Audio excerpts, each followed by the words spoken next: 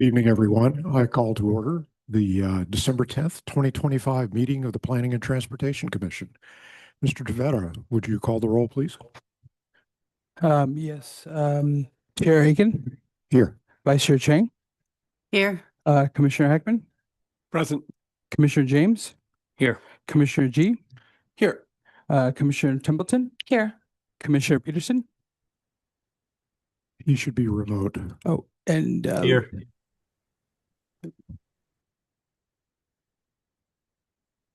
Thank you very much. Assistant Director Armour, do we have any agenda changes, additions, or deletions tonight? No changes, though. If everybody could check their iPad to make sure it's muted, we'd have a bit of an echo coming from one of these. Working on it. yeah, Okay. it's on my speaker. I'm trying to work on that right now. In Yeah. progress. Thank you very much. All right, to begin with, you want to wait until there's a confirmation, or you want to go ahead? No, I think we can go ahead as soon as we can get the presentation shared.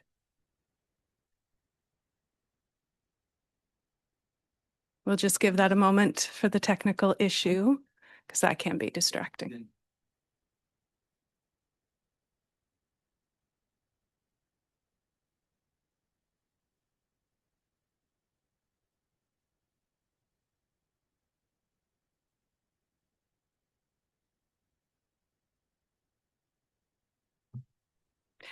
And I actually, if you'd like, Chair, can jump in and get started with the director's report. Well, we should have public comment for items not on the agenda first, but I just wondered if you had any changes, additions, or deletions. No changes, additions, or deletions. Right then. Do we have any public comment requests for items that are not on the agenda tonight? The chair, at the moment, I've received one request to speak. So I'd like to invite Mark W. at the moment. Where will the public speaker stand? Here. Okay. That's it? Yeah.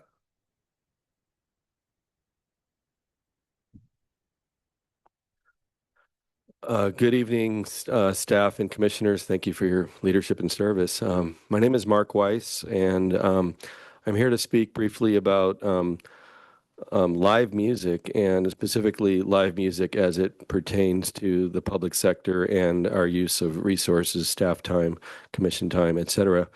And I was noticing in the news, and I attended it in person several times over the couple years, the Third Thursday program, which was sort of a public-private partnership between some individuals, the merchants, landlords, some staff time, Stanford a little bit, the development office, I think.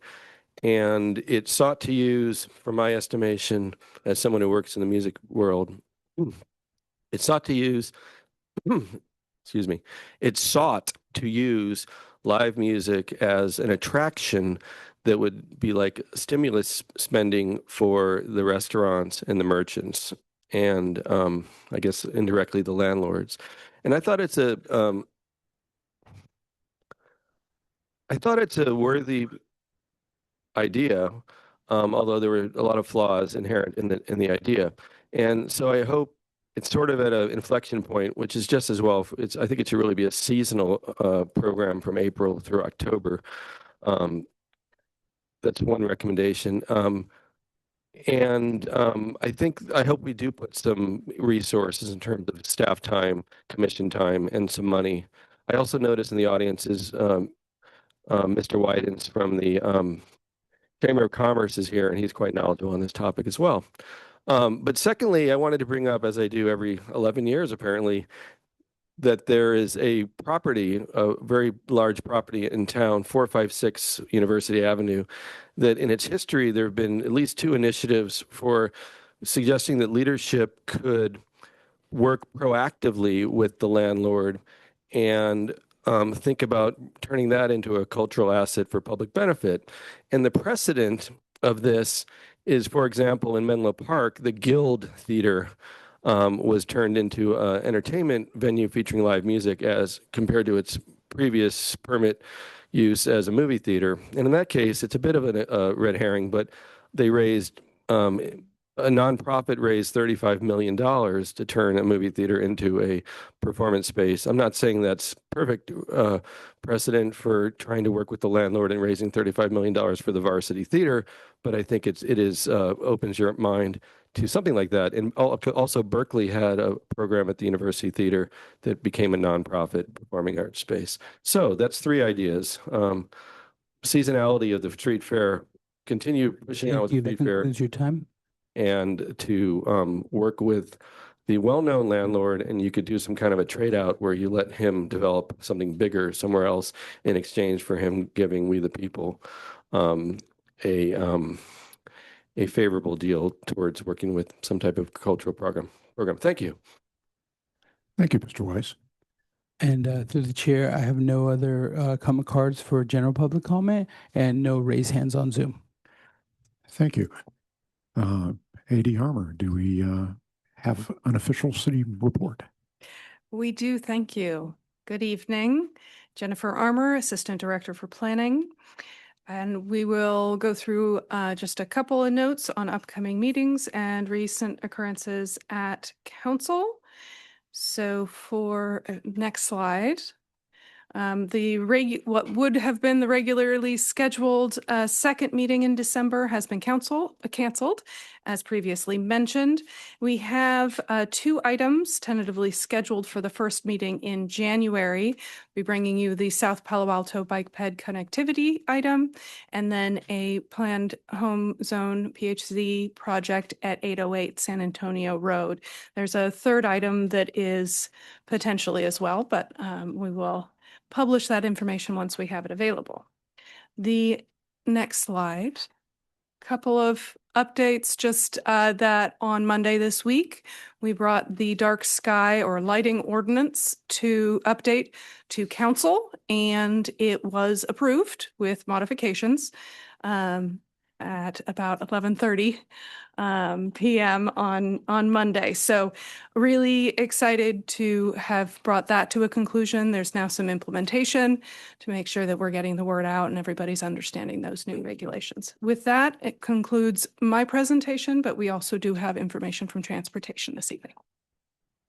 Mr. Arce, take it away. Thank you, Chair, members of PTC, and I think there's a slide deck that's coming up, but I'll go ahead and get started. My name is Ozzy Arce, Senior Transportation Planner. I appreciate everyone's patience with our new setup today, too. I myself am trying to get used to it, but here we go. So Senior Transportation Planner with the Office of Transportation, providing these updates for PTC for December 10th. Next slide, just to quick close the loop here, because I know that this was something that you all discussed at November 12th and expressed your enthusiastic and unanimous support for the draft plan. We presented the draft plan and the near-term project list to the City Council at a study session on December 1st. And overall, Council spoke positively about the effort, its collaborative process, and the draft plan. Specifically, just wanted to call out that they also wanted us to reconsider revisiting certain comp plan policies that limit some of the street improvements that the Office of Transportation can move forward with, and also asked us to revisit and reconsider bike facilities on portions of Middlefield rather than the entire corridor. There are current key areas that we could focus on, so I just wanted to close the loop there. Staff is now preparing the final plan for presentation and adoption by the City Council in early 2026. Next slide, please. Speed surveys. Speed surveys are how the city captures the real world facts about driver behavior. They're required legally for as a foundation for enforcing speed limits using radar. They tell the city the actual operating speed of traffic on the street, and this data is essential for setting these defensible speed limits. So Palo Alto conducted speed surveys starting in 2023 through the spring of 2025 at various locations as illustrated on this map. And most recently at the December 1st City Council meeting, they approved the second reading of the speed surveys, which means that now OOT can collaborate with the police department to encourage the enforcement of speed on key air arterials with the use of radar. This includes Embarcadero Road, Middlefield, Alma, and University Avenue. Next slide, please. Quiet zone quad gates. Council reviewed the recommendation on their Monday, November 10th meeting to install 4 quad gate systems at Churchill, Meadow, and Charleston in order to make the rail crossings eligible for the quiet zone designation. There's an illustration of what those quad gates look like on the slide deck. Next slide, please. Traffic garden at Ventura Community Center. We recently opened this traffic garden at this community center. It's the first traffic garden in the Bay Area. It's also known as the Palo Alto Bike Safety Park. Brainchild of a Gunn High School student, and with the support of the city and the school, we identified a site and raised the necessary funds to make it happen. So we invite the community to check it out at the Ventura Community Center. And one defining feature here that you'll note is what's called turning of the stop signs, which is known for our bike boulevards here and educating students on some of the street elements that they'll find locally. Next slide, please. And I know it was mentioned that you're going to see this in January. So just as a tee up to that, the South Palo Alto Bikeway Connectivity Project that's looking at identifying locations for up to 2 locations for bike ped crossings in the south part of the city. The City Council also at their December 1st meeting reviewed the 8 alternatives and narrowed the options from 8 to 1 location, which is alternative A in the vicinity of El Dorado Avenue. Now, they did direct staff to advance 2 variants of alternative A, and you'll learn a bit more of this next month. But there's A1, which is a signalized crossing of Alma and El Dorado, and then A2, which is a tunnel under Alma and the Caltrain tracks. So there's a difference between there, and there was a slight preference for alternative A2, which is the full grade separation. Next slide and last slide here, which is happening in the room next door at Council Chambers. There's a big discussion around the rail grade separation project and looking at the alternatives, looking at the 15% design as part of the preliminary environmental and engineering phase. So if folks are interested in that, that meeting is happening at Council Chambers right now. That concludes my updates for December 10th and also this year. So we will connect with you all in the new year. Thank you. Thank you, Mr. Arce. Commissioners, any questions for Ms. Armour or Mr. Arce? Yes. Commissioner Templeton.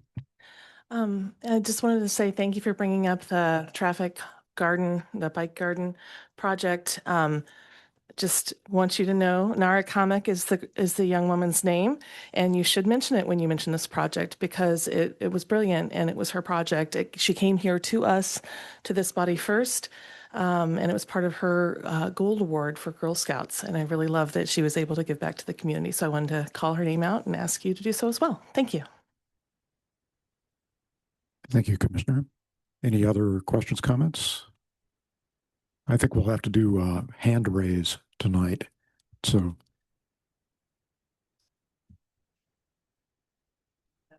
yeah, I was worried about the implications for the sound system of having a bunch of mics on at the same time. I have, Commissioner G. I just want to say thank you, Mr. Arce, for a very thorough report again. Thank you. And Mr. Arce, I had a question for you. Could you elaborate on what's going on with the Middlefield bike lanes and the BPTP? Because I think I missed some of the implications there. Yeah, so just really quick recap. In the summer, we had initially recommended a full corridor-wide improvement on Middlefield, different sections at a time, but it would be a full corridor-wide improvement based on feedback that we received from the community. There was not an interest to move forward with an entire corridor improvement along Middlefield. However, based on feedback that we received from the community as well as council, they want us to consider bike improvements along certain areas of Middlefield. Two that I just want to call out. One, that is already on the near-term list, which is the section of Middlefield and downtown. What we're proposing from Channing to the Menlo Park city limit line to facilitate activity in a more dense urban area around downtown and to facilitate folks getting to Menlo Park. There is Bryant adjacent. However, we do believe that a redundancy in the bike network in a more dense urban area is appropriate. Separate from that, also looking at the area on Middlefield between Green Middle School and Matadero Creek and crossing Oregon Expressway, and as a response to the student activity that goes on in the commercial areas after school, as well as the commercial Midtown Shopping Center that's there. So council saw that there is a benefit in focusing on Middlefield, especially key sections, and so we're going to move forward with those recommendations. Okay, thank you. I will pass along that I've had some public feedback critical of the segment between Channing and the creek. So find a way to address that to everyone's satisfaction, I hope. Any other questions, commissioners?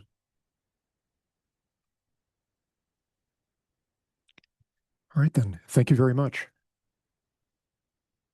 We are now ready to begin our action items.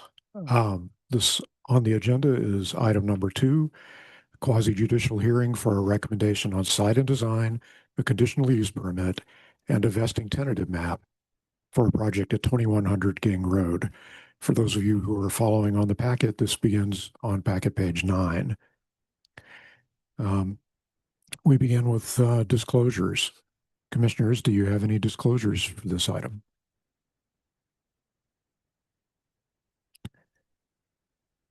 I see no others, but I do. So I spoke to the applicant briefly a couple of days before our packet came out. So while there was material in that presentation that was new to me, it was all included in the packet. So there is nothing that I can report that is not already in the public record. No one else? All right, then, Mr. Switzer, I guess we're ready for the staff presentation. All right, well, good evening. Let's take a trip to 2100 King Road. All right, to orient ourselves here, the project's location, we are in the research and office and limited manufacturing Embarcadero zoning district with a site and design and automobile dealership combining district applied to the site. Some adjacent land uses are the Baylands Park to the north, as well as a post office and some art offices surrounding the project site. So how did we get here today at the December 10th meeting? If we go back in time to July 8th, the applicant filed a Senate Bill SB 330 pre-application to lock in some development rights. And following that, they filed a formal application on December 18th in 2024 that has been under review with city staff. It went to an early architectural review board meeting in October 16th, where some feedback was received, as well as incorporated in the project plan seen before the PTC today at the December 10th meeting. And we are scheduled, or tentatively scheduled, should I say, for the January 15th meeting at the Architectural Review Board and a March meeting at City Council. So moving the project forward. As for a overview, this is a conditional use permit, and that is for a portion of the project site that has, should I say, not identified in the housing element. So that would be exclusive residential uses in the ROLM district, and that requires a conditional use permit. This is also a site and design permit, and that is for development in that same zoning district, as well as a vesting tentative map for the condominium component of the project. And for discussing a little bit about kind of what's going on or what would go on the site, that would be to demolish the 4 existing office buildings, construction of potentially 65 buildings that would be approximately 145, excuse me, townhomes, 3 stories in height at 42 feet tall. 4 bedrooms would be 75 units. 3 bedrooms would be approximately 70 units. And then we have our 19 below market rate units, which meets the state mandated 13% for the affordability at 50 to 80% of the area median income. And a little bit about some parking. It's 332 parking spaces provided. And we have 290 in the garages, 70 of which would be tandem. So one in front of the other. And we have 43 on the street. And there is substantial tree removals on the site due to the raising of the site to move it out of the flood zone. And I'll touch on that a little bit further in the presentation. To kind of frame the discussion this evening, I wanted to briefly go over some of the state laws and some of the constraints that we have in reviewing the project. So this is a builder's remedy application, and that's defined in that Assembly Bill or AB 1893. So I think colloquially it's defined as builder's remedy 2.0. So that's the reduced affordability limits down to that 13% that was noted in the previous slide. And with it being a builder's remedy, the project may not be denied based on, say, an inconsistency with either the zoning ordinance or the comprehensive plan land use for the site. And the city may only require compliance with, say, objective standards that would apply to the project if it was proposed on a site that allows the density that's requested. And in this case, that is the governing zoning district for the site. And on that note, the project is proposed with a 0.97 to 1 floor area ratio, and it would be a density of 13.2 dwelling units per acre. And that is permitted within the RM20 zoning district, which that's garnered from the residential uses that are applied in the ROLM district. So the standards are borrowed from the RM20 district. As noted, meets the minimum density, which is the 11 units. So we're coming in a little bit above that. And again, under state density bonus law, the applicant is afforded some further protections, if you will, of waivers or concessions from applicable standards that may physically prevent the project from being built at the requested density. So onto the actual project. Here's the site plan here. Noted on the screen is the distribution of different housing types on the project. So we have some detached units, we have some duplexes, we have some row townhomes of multiple townhomes within one building with a common open space. And a rendering of the project to give a little bit more visual interest here. And just briefly going over some of the elevations here, I believe the applicant has a presentation that goes a little bit more into kind of some of the design choices. So these are for the alley loaded detached homes that are highlighted in red on the screen, with some muted colors that were changed from the initial application. That was one of the feedback from the Architectural Review Board to better align with some of the Baylands design guidelines. Moving on to the duplexes, which are centered around that common space. Again, with those muted colors and material scheme. Moving on to some of these townhouse buildings, the 501 block as noted in the plan set and detailed on the screen.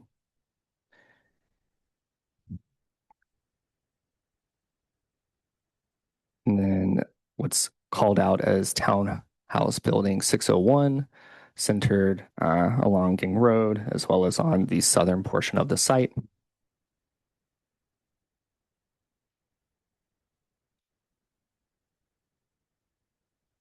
And the last remaining, or one of second to the last, should I say, the townhouse building 801. and now the last, which is the front-loaded detached townhomes on the rear property line shared between the Baylands Athletic Center. So, some key considerations. As noted, this is a builder's remedy project. The project may not be denied on the basis of an inconsistency with the zoning ordinance or the comprehensive plan. The project applicant is afforded waivers and concessions from applicable standards, should those be identified. There is a distinction between a waiver versus a concession. There's limited concessions versus perhaps, say, unlimited waivers that could be afforded to the applicant. Concessions generally center around, say, financial feasibility of the project, as well as, say, waivers would be something that would physically prevent the project from being built. Perhaps, say, like a daylight plane encroachment or something that would reduce the number of units on a project site. And as detailed in the staff report, it was for informational purposes only, but it was the conformance with the applicable standards that any other project would be required to comply with. And those are detailed on the screen here. And that's the RM20 development standards for the zoning district, as well as objective design standards. You have the Baylands master plan, as well as the Baylands design guidelines, and the site assessment and design guidelines as well. So a little bit about the feedback from that October 16th Architectural Review Board meeting. It was identified that the project, as previously proposed, should kind of incorporate more housing typologies. The zoning code is, for the lack of words, a little silent on defining what a housing typology is. One of the suggestions by the Architectural Review Board was to incorporate a duplex, which the applicant has agreed to do and is detailed in the plans. Lighting considerations, those are with the proximity to the Baylands, a concern. So having that as a condition of approval that is detailed in the record of land use action. Materials and colors. The applicant has agreed to revise their initial proposal to have more muted colors and materials that would be a little bit more sympathetic to, say, the Baylands and not have a stark contrast. I believe the earlier designs were more or less a kind of a black and white, almost piano key kind of contrast, which was a nice design, but I think perhaps in the Baylands it was not meeting quite the standard. So I definitely reducing that. The contrast level of the colors has been incorporated in the design. Some more information on the grade changes and the retaining walls was requested, and that has been included in the architectural plans just because of the sensitivity of the site and the raising of it in order to move out of the floodplain, better understanding what that retaining wall would look like and kind of those areas where the fill would be increased to a higher level, as well as some considerations for the rooftop decks. There is a common open space provided for the project, as well as one towards the northwestern corner of the site. But a majority of all of the units do have a private rooftop deck, and that is deviating, if you will, from one of our standards, our general provisions of having a rooftop deck and any features of that being within 45 degrees of the actual plate. So the railing is, of course, at the edge of the building. So just a consideration if there could be, another design for that, as well as the flood zone. So speaking a little bit towards about the financial feasibility of the project in order to develop say 145 townhomes in a flood zone, raising that out of the floodplain would be necessary for getting flood insurance. So the applicant has been working with the city and Public Works to develop a CLOMAR. So that is a conditional letter of map revision with FEMA. And following securing that, it would be a LOMAR, a letter of map revision, which is the official sign off from FEMA that the project site has moved out of the flood zone. So that's running in tandem, kind of in the background, if you will. And tree removals. So since the site is being raised, upwards of anywhere from, say, 2 feet in some areas to 6 feet. I believe that some of the other portions of the site may have a little bit higher grade differential, but along that kind of shared property line, that's the numbers. But in doing so, the trees on the site would be removed, and there would be a retaining wall for that shared property line between the Baylands Athletic Center. And there's approximately 50 some trees that would be on city property that would be impacted.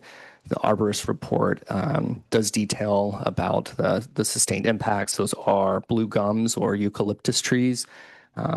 Those are not entirely the best species to deal with any, say, impacts to their root systems, or adding potentially 2 feet to 6 feet of soil on a root. So they would sustain impacts from the construction-related activities, and those were recommended by the arborist to be removed. So that is scheduled for the Parks and Rec Commission at December 16th, and it will be weighed in there for any developments on city parkland. It's a parkland improvement ordinance, so that has been drafted and is available and circulating for the public to comment on. So, as for the environmental analysis, we had a section 15183 with the CEQA guidelines. So that's essentially an initial study checklist to make sure that the project is consistent with the comprehensive plan. And it was determined that the project would not have any adverse impacts, and it was consistent with the comprehensive plan with standard conditions applied. And those are detailed in that record of land use action. So on to probably the item of discussion here, the recommendation. We have before the Planning and Transportation Commission, staff is recommending that consider the project exempt from CEQA in accordance with that CEQA guidelines section 15183, consistency with the comprehensive plan, as well as recommend approval of the site and design, conditional use permit, and vesting tentative map to City Council based on those findings and subject to the conditions of approval found in that draft record of land use action in attachment B. And with that, I can entertain any questions, and the applicant does have a presentation. Thank you, Mr. Switzer. I'd like to ask the commissioners if we have any clarifying questions for Mr. Switzer, and then we will have comment from the applicant and public comment thereafter. And if I could ask the applicant when the time comes to use this space here and to remain there, because I'm sure there will be questions for you after the public comment. So commissioners, any questions for Mr. Switzer? Commissioner Templeton. Hi, yes, I apologize if I missed this. I know it's a lot of information here, so my brain is trying to remember it all, but is there any history at all, since we're not going to do the CEQA stuff, any history of disturbance to that soil? Like we have a plume here in Palo Alto and other areas. Is there any concern at all with that amount of disturbance of the soil? So that was identified or evaluated, should I say, in that initial study checklist. We do have the environmental consultant online for any specific items, but to address your question, no, in short. So, That's and I can what expand I on thought. that. I just wanted to double check because that could affect a line of questions. So I just want to make sure we're on the same page. Okay, thank you. Commissioners, Commissioner Heckman. Thank you. A couple of quick questions about the trees. So the city trees that are being removed, are those just the row of trees as you described them that are at the boundary line between the ball field and the subject site? Correct. Okay. And of the 648 new trees being planted to replace all the trees that are being removed, is some portion of those going to be planted on the city property, I guess on the other side of the retaining wall? So those 648 would be located on the project site itself. Since work on city property or city parkland, should I say, requires a parkland improvement ordinance, that would be captured at that December 16th meeting. And that isn't detailed in the packet here just because of that work on city property would be separate from the project site. But the 648 new trees would be on the project site itself. Okay, so I'm almost there. I got where the 648 will be. Is there something that's going to happen on the 16th that will potentially result in new trees on the city property? So I can't speak for the Parks and Rec Commission for what their decision would be, but based on our tree preservation manual with the city and what's proposed in the ordinance, it does allow some flexibility as to either have a planting or either an in lieu fee paid for those trees. So we have, a ratio set of if one tree is equal to however many, the diameter width of it, replacement value. So whatever's decided by the Parks and Rec Commission would move forward with that parkland improvement ordinance. So it could be a fee or new planting of trees. So that would be the options. Okay, and if it were the pleasure of the Parks Commission to have a new planting of trees, will that affect the 648 number on the site? May some of those slide over, or those would be in addition to the 648? It would be in addition to that. Okay, thank you. Okay, I have Vice Chair Chang and then Commissioner Just to Templeton. make it crystal clear. So the 648 is to deal with the loss of the 648 replacement on site is to address the loss of trees on site. And then the rest of it is what Parks will be looking at. Correct. Is that correct? Thank you. Commissioner Templeton. Gosh, we love our trees. You knew you'd be spending time on this one, didn't you? I am going to ask it as a question, but it's really a hope and a dream. Whatever replacement trees that you are going to propose to the Parks and Rec Commission will not be wildfire hazards, will they? Because the eucalyptus doesn't need to be replaced because it's a dangerous tree.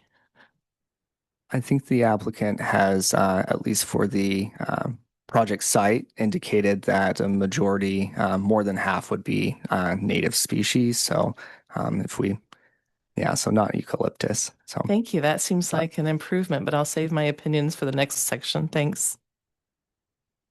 Commissioner G. Thank you, Chair.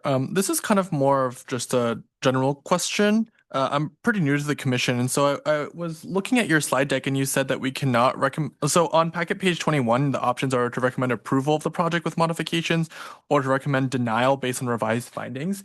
But you said in the presentation that you cannot recommend denial based on the comprehensive plan. So I was just wondering if you could provide some examples of what denial actually means in this case, or what that could look like.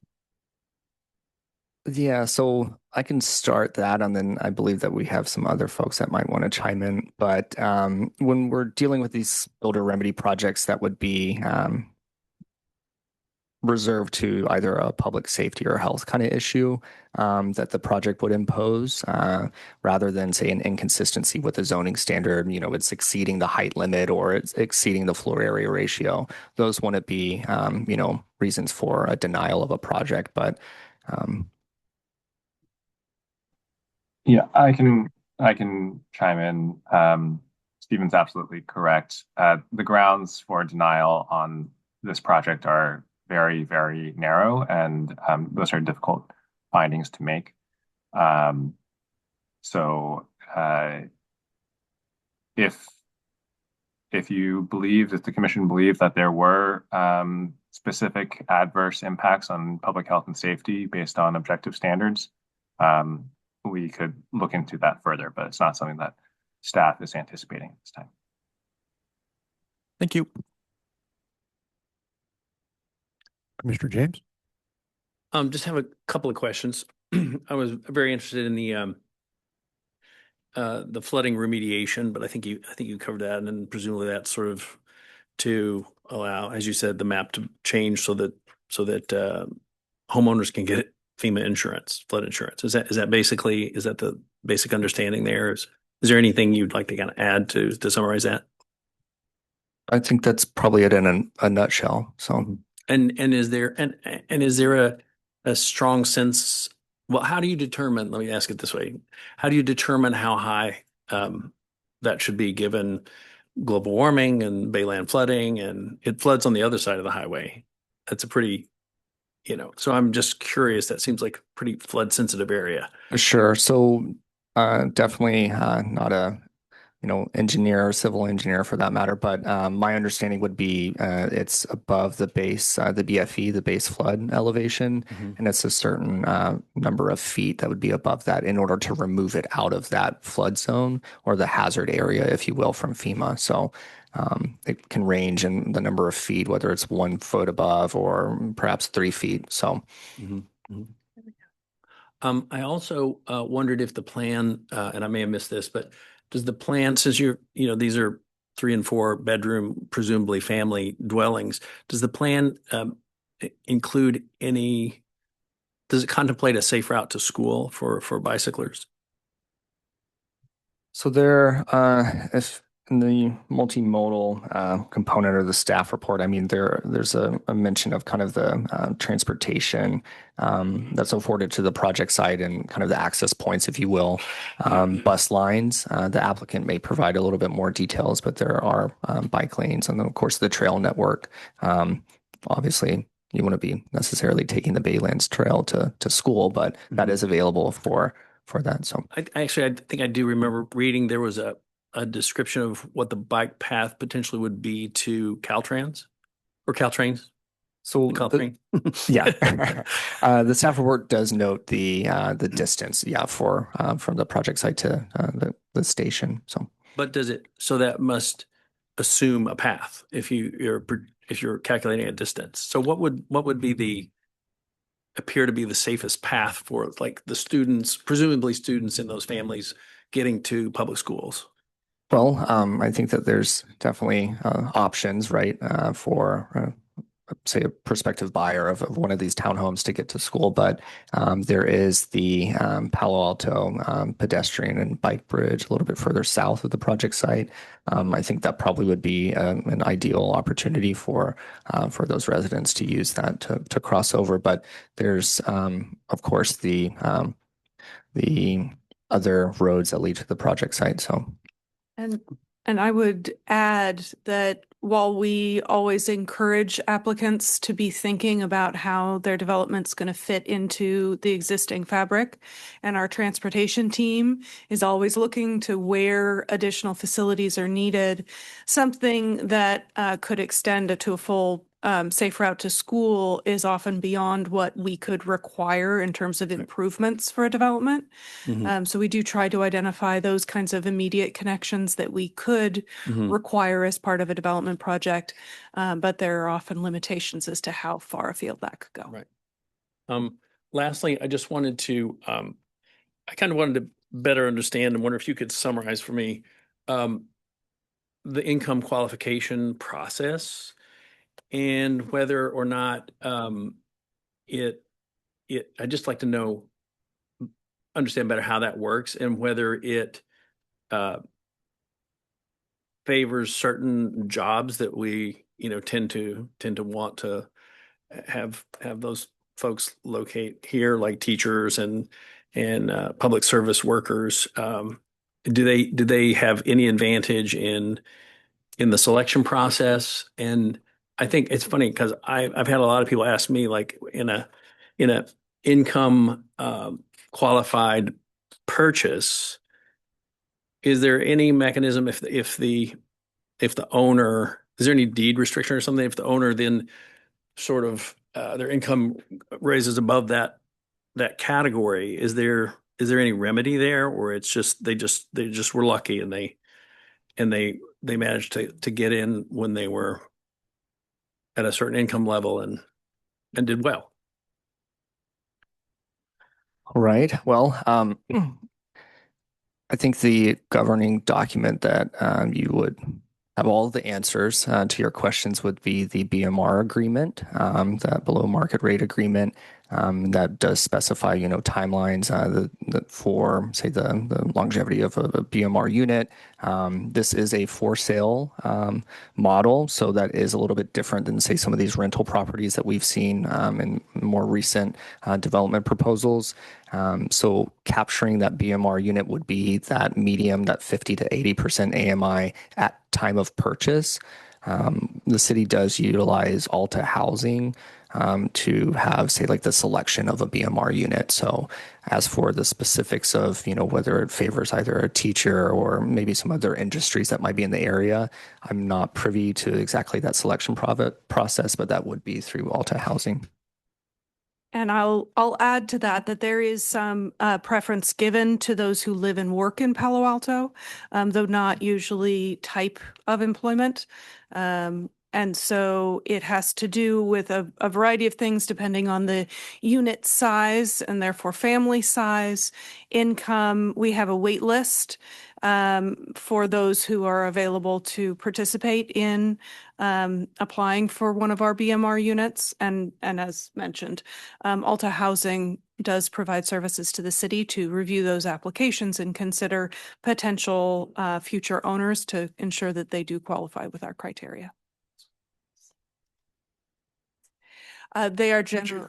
Could you use your mic for that, please? Are those criteria the same across the city, or is it specific to this project? I'm trying to determine if this conversation is relevant to the approval. Thank you.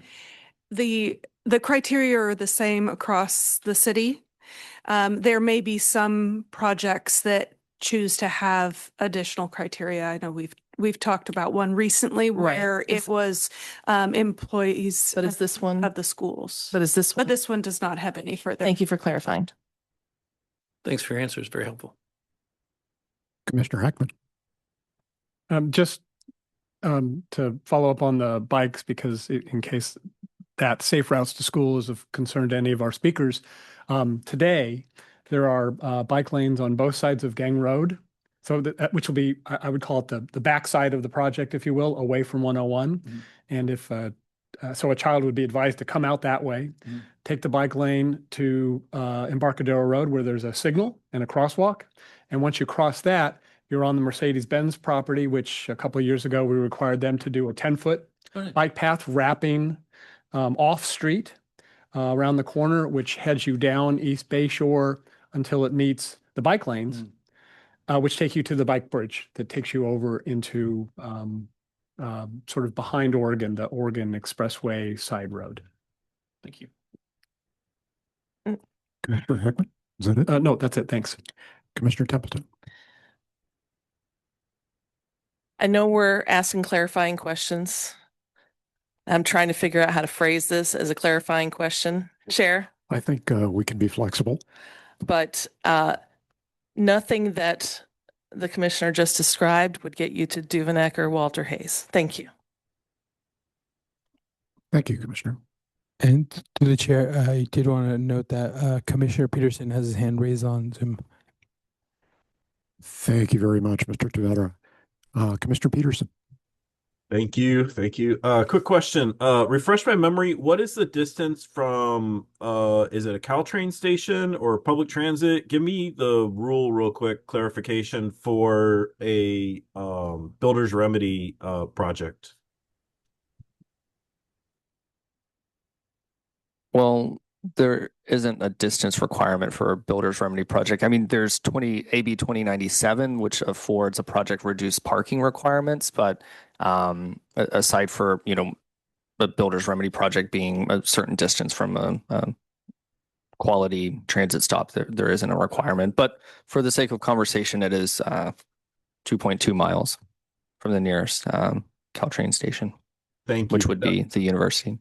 That was the clarification I needed. So this one is not dependent on distance. There's another, not a builder's remedy, but another waiver that is based on distance to public transit, but this one does not apply to that, correct? Correct. Thank you. Anything else, commissioners? If not, I believe we are ready for the applicant's presentation, Mr. Cohen. And I believe we have 15 minutes allotted.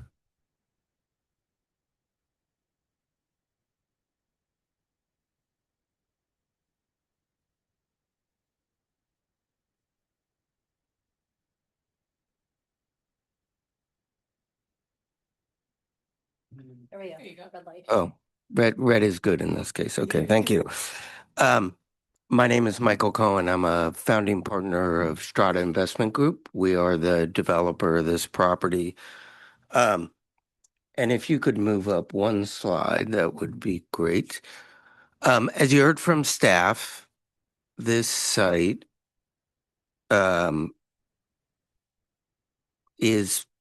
was previously developed as a 4-building kind of suburban office park. It's an 11-acre site. They're pretty low density office buildings surrounded by a sea of parking. Notwithstanding the fact that technically this is a builder's remedy project because our applications went in before the housing element was adopted, the property zoning currently permits residential uses at the densities we're proposing, and I think at least half the site was included in the city's housing element.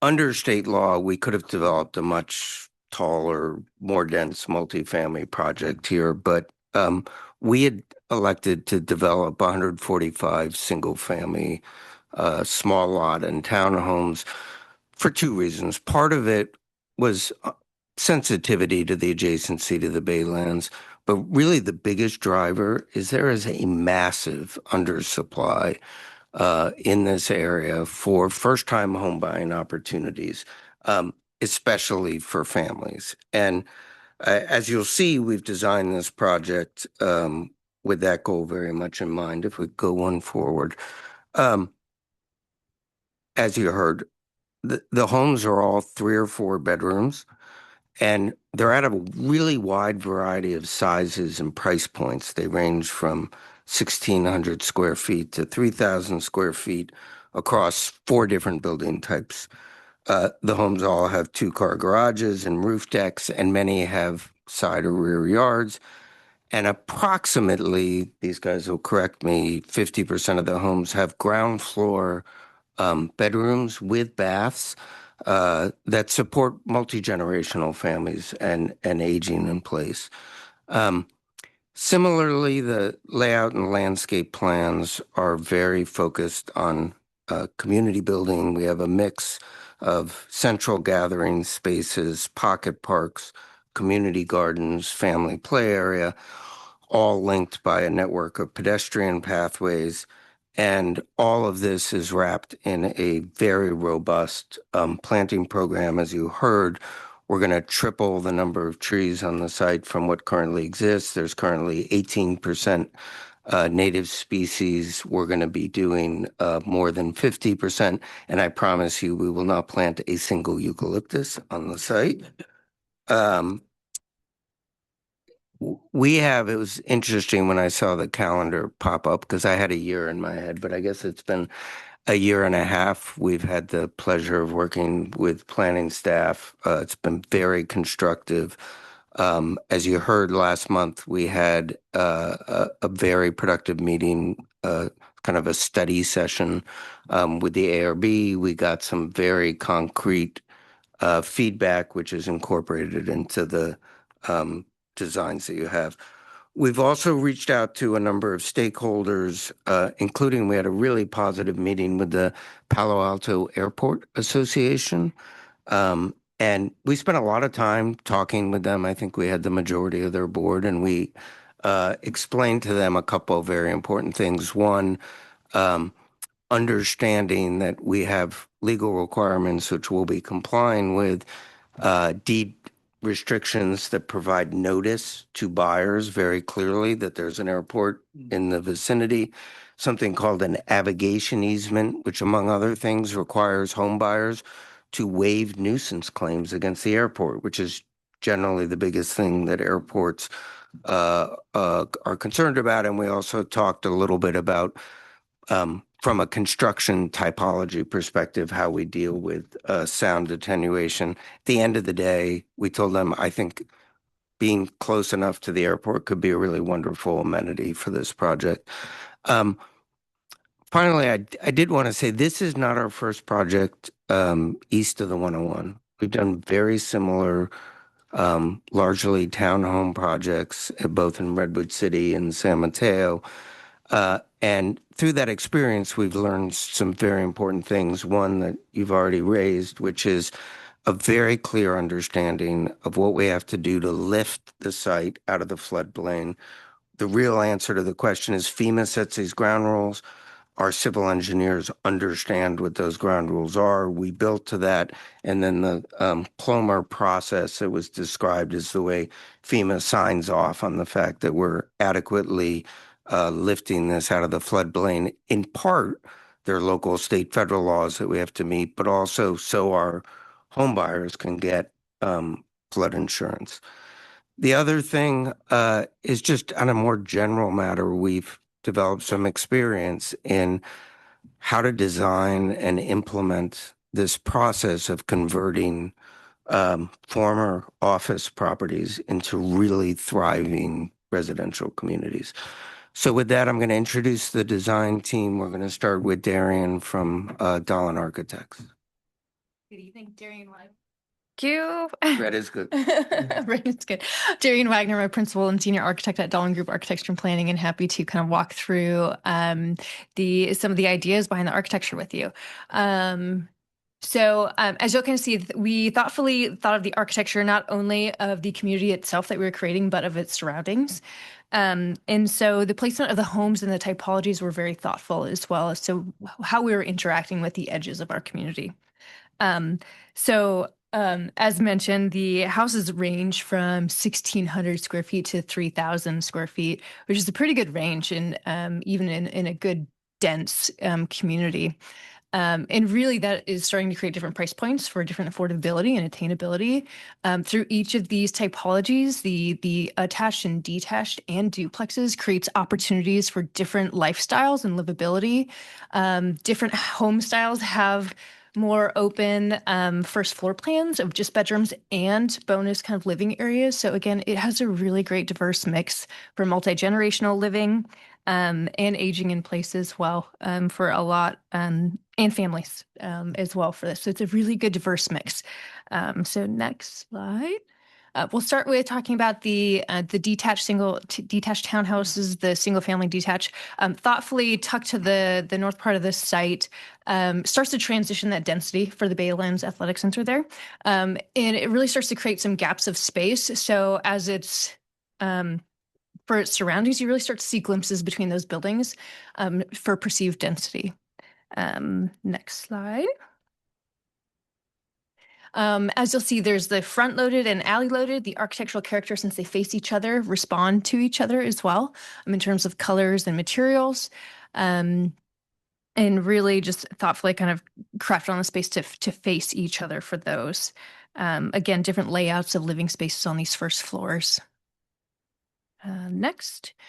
This is the rendering where you'll start to see the clean lined architecture, but you'll start to see that movement and engagement that we're starting to create within these homes and on the streetscape as well.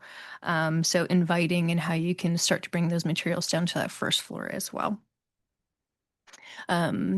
We'll go on to the duplexes.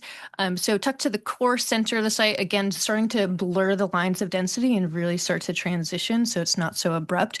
So you'll start to see the duplexes attached here into the core of this site. This provides a different opportunity for side yard living, which is the house engages with the site and the yard a little bit differently. So different opportunities.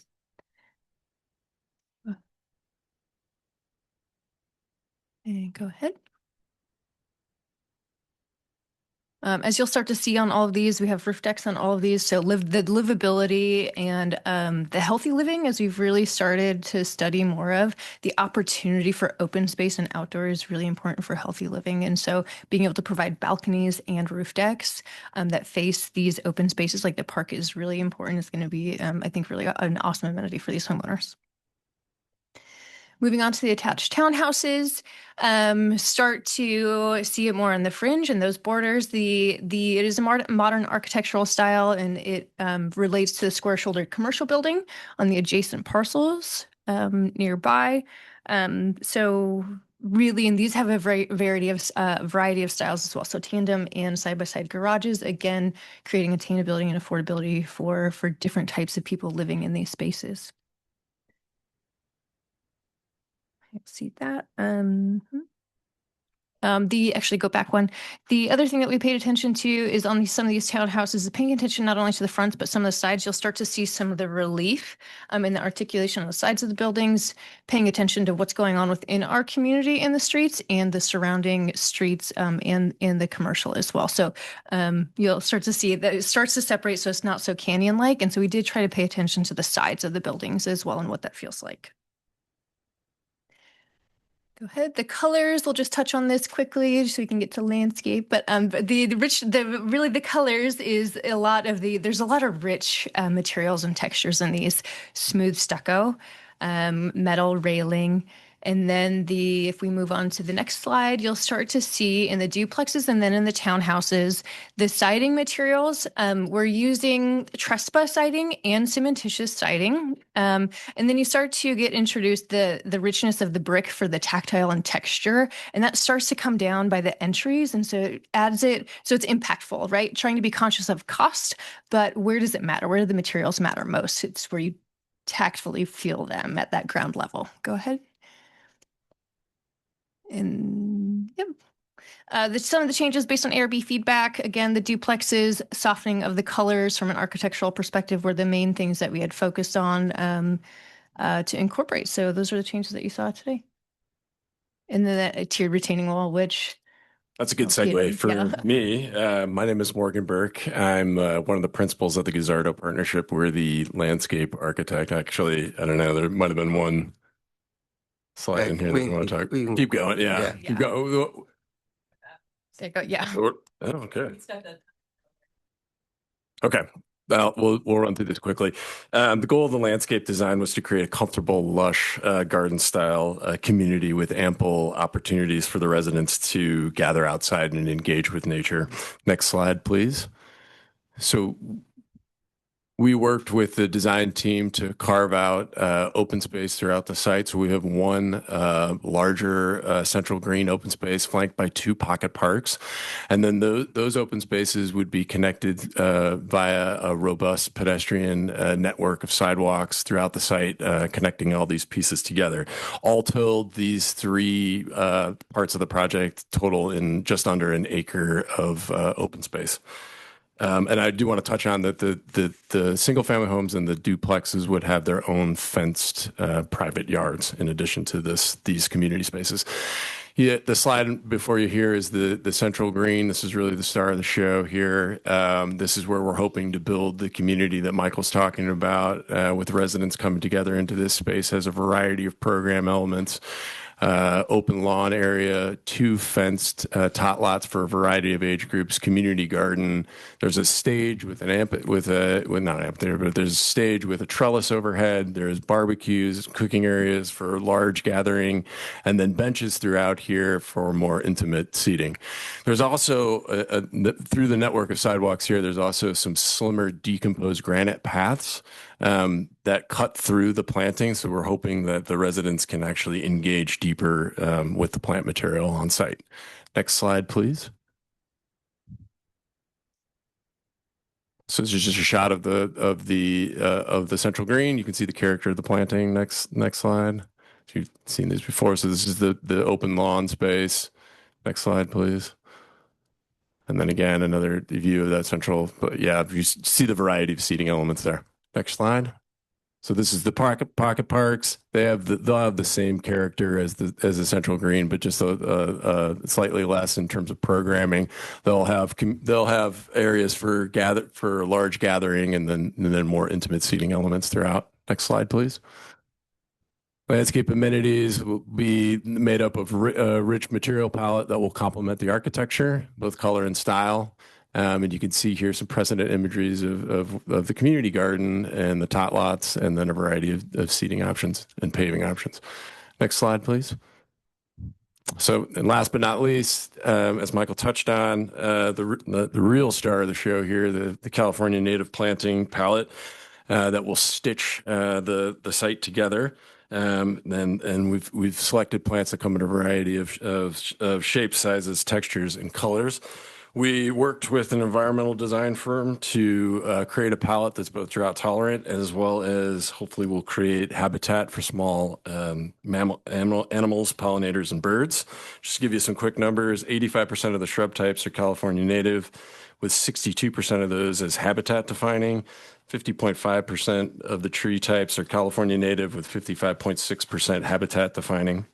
We're also proposing, as Michael said, to mitigate the removed tree planting at a 3-to-1 ratio. I did want to touch on something real quick. The 648 trees that we brought up before actually takes into consideration the eucalyptus trees if they had to be removed. But while we're working with the city to see, what we could do on the neighboring site, so we wanted to see if we could do it, and we can. So that's above and beyond what we're showing to be removed at the moment right now. Next slide. So that concludes our presentation. So we thank the commissioners for your time and your consideration of the project, and we're here to answer any questions. Thank you. Thank you all.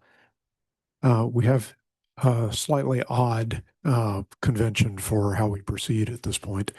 So we would like you to remain so that later we will be able to ask you clarifying questions in response to the public comment, as well as for any issues of our own. So the next step will be public comment. And Mr. Burke, you may be at the public comment slot. Thank you very much. Mr. Tavera, do we have any requests for public comment? Yes, to the chair, we do have at the moment 5 requests to speak. I'll invite our first speaker, Stephen L., to join us. All right, since there are only 5, we'll stick to our 3-minute limit. Oh, yeah.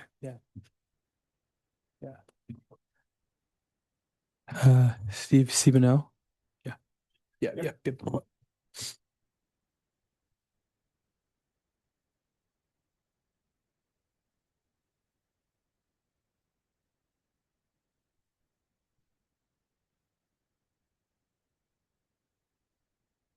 The city, to my thinking, is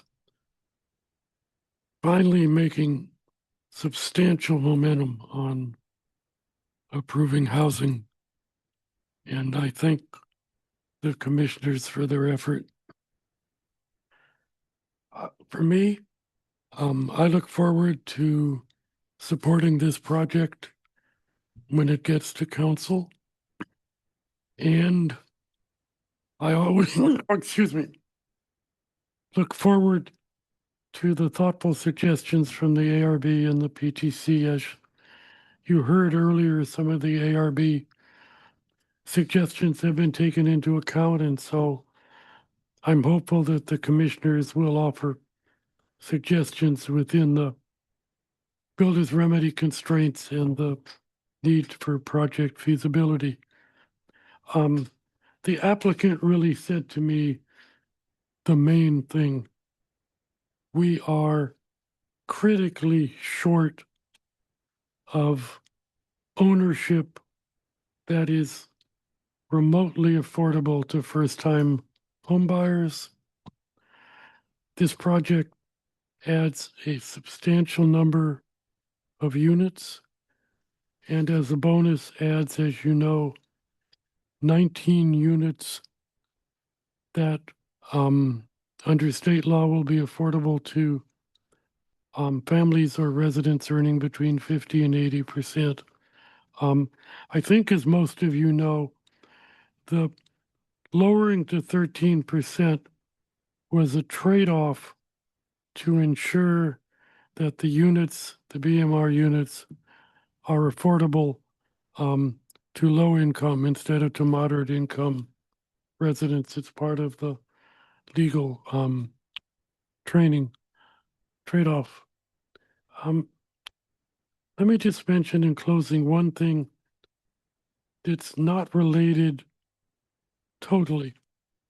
The builder's remedy projects are showing the benefit of streamlining. But you will, now that I see the 800-808 San Antonio, have 4 PHC projects all coming in the next year. 414 Cal Ave, Town and Country, and the one next to where I live, 332 Forest.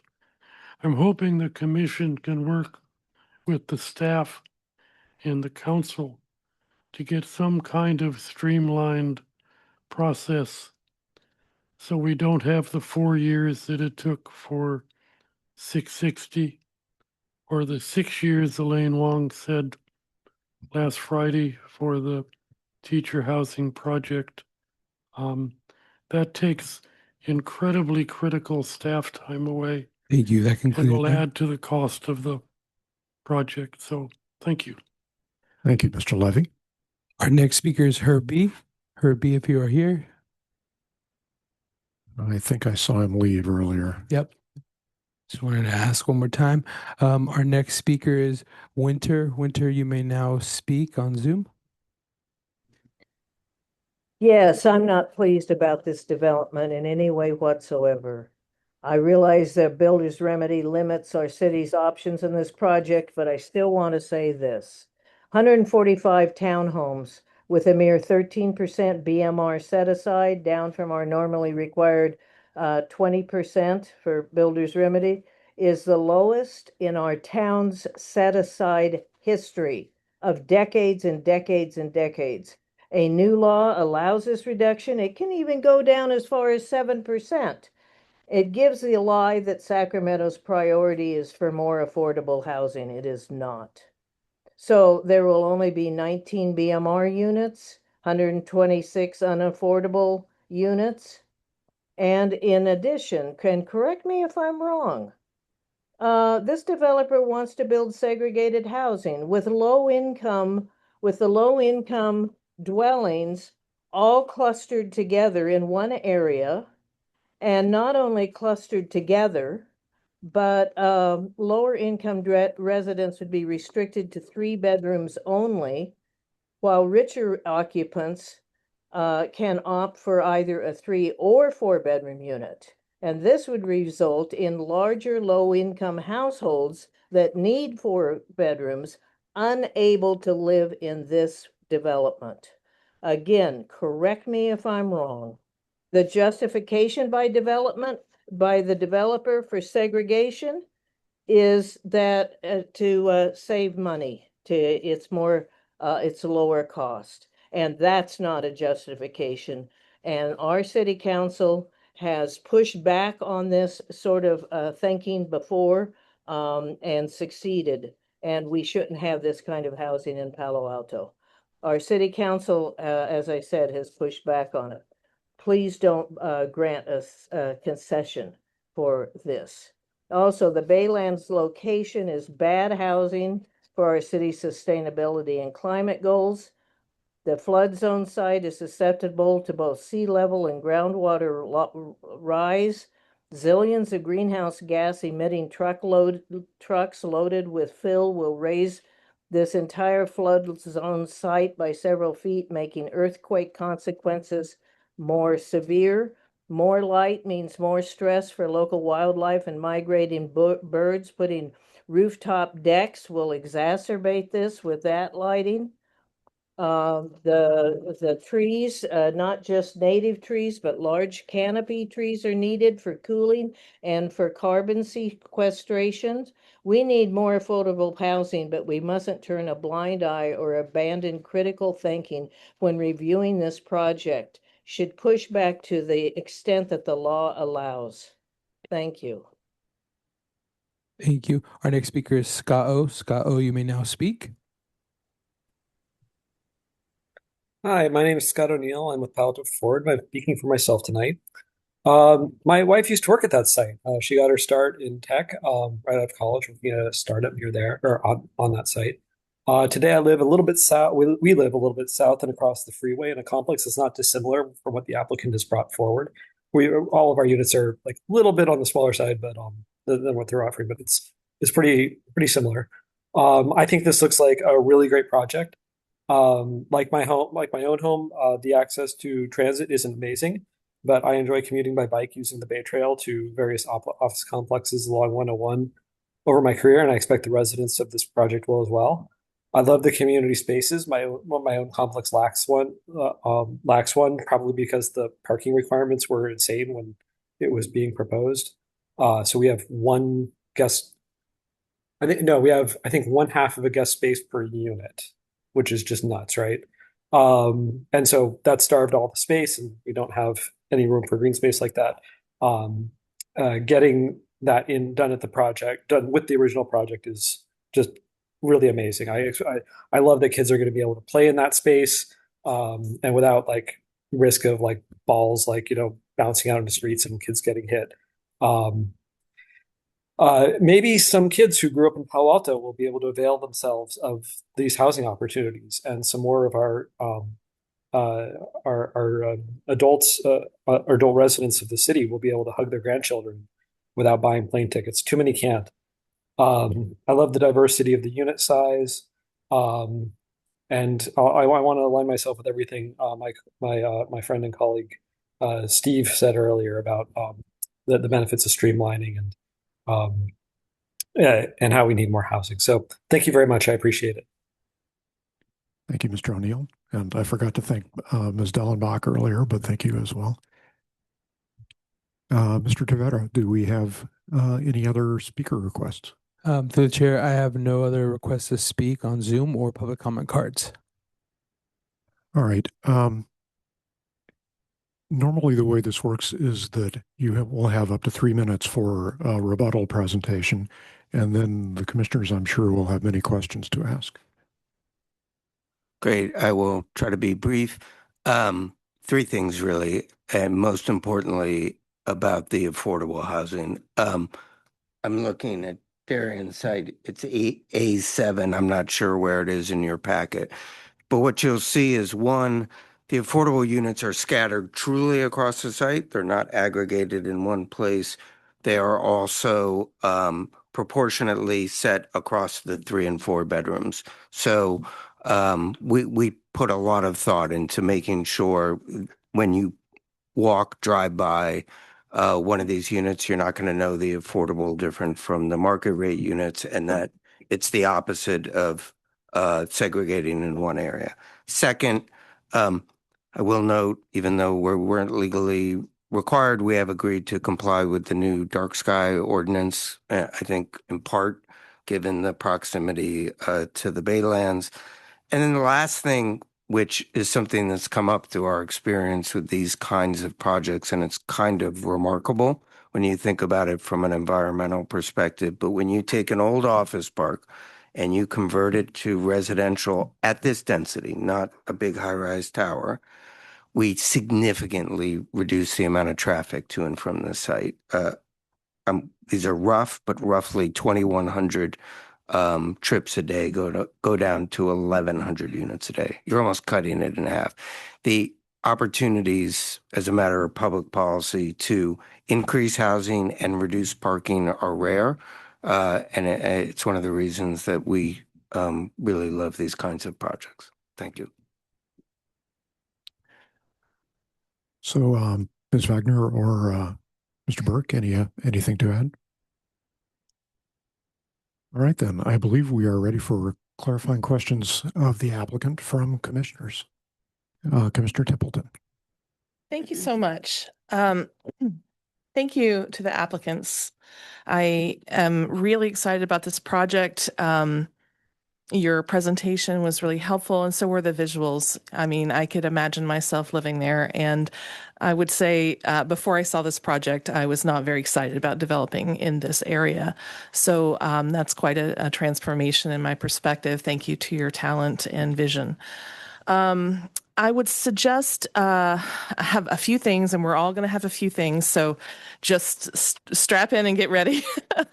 So I really respect our affordable housing activist and someone with a law background in housing, Ms. Dellenbach, who spoke and shared her points of view. She also is a strong environmentalist, and she brought up some good points.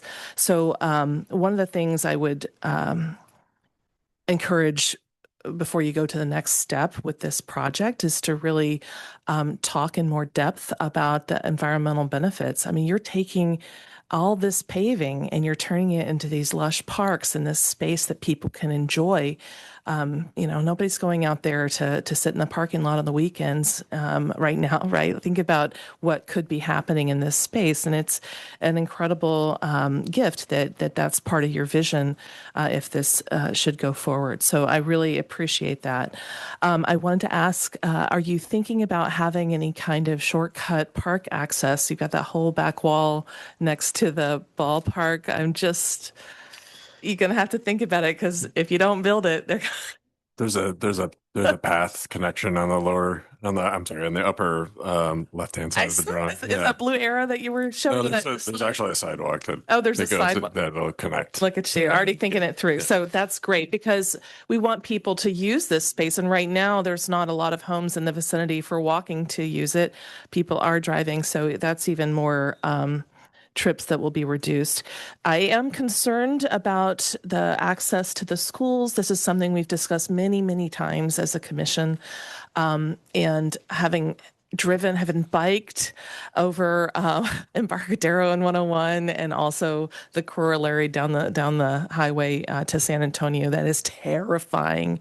I would not put elementary kids on a bike to get to school that way. However, that's a huge part of the experience of growing up in Palo Alto. So whether it's part of your project or not, that needs to be really strong feedback that our planning department gives to help improvements in that area, because right now nobody can walk across it, and it's going to be sad if your development just increases the number of people who would want to go across but can't. So I think this is something that could be a benefit for the city, and maybe something to talk about when you take it to parks. Okay. I don't know which of you this is talking to, so maybe both of you combined. But one, I think, on the Baylands, there can be wind at certain times of year, and the way you've structured it as a little island, a protected space with the design of the buildings is nice. But I also wonder if that means in other times of year it's going to be really hot. And I think we did have a public speaker mention it'd be nice to make sure we're having cooling and places to keep away from the sun and the intense heat at certain times of year, like October. Do you have any, is it appropriate for me to ask them and them to respond, Chair? If we can stick to questions that you think will elucidate the discussion when it comes back to us, I think that's best. I think we can do that. Okay. Do you have a plan to make it tolerable for people who live there in certain unpleasant times of year? I can imagine the windy times have a little protection. What about hot times? I think that's the role of the tree planting as well. I mean, there's so much robust tree planting on there, and it's not just deciduous species. I mean, it's evergreen species as well that would provide the wind block as well. And lean into that when you take it to the next presentation, because I don't know if you heard, but we love our trees. We've done numerous projects here, so we know. Say that some of the balconies, you do have roof decks, but that's not the only open space on these units. And so there are covered balconies in some of the renderings that you may have saw that does provide some protection from sun. So it's not just all bake in the sun on the roof deck. That's very good. Well, then I'll leave my last question on the roof deck was, this is a bird highway, a migratory bird highway. There's a lot, like, I know, but are we going to be seeing birds trying to nest on these roof decks? And how do we feel about that? About the answer, I have no idea. I don't know if birds will nest there, but we have taken a number of steps. I'm going to tell you the answer. They will. The dark sky ordinance. Yeah. And frankly, just the building typology, the fact that we lower height, lower density, less glazing than a large multifamily. There's a lot that we're trying to do. I don't know enough about where birds decide to nest. Well, I used to work in a similar office building in a similar grove of eucalyptus trees, and I can tell you we would go out at lunch and and look at the birds, the egrets. They loved it there. They nest there. They come back on a regular basis. It's very likely that you'll see birds like that or similar birds, if not those. Maybe those ones only go to Mountain View. Who knows? But the thing is, if your vision, like you have described it, is to not be disruptive, but to integrate with the environment, I would like for that to be something that you put to the forefront and talk about. And it could be that those new trees that you're thinking about could have a height or they like to be able to see where they're going to land. So that, the appropriate density for birds like that. Okay, that's up for me for now. Thank you very much. Thank you. In order to simplify this for your chair, I'm just going to go left to right. So Vice Chair Chang. So we're trying to keep it to questions right now. Is that correct? Okay. So, so then I have a question for you about the landscape plan. And I love that there is as much native planting as there is. But given that this is in the Baylands master plan area, is there a way to increase the, tell me more about why it's only 50% native trees and why not more? Like, can it be more? I mean, we could study it. I think there's a fine balance between, creating a commercial property and then having doing a total nature preserve too. So we're trying to balance that as well. So it's just to say that they're not native, but they're climate adapted species that do well here and that they're drought tolerant. It's not like they're inappropriate species that we're adding here. But we're just trying to create that balance. Okay, well, I guess my 2 cents would be, given that we just talked about nesting birds, I think there are natives. I also know that we don't want it to look like a forest, right? So, but there's a lot of different native species that can be chosen. It's very true. The trick too is a lot of those species that you're talking about too have very aggressive root systems, and it's a tight lot. Yeah. So we want to be cognizant of that. So we don't want to propose something that's going to have a negative impact on a foundation later down the road. So. Sure. So it's something that it would be great to look at. The other question I had was about the bike parking. So I saw that there's one bike space per unit, and then 16 kind of public spaces. And you all mentioned that this is meant to be kind of family-friendly housing. And we just heard from Commissioner Templeton that in Palo Alto, it's sort of a thing where everybody wants to bike to school. So I don't know of any family of 3, like 2 parents and a child, much less any family of 4, that has only 1 bicycle. And so where are people going to put their bikes? That's my question, because these units are not coming with 1 bicycle. And I mean, the amenities right there, right? There's all these beautiful bike paths and they can bike all over through the Baylands. So they're going to come with more than 1 bike. Where's that going to go? And how do we make this an amenity, like a real amenity for the people who live there? I'm going to let the designer try to answer this, but I do think the answer is the garage. But okay. There is, in some of these houses, we're at least showing 2 bike parking spaces, at least in the garage, and in some of these, so at least 1 in every one, but there's more than that in some of them. And I think from Planning Commission as well, they reiterated people are going to have strollers and big bikes and things. And so there are units that have additional space for some of that to go that do allow for that. Not every single unit. So some of the tandems in garages. Yeah, I mean, I'm specifically looking at the tandem, right? Because some people have side yards and they can put their bikes there.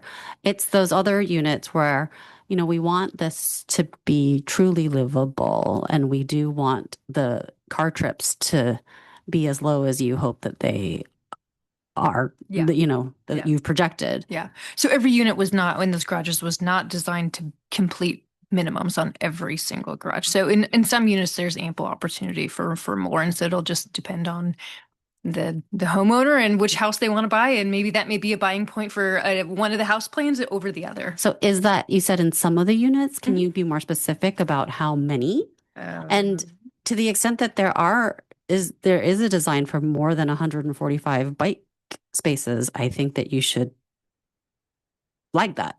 Yep. That's a good thing.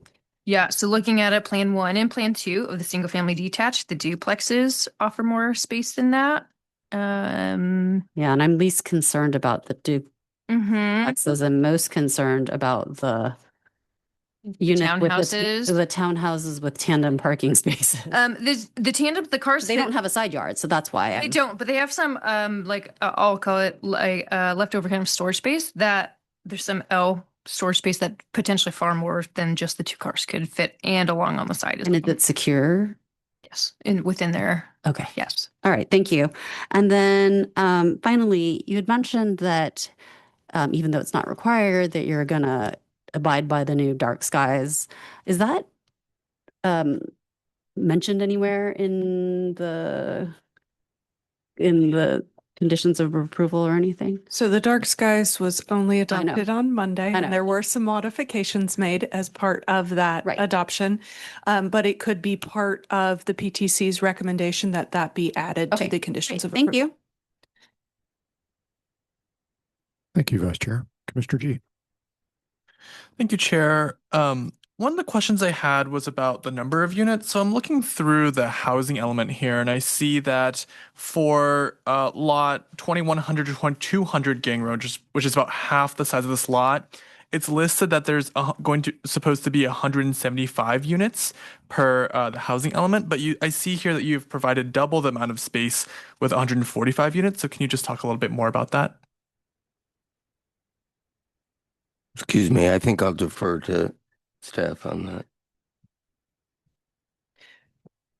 So Sure. So let's see here how to frame this. So one of the project sites was identified or called out by APN. So that is what is referenced perhaps in the housing element inventory site that you're referring to. So that was 175 units at moderate income level. And the applicant is proposing, of course, 145, so coming in below that anticipated amount. When, say, city staff identifies these housing inventory sites, it's a good guess, if you will, on perhaps what a developer might do on a project site. I think when that site was identified, it was subscribed that number. I don't know exactly how those calculations were, garnered, but it is coming in below that. So I'll add the additional clarification that when we assign a certain number of units to a potential housing development site as part of the housing element, it is a projection. It's an estimate of how many units we think we could justify to the state as likely to occur there, but it's not a minimum. There isn't any requirement that the developer come in. And it's not unusual. A lot of cities are seeing that this type of townhome development is very popular in the market these days. And there's a high interest both in building them and buying them. And therefore, it's not uncommon that we have applicants coming in proposing projects that have fewer housing units than what we projected. And we are looking into what the next steps are for that. Thank you. And then back to the developer. I believe in your introductory presentation, you described this as hopefully affordable to first-time home buyers. Do you mean just the affordable units, or hopeful? Can you talk a little bit more about that? Sure. No, I mean the market rate units. And I will say we all have to take this with a certain amount of relativity because depending who you ask, the average home price for a single family home in Palo Alto can be north of $4 million. One of the reasons I think that you're seeing this segment really finally start to grow in California is because we have this structural undersupply. And one of the reasons that the variability in the unit sizes is so important is when you're really selling these units on some level, you're selling them a price per foot. And so a 1,600 square foot home sells for quite a bit less than a 1,900 square foot home. From the world I grew up in, these homes will still be expensive, right? But on a relative basis, they will be much, much less expensive than buying what is typically available, not just in Palo Alto, but in this part of the Bay Area as a first-time single home buyer. And then did you think about having, I noticed that it was all like 3 and 4 bedrooms. Did you think about having kind of a diverse set of different bedroom sizes for this size or for this lot? Or did you think mostly in 3 and 4 bedrooms? We really did. I mean, some of this was informed by our experience with other projects and really trying to understand this market and particularly with the focus on families that I think a smaller 1,600 square foot 3 bedroom, some people may turn that 3rd bedroom into an office, but we really want to give the buyers the broadest opportunity to be able to lean into staying here for hopefully as long as they can, even with a growing family. So, a 2 bedroom, for example, was just not a really efficient use of the space here. Thank you. Commissioner James.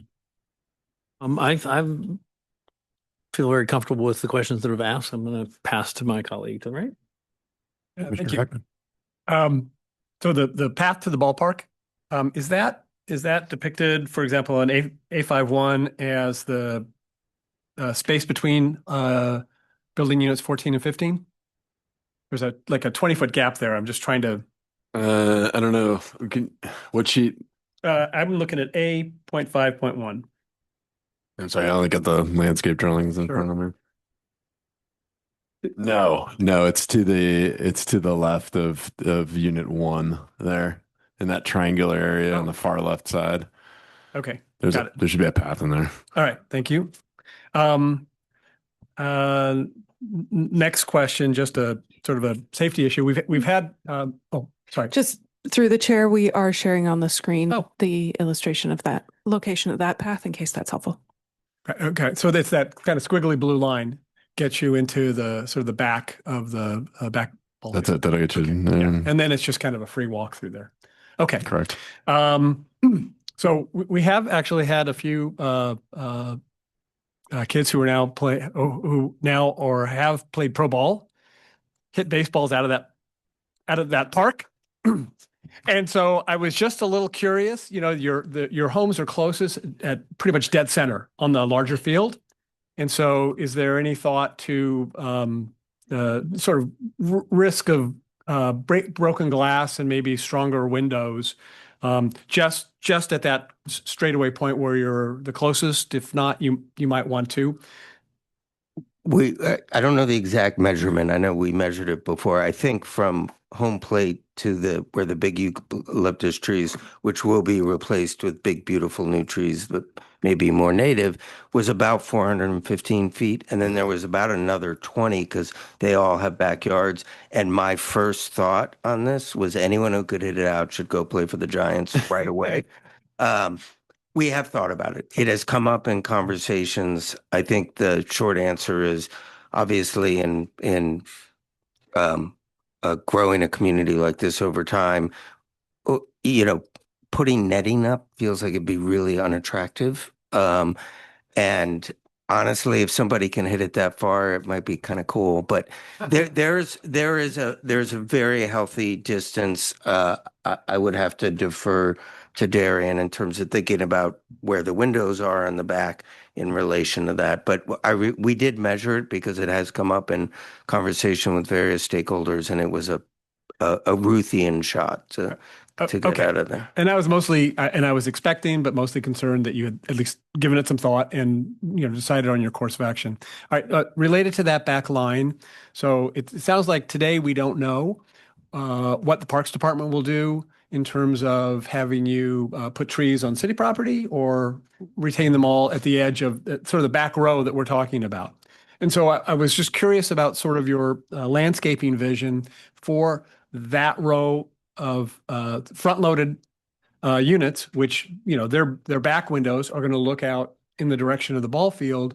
And so in your planting plan, you've got sort of a mix of interest of privacy versus, beautiful green space. And so since I can't really tell the kinds of trees or plants you're putting back there, what's the thought? So a couple different things here. It's a great question.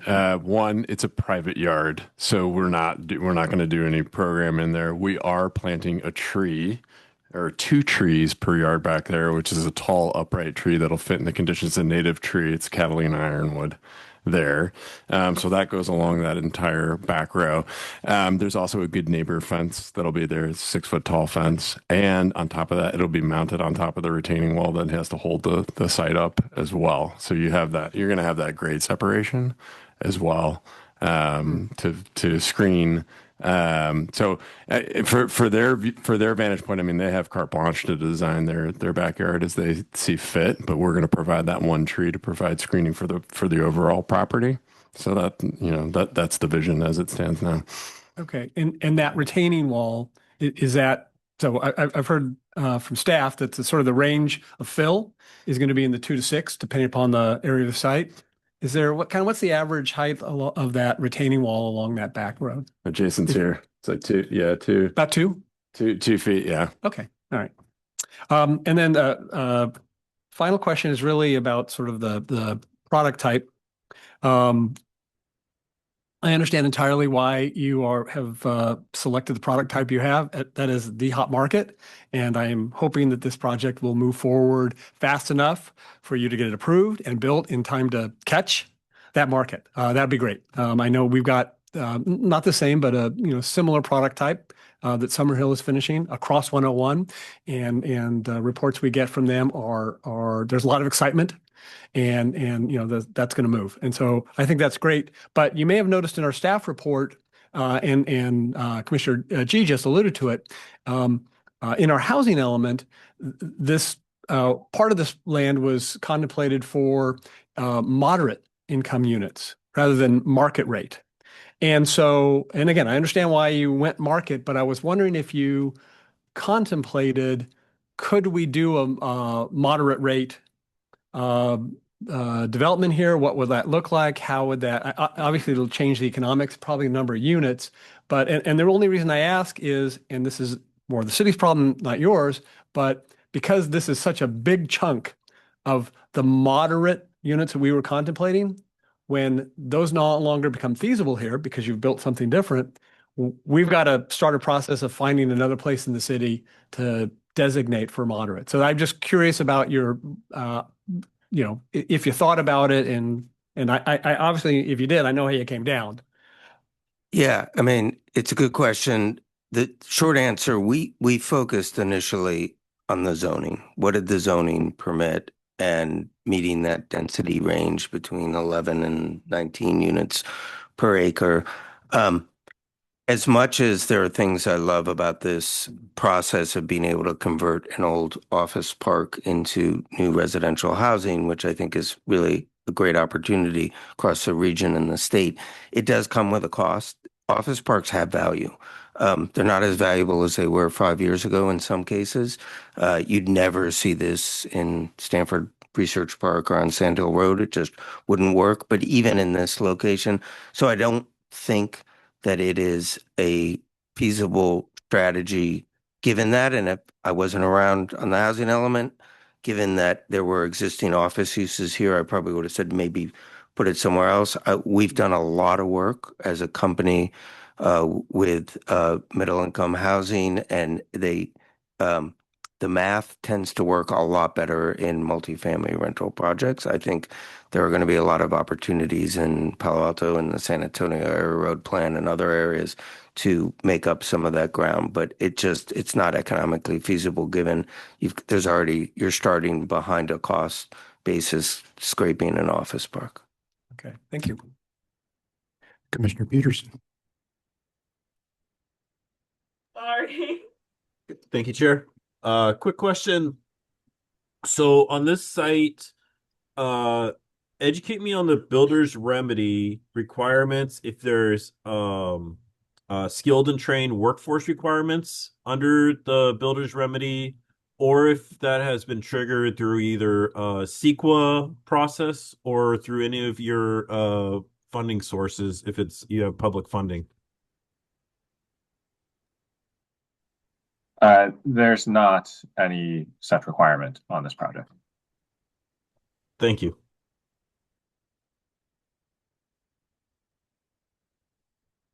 Anything else, Commissioner Peterson?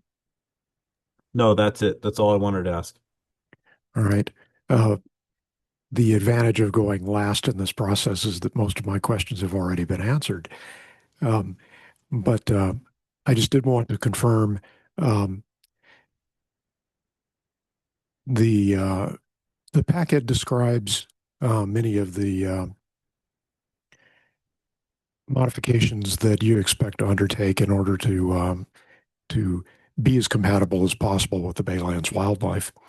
And the only one that I noticed being absent was color temperature of exterior lighting. Now, the dark skies ordinance does cover that, so I wondered if you had considered it in as part of your earlier work. So the goal here would be to have the exterior lighting limited to 2700 Kelvin or warmer. There's a note about it, at least as far as the land or the site lighting is concerned. On sheet L5.2, there's a whole paragraph about multiple paragraphs about bird safe lighting, and it does say to hold the temperature to 2700 kelvins. That's what I expected, but good. Thank you for confirming that. All right. I believe everything else on my list has been covered. So, commissioners, if there are no more qualifying, Commissioner Templeton, one more clarifying question. Sorry, I just was rereading my notes and I forgot to ask about the lawn.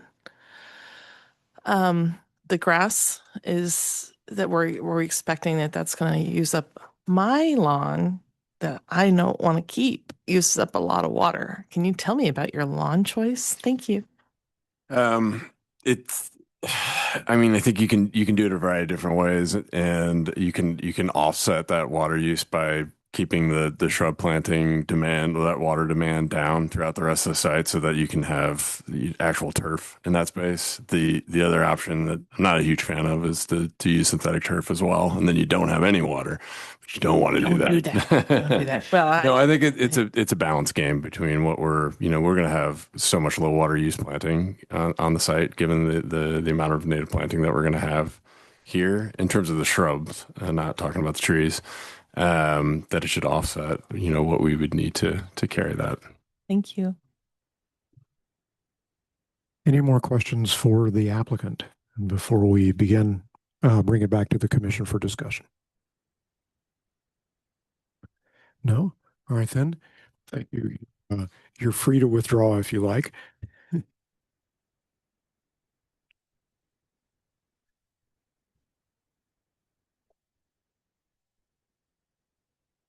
All right, commissioners, it's time for general discussion. And once again, I will move left to right. So, Commissioner Templeton, would you like to begin? Yes, thank you so much, Chair. I really like this project. I mentioned before I was a little skeptical at first, but reading through it and listening to the presentation has been very encouraging. I do hope that the city will consider more in that space. I think the problem that I've had developing here before is I didn't really understand how to deal with the flooding. And it sounds like this is a technique that has been used successfully in other parts. And really, like with sea level rise, this is what we're going to have to deal with. That's where our land is. So I'm really interested in that. And I hope that maybe some of those nearby industrial former commercial sites could be new neighbors if this project goes through. So I don't have any more details. Most of my questions were the practical questions I had to ask the applicant, but in general, I like the idea of having, the diversity of the different levels of income, the different size of units, and the different kinds of people it will attract. I like the proximity to work, opportunities for different kinds of laborers, right? We've got technical folks, we've got building materials and supplies nearby, and everything in between. We have a lot of opportunities for the kinds of people we can attract. And of course, whether this is specified for teacher housing or not, we hope that people that are teachers and nurses and other lower income folks can access this space and join our community. So thank you very much. Thank you, Commissioner. Vice Chair Chang. Okay, so I'll talk about the things that I like about this project and things that I hope we can maybe make some changes or conditions of approval to address tonight. So I'm really pleased to see the office conversion because that helps our jobs, housing, and balance. It's really nice to see a project that's adequately parked. I'm glad that the market is speaking here because I think it'd be hard to sell homes that are not adequately parked. And it's nice also to see the larger number of bedrooms because in almost all the other projects that we've seen here this year that are multifamily homes, it's been really rare to even see a 3-bedroom. So while there's not as much affordability in terms of percentage that as I would like, this one development with was it 19 units? I think I don't think we have 19 3-bedroom affordable units in all the other projects that we've seen this year. So that I think is actually really fantastic. Because my concern has always been that great, so you have a 1-bedroom or a 2-bedroom that's affordable, but then what are we going to do with this family that lives there that's now a part of the community? They're not going to have any place to move to. So this solves, that problem for 19 households. I love that there's plenty of open space per unit. So that's really nice and I think very appropriate given that this is in the Baylands Master Plan area. And love that the affordability that there is in the 50 to 80% AMI, which I think we've discussed here many times on the commission, that we see things that are effectively market rate because as the developer mentioned, the market sets rent sort of based on per square footage and per square foot. And so here with these larger units, we've got 2 things that make for real affordability, which is one, these are quite large. 2, second, that at the 50 to 80% of AMI, we're not talking about 120% of area median income, which is more than what half the people make. I think it's a state law problem that we have. So I'm really glad to see that this is like real affordability here. And I love the natural plantings that the landscape architect spoke about. I do hope that kind of given where this is, yes, I know we're improving on parking lot and improving on eucalyptus trees by having 50% native trees, but I just think that, to make it more of an amenity even for the people who live there, it would be good to have as high a percentage of native trees as possible.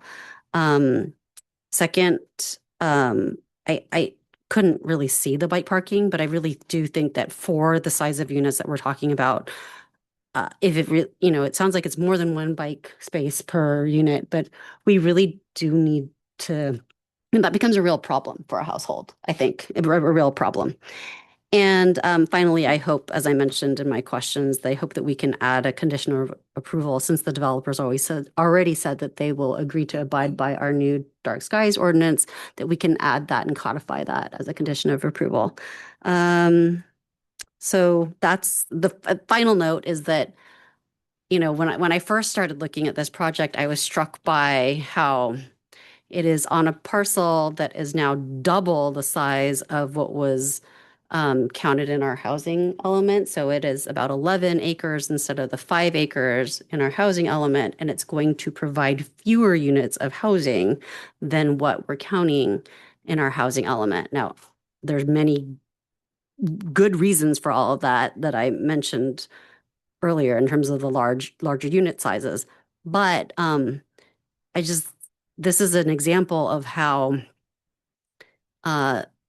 developers build housing. The city doesn't build housing, and the market has spoken here. And so it makes me really wonder about sort of like our overall housing allocation, given that this is what people want to build. And it's also one of the very few projects that we've seen on a parcel of this size. The other thing that we've seen is fries. So this is two in the entire time that I've been on the planning commission. And so it just, I think the state might be a little bit misguided in terms of what is actually feasible for the market. Thanks. Thank you, Vice Chair. Commissioner G. Always a tough act to follow, Vice Chair Chang. I will not kind of repeat a lot of the comments. I think one thing that the commission knows is that I'm sensitive about parking, and I'm very excited to know that the parking, there seems to be adequate parking for this area. I'm also pretty excited about the large bedrooms, as Vice Chair Chang mentioned. We don't really see that many projects that are this bedroom size. As Commissioner Heckman alluded to, it is actually the city's problem to go figure out where those moderate income housing is going to go, but I would have liked to have been able to allocate some of that here, although it appears that the market has spoken, and this is what makes sense here. I am incredibly excited also about the amount of open space. I think that my short time on the commission so far, I feel like I've seen a lot of projects with pretty tight spaces. For example, 70 Encina, where there's like very little amounts of open space. Having grown up in Palo Alto, I think that it is very exciting to be able to walk to my friend's house through a community path or like go play baseball in the park right behind. And I think that I'm pretty excited about the opportunities that are provided here. And yeah, I think those are my comments. Thank you. Thank you, Commissioner G. Commissioner James. Thank you. I don't have a lot to say that hasn't been said, but I'm really pleased, as others have said, to see this office space redeveloped into residential, into housing, to kind of try and correct an imbalance that we are concerned about. I'm extremely pleased that the owner did not submit a build and remedy plan for a 30-story building. So the simple fact that good judgment sort of prevailed, and it was matched the zoning fairly closely. I think that's wonderful.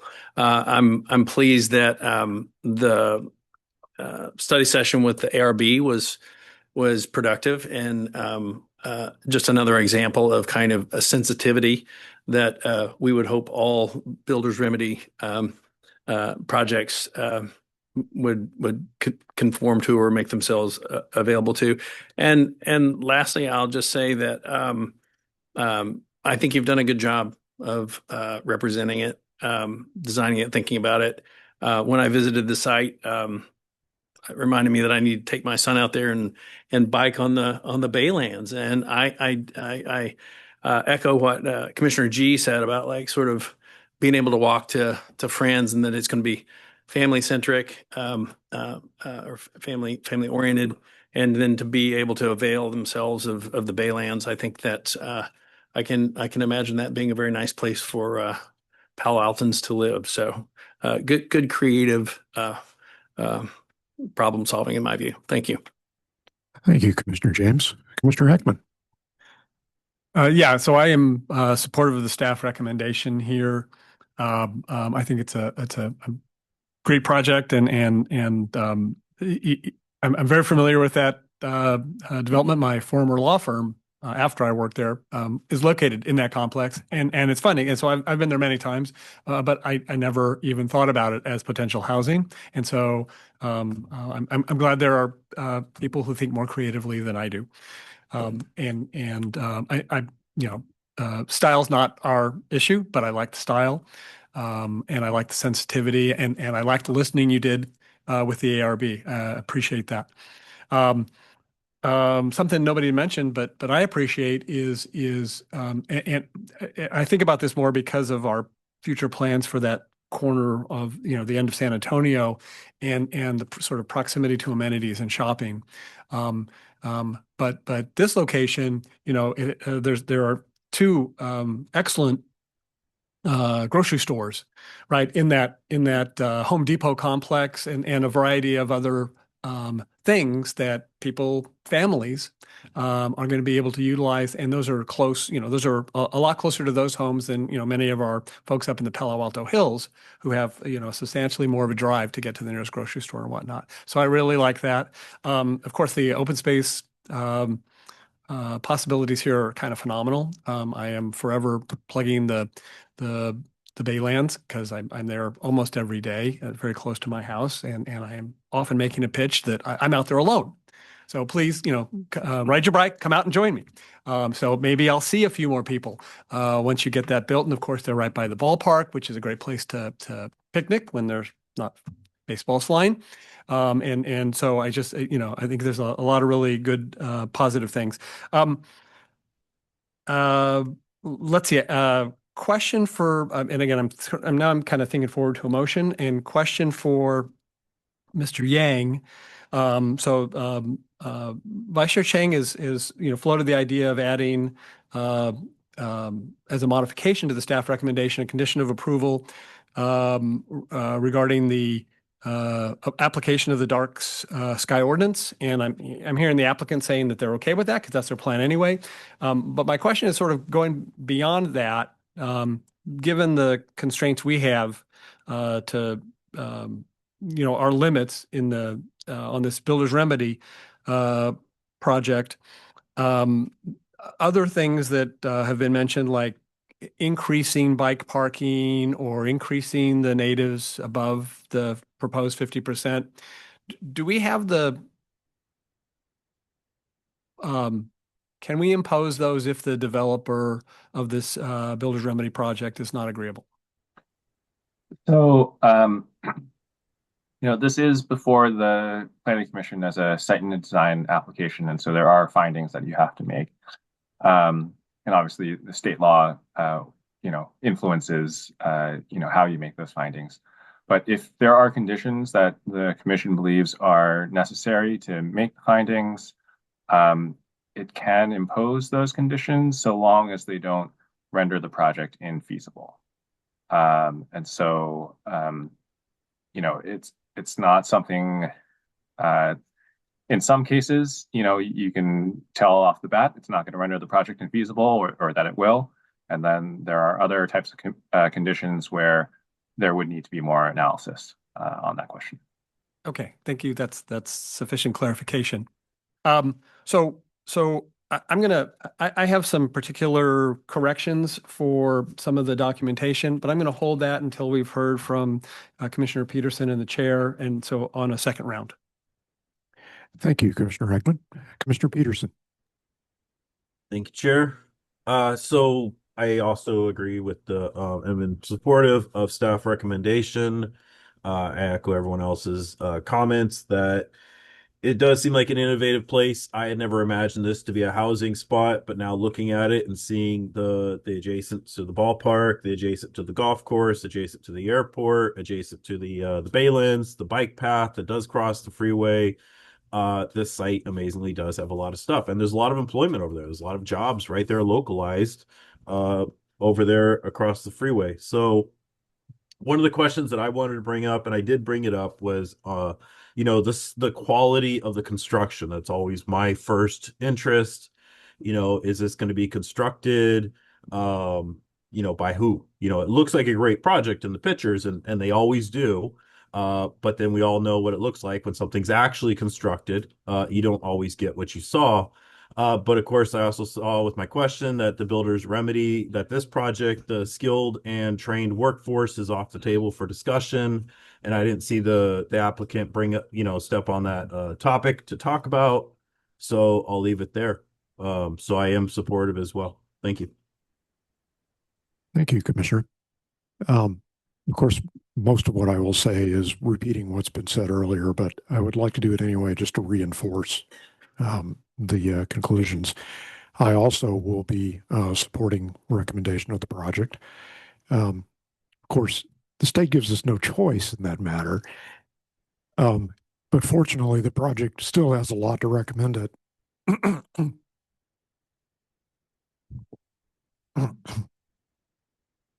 And we touched on all of these. The larger units are great for families. reducing the office oversupply is something we should have been doing more of for a long time. I feel it's compared to many projects we see, it's compatible with adjacent uses to a much greater extent than normal. I appreciate that. And it has better environmental compatibility than the existing uses and many other things that have been considered elsewhere. The ownership opportunities are very limited these days, so of course that's a huge plus. I do have regrets about a few things. With 11 acres, there's a rare opportunity here to create a neighborhood with enough physical variety of housing types that you could sustain people through several stages of their lives. People could move into a 1 or 2 bedroom, and then as they start families, could move into larger units. As the families move on, they could move back into smaller ones. That's the kind of dynamic use of space that creates neighborhoods that I believe would last for a long time. So I regret that there's not more opportunity for that here. I fully understand the economics. And this is a question that we deal with constantly. Um, um,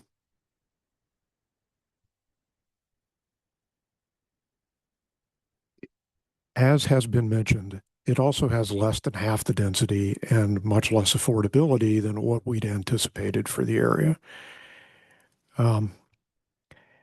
This is a general point that I've touched on before, but I'll reinforce it for folks who are coming to this for the first time.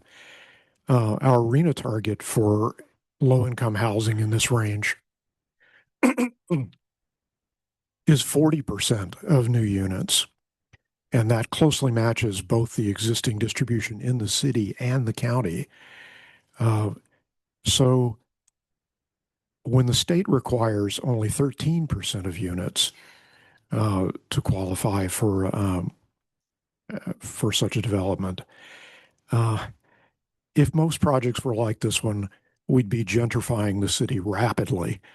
And furthermore, we'd risk being decertified at the next HCD review because we're failing to make enough progress on affordability. So this is a real hurdle that we have to find a better way of dealing with. And of course, some of that is going to be how do we arrange financing on a larger scale. And some of it, I hope, will be working more closely with developers in the future to find other ways that we might be able to address it. If part of this project were 1 and 2 bedroom rental flats, one building worth, could have made a difference. I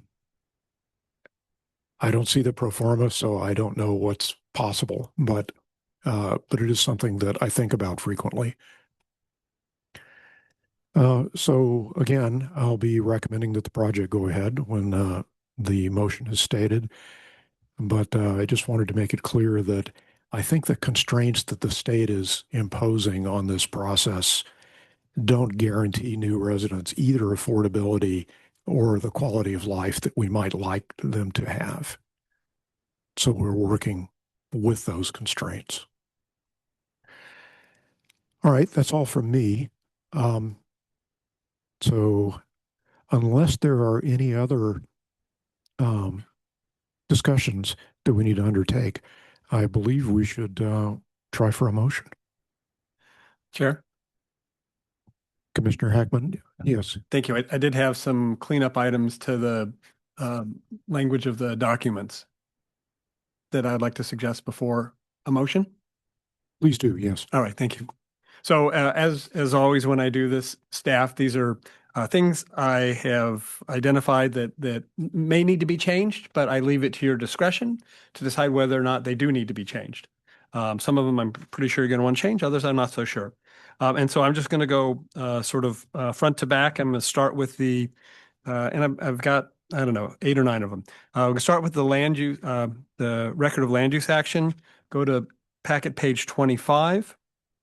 Top of the page, section 2, the description, fifth line, you refer to the transportation elements, goals, and policies, where I think you mean the housing element.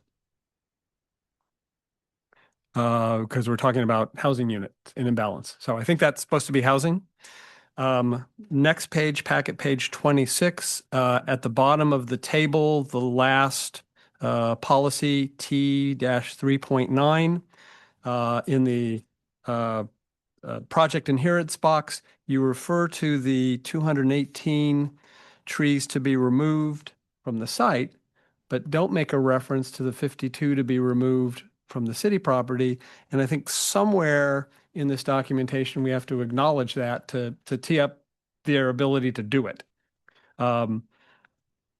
Let's see. Then we go to packet page 28, and I will, I'm a little bit of a broken record because every time we get the vesting tentative map findings, I ask that you do this. Findings 1 and 2 both talk about specific plans and general plans, and we only ever write this sentence for finding 2. There is no adopted specific plan for the project site. So in your template, if you could add that same sentence to to 1, I won't have to ask about it again. Thank you for catching that again. Yeah. Okay. Next, packet page 29, top paragraph, last full line, again, a reference to transportation element. Did I think you mean housing element? And at the bottom of that page, the last 2 lines, you've got the reference to the 218 on-site trees, but not the 52 off-site. Again, you decide whether that's appropriate. And then in the last line, you have a reference to 641 replacement trees. I think that number is 648.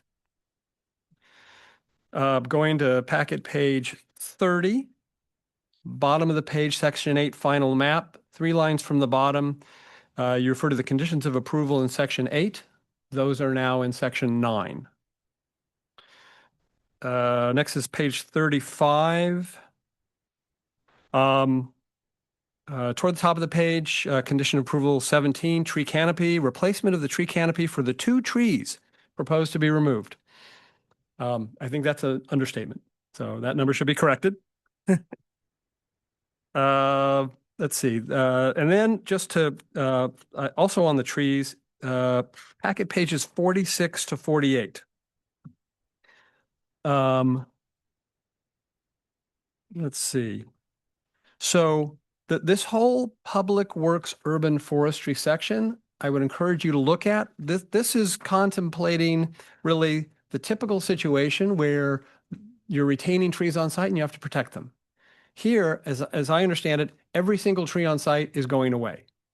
And so I think perhaps some of these provisions may apply to the new plantings, but the ones that talk about protecting trees, those are not applicable. And so that should be cleaned up. And so those are the changes I'd ask staff to look at. Quick question following up on Commissioner's last point. Would there be street trees that need to be protected using this provision? Mr. Switzer, if you could Yes. handle it. Yes. There would be along Gang Road.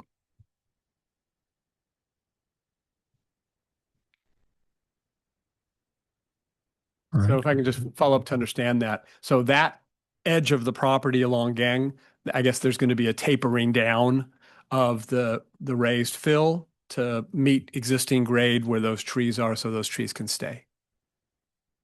Oh, okay. All right. Yes. And so thank you for that clarification, Chair. So I didn't look at these provisions through that lens, and so maybe no changes are necessary. But I'll ask staff to look at it as it moves forward. Thank you very much. I also had several nits on this, but staff already has them, so I won't bore you with them tonight. Are there any other discussion points?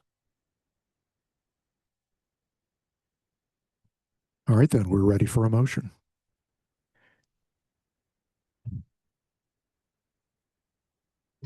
Vice I Chair will try Scott. because I want to try and add one thing. So maybe y'all can help me.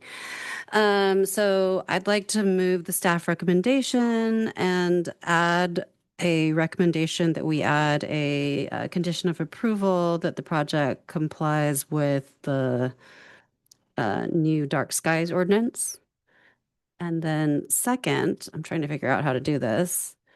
I would like to increase the percentage of native trees, and I would rely on a finding or on a couple different findings to do this, in which we're supposed to be consistent with our comp plan, which then also requires that we're consistent with the Baylands master plan. But I also don't want it to be overly onerous. And so I don't think it makes sense to ask for 100% because I would like some feedback here on that part of the motion. If I may? Yes.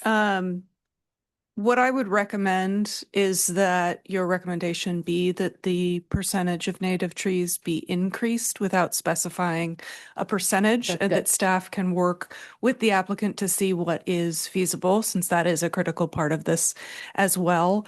In addition, in terms of determining things that are native, one thing to keep in mind as the climate and weather patterns do change in our area, what originally was native is no longer always the appropriate planting for this area. And so that is a component of what goes into choosing these. But I would say recommending an increase for staff to work Okay. with the applicant. So then it wouldn't be a condition of approval, but it would be an addition to the motion that I'd like to add that we recommend that there's an increase in the percentage of native trees and that staff work with the applicant to achieve that.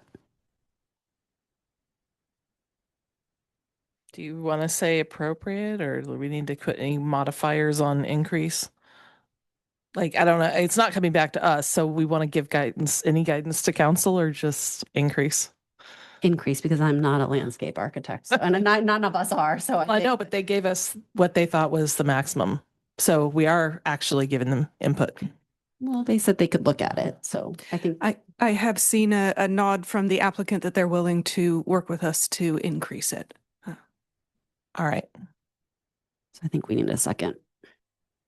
All right, so just restating the motion, staff recommendation with the addition of a condition of approval to meet the dark skies, the provisions of the dark skies ordinance, and then a recommendation for staff to work with the applicant to increase the number of the percentage of native trees. Before we have a potential second on that, can I clarify with the maker of the motion? Are you also including the potential modifications that the chair had earlier supplied and the ones that I mentioned? Yes, let me just explicitly add that, as well as an addition to incorporate the suggestions or for staff to look at the suggestions that both Commissioner Heckman and Chair Aiken have passed on to staff. I actually have a question. Commissioner G. Yeah, for Vice Chair Chang's additions, do they have to tie to a specific finding at this time, staff? No, I don't believe so. With the additional condition of approval, that is something that the applicant agreed to. And so that is my understanding is that's an acceptable way to include it with no need to specifically reference the findings. Thank you. Right then, we're looking for a second. I'll second. Very good. Mr. DeVetto, would you call the vote? Yes. Commissioner G. Yes. Commissioner Peterson. Yes. Commissioner Templeton. Yes. Commissioner James. Yes. Commissioner Heckman. Happily. Vice Chair Chang. Yes. Chair Aiken. Yes, definitely. Motion carries 7-0. Are we showing enthusiasm in our votes? Should I have been more enthusiastic, Chair? Why not? Thank you, applicant and public commenters very much, and commissioners for an excellent discussion. I would like to take a break now until 8:30, and we will return with the next item on our agenda.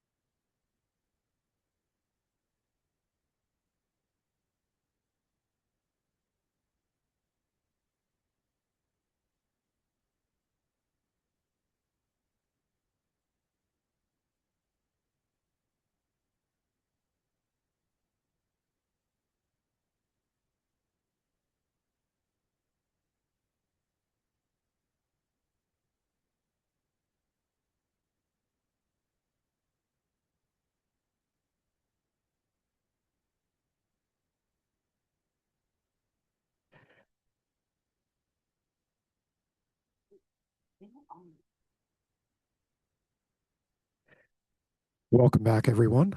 We are ready for item number 3 on the agenda tonight, the request to recommend the adoption of a draft ordinance adding a new code section 18.40.280 for bird-friendly design. And this begins on packet page 100 if you're following. So may we have the staff presentation? Yes, then could you?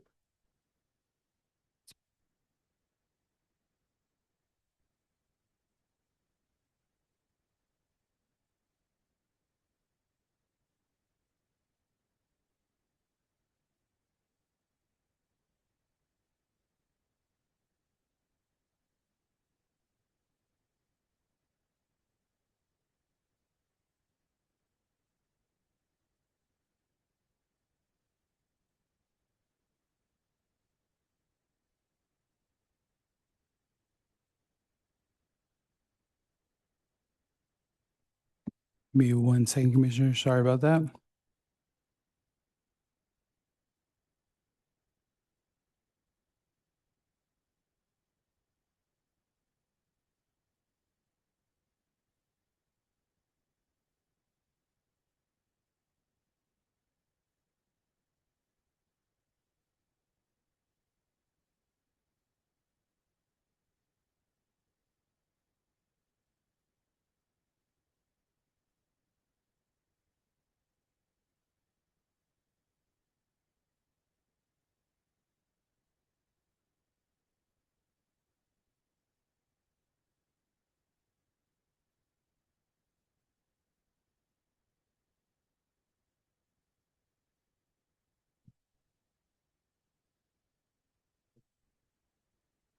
Pardon the delay, everyone. We're just getting the staff presentation going.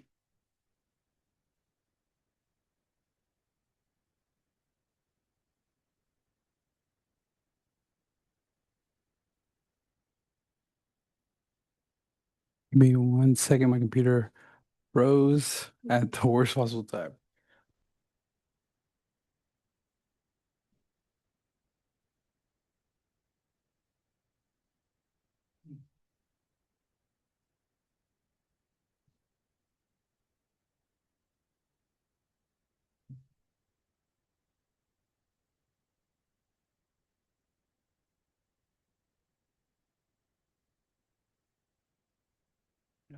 It's coming up. Yep, there we go.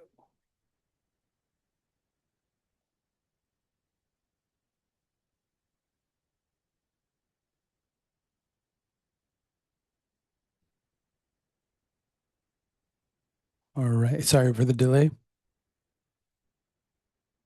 Thank you, Sam, and thank you for your patience. Good evening, Chair, Vice Chair, and Commissioners. My name is Kelly Cha. I'm here to present the draft bird-friendly design ordinance. Next, please. So, as you may be aware, the city's comprehensive plan, which was adopted back in 2017, includes a policy that encourages bird-friendly design regulations to reduce the potential for bird collisions. And for the last several years, it has been a city council priority objective. Next, please. And the effort for this development started back in 2024. And since then, we've received feedback from both Architectural Review Board and Planning and Transportation Commission through hearings, as well as community members who participated and voiced their opinions on this matter. And at the last hearing with the Planning and Transportation Commission, we received recommendation from the Commission to the Council. The direction actually is reflected in the draft ordinance attachment A of the report. Since it's been a while, I will quickly go over the draft ordinance in a high level. So the draft ordinance basically would apply to new construction, major remodel, and replacement or installation of new windows.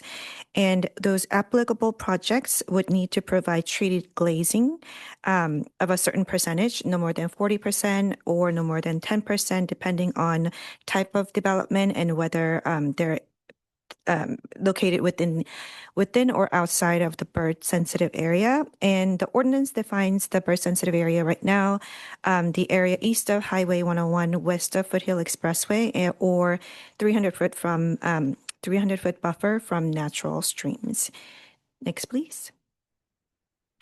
And to meet the bird-friendly, next please, to meet the bird-friendly design requirements, they have currently 3 options. The first one is a permanent visual cues like dots that are no more than 2 inches apart from each other. Next please.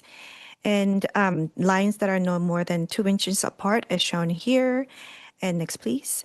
As well as external features that breaks up the glazing with no gaps larger than 9 inches from each other.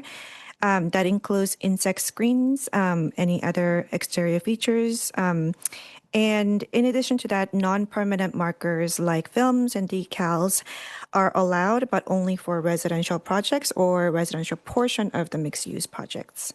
Next, please. And the draft ordinance also allows some alternative compliance, but this option requires a report from a professional with specific accreditation and years of experience in bird-friendly building design. And also it exempts a few different types of the structures and buildings, including historic structures, affordable housing, ADUs, and some commercial first floor windows. Next, please. So while staff was preparing for the draft ordinance per commission's direction, we became sort of aware of the concerns about cost and availability of these treated glazing. So we went back to the research that we had done on other cities to see how they have addressed them. And we found that these 3 cities, San Francisco, Cupertino, and Berkeley, they essentially, not straightforward, but essentially exempt single-family homes because of the similar reasons. Next, please. And so we conducted additional conversation with local architects, glass retailers, and manufacturer, and also other city staff to find out what they had done in terms of research. And then we found that securing that compliant glazing was quite would be a very significant challenge in both because of the cost and availability. So retailers don't locally stock these glasses because most are unaware of the product. And this means that homeowners would have to special order these glasses through retailers or professionals, which will then significantly delay their project timeline, then adds to the overall budget. And a manufacturer informed us that there's really no dedicated residential market for bird safe glass. So that means that the homeowners would have to actually buy commercial rated glazing and then add additional cost of bird safe treatment, which will be quite significant increase in their budget.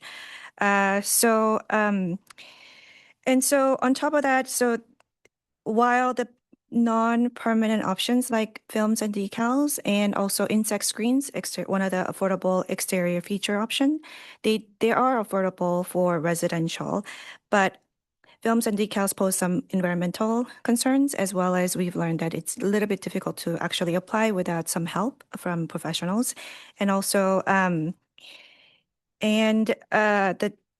the insect screens may not be architecturally compatible. For some of the windows, actually, for the openings, it may not be possible to have that. So the manufacturer glazing might end up being the most viable option for some of the single-family homes. So that's an added cost. So that really worried staff that we brought this back to the Planning and Transportation Commission.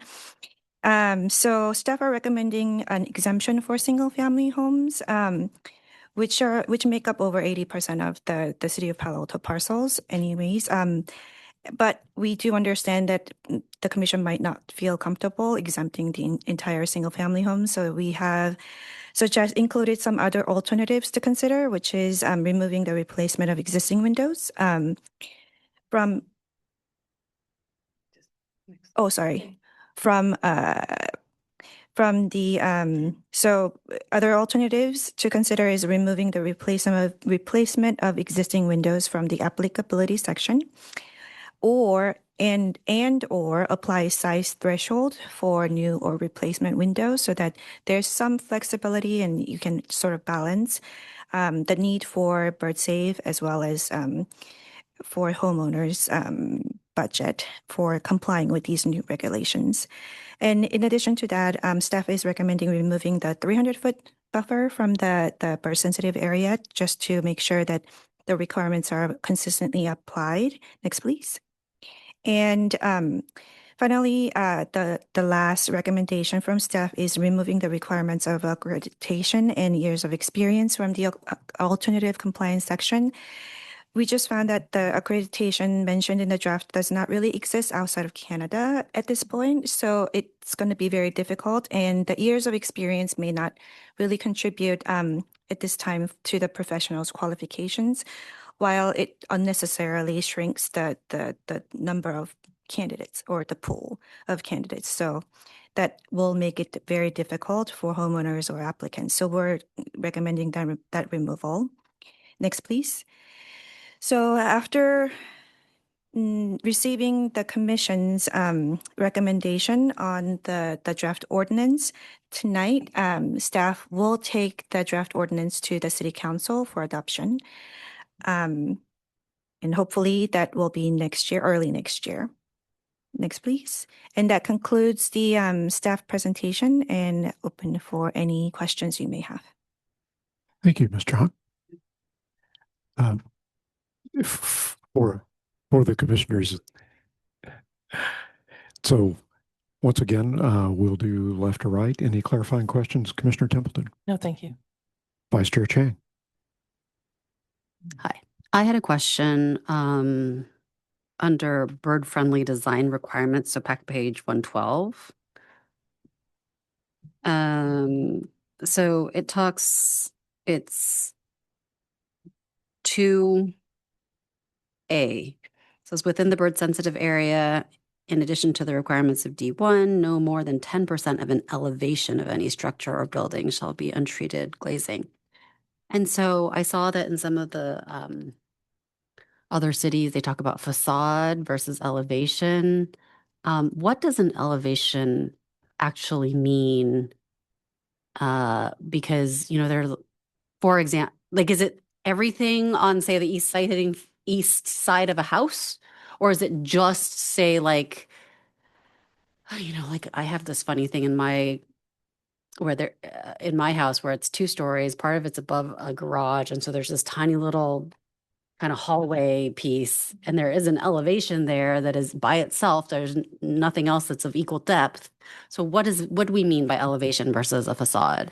So we actually added an elevation definition because we're using elevation. It's basically when you are thinking about maybe the previous project, I don't know if they had shown elevation drawing, but it's basically 2-dimensional drawing of a side of the building. So usually you generally get 4 elevations for a building, but sometimes it's more because they may have Well, if it were a hexagonal building, then it would have 6 or whatever. So, but it's flattened down from that view. Yes. Okay, so it's not just talking about a specific, like if some part of it's recessed, it's not just talking about the recessed section. Thank you for that clarification. Okay. That was it. Yeah, as a former geometry nerd, I would have said orthographic projection rather than 2D, but Commissioner G. Thank you, Chair. My question is regarding the feedback from the ARB. Ms. Cha, I noticed that you mentioned that in the staff presentation, but I don't think I saw it in the staff report. So I was wondering if you could talk a little bit more about that and how that intersects with our recommendation. So ARB, sorry, we just included a link to the staff report. Basically, ARB we conducted 2 study sessions. One of them was very conceptual. And then the second one was where we actually asked specific question about applicability. So we wanted to make sure that we minimize the impact of the small scale projects like single family home. So at that time, we were asking whether it would make sense for us to actually have major remodel or substantial remodel included, or whether we want to use the birth sensitive area definition to include a lot more complicated definition. Like we initially, when we brought the birth sensitive area in the beginning to the first meeting to the Planning Commission, we had a map of showing the area from like parks and stream, all of the streams and parks, and buffer, like 300-foot buffer from those natural elements. So those were something that we have asked them to kind of give us direction. And so basically, they wanted us to use the 24 square foot size threshold. So we initially brought the draft ordinance to the Planning Commission with that threshold. And right now, the draft does not show as part of the applicability because it was asked to be removed. But we actually, as per Commission's direction last time, we added 24 square foot threshold down in the design standards section instead. So it sort of shifted a little bit, but it is basically the applicability was the main discussion point for ARB, just to make sure that we don't increase the burden on single family homes and other smaller scale projects. Okay, thank you. That's all for now. Commissioner James? Oh, I have so many questions. I'm quite serious. It's a little hard for me to kind of know where to begin, and it's not for lack of caring very deeply about conservation of the environment. It really has more to do with another feeling I have about regulations and overregulation and overreach of regulation. But let me just sort of pose one observation. You listed other. No, you don't want me to do this. Well, I just wanted to suggest Question. that we keep it to questions at this point, Right. since we do have I understand. public comment. Just Right. wanted to keep focused. Well, and I could maybe mine are better as second round questions. Yeah, I'll do that. All right. Thank you, Commissioner. Commissioner Heckman. So staff, I know this is I think our 4th time that we've seen this. And I looked for this, but I couldn't find it. Do we have a study or data that shows an increase in bird strikes in proximity to waterways, particularly creeks? Is that something that's been in our packet and I just couldn't, or one of our packets that I couldn't find it? We haven't included that study. We might have already talked about in one of the ARB packets, because that's when we described the San Francisco example. And San Francisco, when they developed back in 2011 or earlier than that, because it was adopted then, they've actually studied national research. They looked into national research and they found that I think it was meter. I wasn't sure. I don't remember whether there was 200 meters or 100 meter, but they found that distance and then converted into feet, obviously. And so that's why they use 300 feet as their buffer from like creeks, water bodies, and as well as some parks and open space. But we don't have that particular study linked in any of the staff reports. So sorry, just to clarify, that was a study by the city and county of San Francisco supporting their 2011 ordinance? And it was reviewing larger national studies, not specific to the Bay Area or Palo Alto. That's correct. So they looked into a lot of research done on bird collision and found out that particular distance was appropriate for them. So that's how they kind of applied, and that's how we found out about the 300-foot buffer. Okay, Can I piggyback on your question? please. Yeah.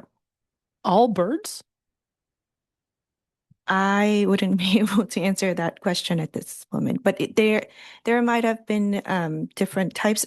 Most of the studies are actually focused on East Coast, so I'm not sure at this moment. It will vary based on different types of birds. It would vary very much based on different types of birds. I just want to make sure that's in our transcript. Thank you. Thank you, Commissioner. Anything else, Commissioner Heckman? No, that's the only clarifying question. Thanks. All right, Commissioner Peterson, do you have a clarifying question? Yes, I do, Chair. So the question I have for you staff is, I want to better understand the division between what is residential, what is commercial, and then let's use the example of, say, the Palo Alto headquarters building, because that's a tall building. When do you, and let's imagine that's designated as a commercial building, when do you trigger the changing of the windows for the entire building into bird safe windows? And then the last piece I'm asking is, I'm not fully sure on the height requirement, because I mean, are we talking about high flying birds like geese that are flying into buildings? So they would fly into the top floors of the Palo Alto building. So maybe clarify what is commercial, when do you trigger commercial reconstruction, and then at what height are we not concerned about birds flying into the building anymore? So the first part, commercial, well, it depends on what the draft ordinance actually end up with.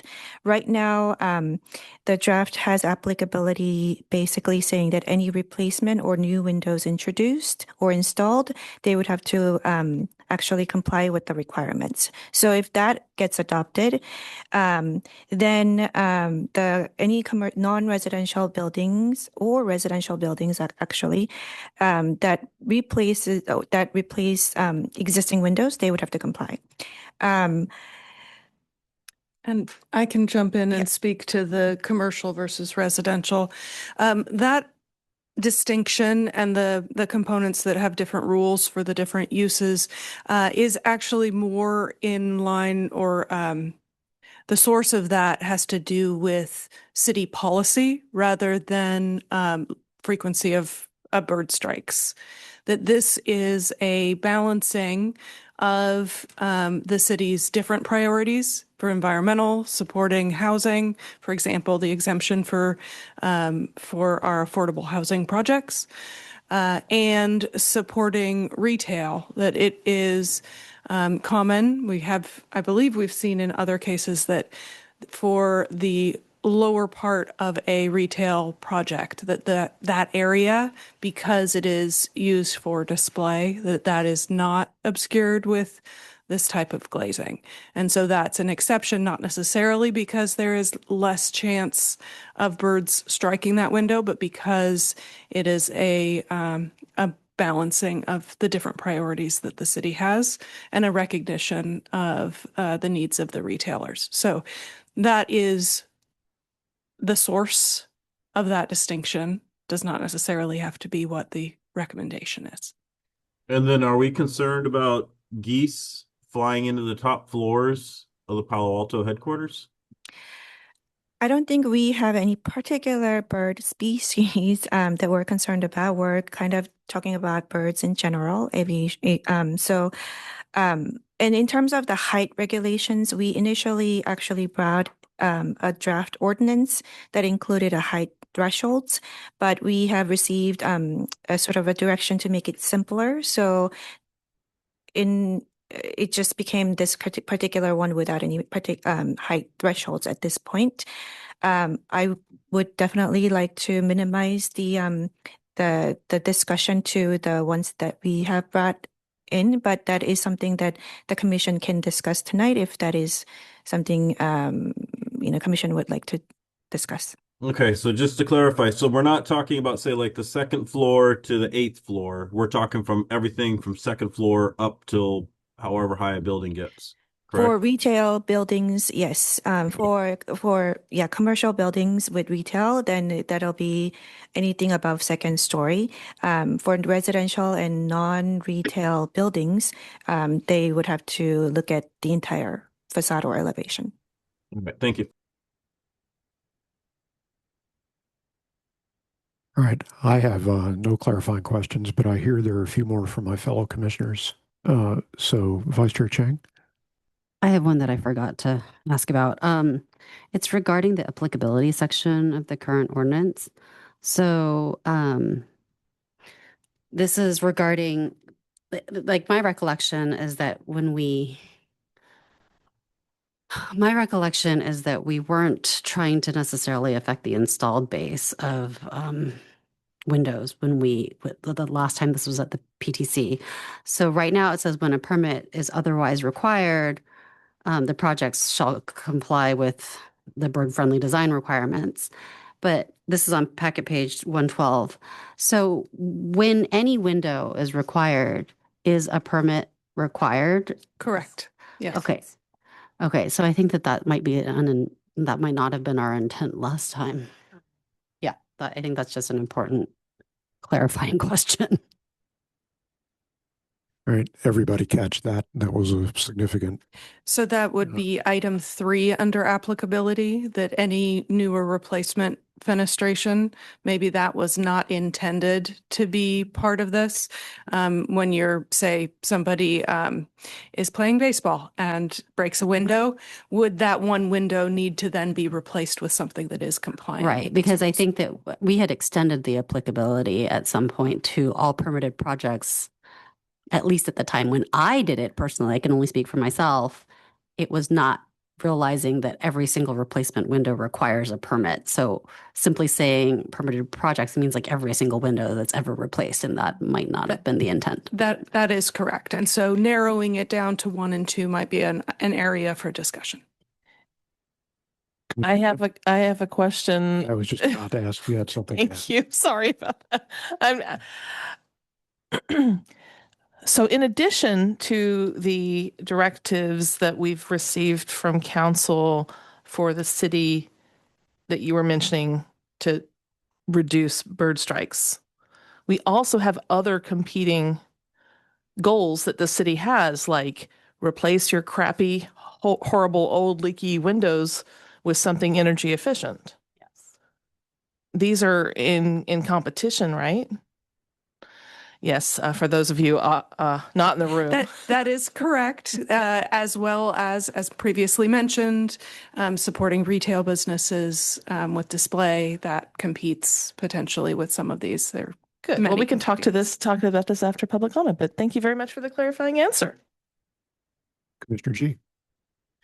Thank you, Chair. I had a quick question about section 6 on packet page 114 about the ordinances shall not apply to any project application deemed complete. So if you have a project that's like 99% complete with all their windows in, and then this becomes effective, would it? Yeah. So deemed complete actually has to do with the planning permit stage. Perfect. Okay. So it would not be construction. If it's going to construction, it will have been deemed complete. They would not need to comply. That is great to hear. Thank you.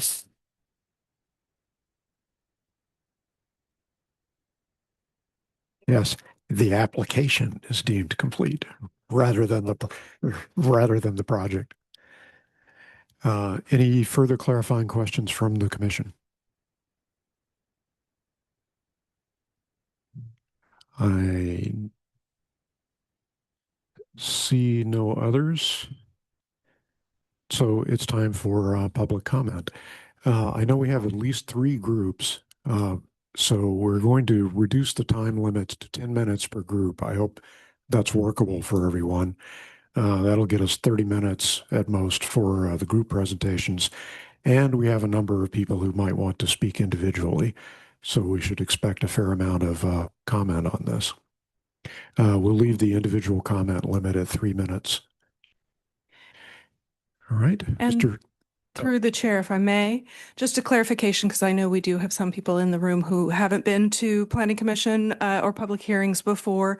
To clarify that this time is an opportunity for the public to provide comments on the project. They can bring up questions that they have that the commission could then ask staff to respond to, but it's not an opportunity for dialogue at this point. Just an opportunity for them to share their thoughts, concerns, and any questions that they would like the Planning Commission to look into further. Thank you. Thank you for explaining that. It's good for those of us who have not lived through many of these hearings already. All right, Mr. DeVetta, do we have some public commenters? Yes, through the chair, as you mentioned, we have 3 group speakers, and I have at the moment 6 individual speakers. And I just want to make a clerking announcement for the group speakers. I can't simultaneously show the clock on the screen when I'm presenting your screen as well, your presentation. So I will have a timer on my phone and I'll show it here. And then I will announce when your time's over. But with that being said, I'm going to invite Daniel H., representing a group of 9, to come up first. And I have your presentation ready. Yes. Oh, and I have a handout. These are the dots for each one of you. Play around with them. I wouldn't eat them, they're PVC.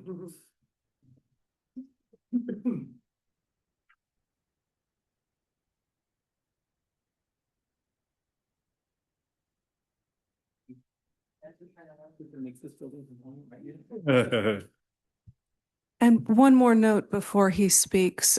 We have Commissioner Peterson online, and we do need to request that he turn on his video if he is going to be participating in this item. Thank you. Let me know when we're ready. Yeah, we're ready. Okay, let's go a slide ahead. So Daniel Hansen here on behalf of the Edgewood Neighborhood Alliance. Thank you for the opportunity to speak. In general, we agree with the staff's recommendation to exclude and exempt residential properties, or at a minimum, treat all residential properties the same. We can go to the next one. So at the outset, this is not about hating birds. I'm actually a big fan of birds. I grew up around duck ponds. My first word was duck. I'm an engineer. I'm a pilot. I love all things that fly. We have Buick wrens, black phoebes. We have barn swallows in the yard. They're awesome birds. I'm a big bird fan, actually. But they don't hit our windows. We've lived in our house 24 years. We've had one bird strike. It was a sparrow. It gathered itself and flew away. My neighbor lived in their house 30 years, also on the creek, one bird strike. So we're asking ourselves, what problem are we trying to solve here? We assume this is about bird conservation. This isn't about just window dressing. And there are no bird studies in Palo Alto for collisions with buildings, be it residential, commercial. Sunnyvale, by the way, stop right there. No data, no regulation. They said, we're going to do guidelines, and they invited the environmental groups to come back with data and studies, and so far they haven't. So that's a rational approach. There's one published study in the Bay Area on bird collisions. It's the California Academy of Sciences building, 2013. As everybody knows, that building's 3 stories, all glass, living roof. And if you're going to build a building that kills birds, that's how you do it. Living roof, all glass. The researchers there looked at it. It's a 5-year study. They said to justify the burden of bird safe mitigation, you need to know 4 things. What species? What's the collision propensity? What's the conservation status? And what's the building circumstance? Not all birds collide with windows. Number of studies on this. Birds live on a spectrum. On one end are high colliders. They call those super colliders. These have high propensity to hit. On the other end of the spectrum, you have low propensity. They call those super avoiders. The super colliders are generally hummingbirds. Super avoiders are ducks, geese, upland game birds, blackbirds, birds we see every day. So you need to know what the species are. The recommendation, by the way, in that Cal Academy study was focus on pane size. They had big panes. They said reduce the panes. And they also said lower the external lower the external the shades, they roll down. They have these roll down shades, rolling about halfway down. Collision risk now becomes manageable. Didn't reduce it completely. So when it comes to Palo Alto, we need to know which birds fly here, what's their collision propensity, what's conservation status, and what's the building circumstances. For the building circumstance, you need to know pane size, reflectivity of the glass, vegetation, lighting, number of circumstances, including bird feeders when it comes to houses. Studies show that bird feeders increase the risk by 2x of collision. The burden on homeowners is substantial here, as the staff has reported, the ARB reported. The bird safe glass is not commercially available, especially if we need to cover 90% of the glass opening. You're talking about windows, doors, skylights, portholes, every fenestration, 90% coverage. The alternatives of permanent screens, permanent shades, by the way, the ordinance does say permanent. These are unattractive, block visibility, they're not practical. They could block egress in a fire or an emergency. The alternative plastic dots, you have one there. They're also unattractive, block visibility, they're difficult to apply, and they're environmentally a mess. And we'll go over that in a second. Basically, homeowners need clear, unobstructed windows to see what's going on in the yard. Need to see out who's on the porch. And in our case, on Edgewood, we've got a creek behind us. We've got encampments. People hop the fence. Clear, unobstructed windows is important for homes. It's different for commercial buildings, right?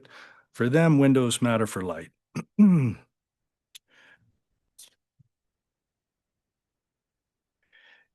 So basically, the increased costs and the reduction in market value that comes from this ordinance just isn't justified in the absence of studies, local studies.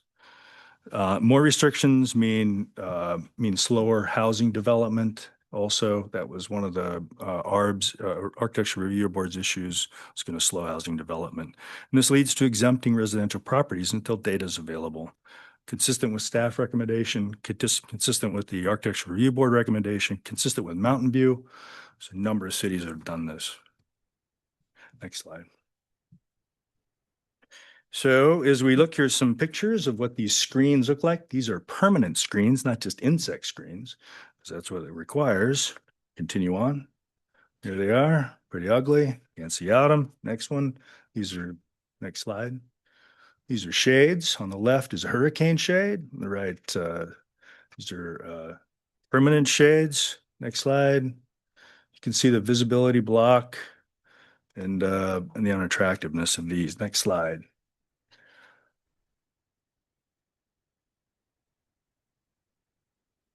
Next one.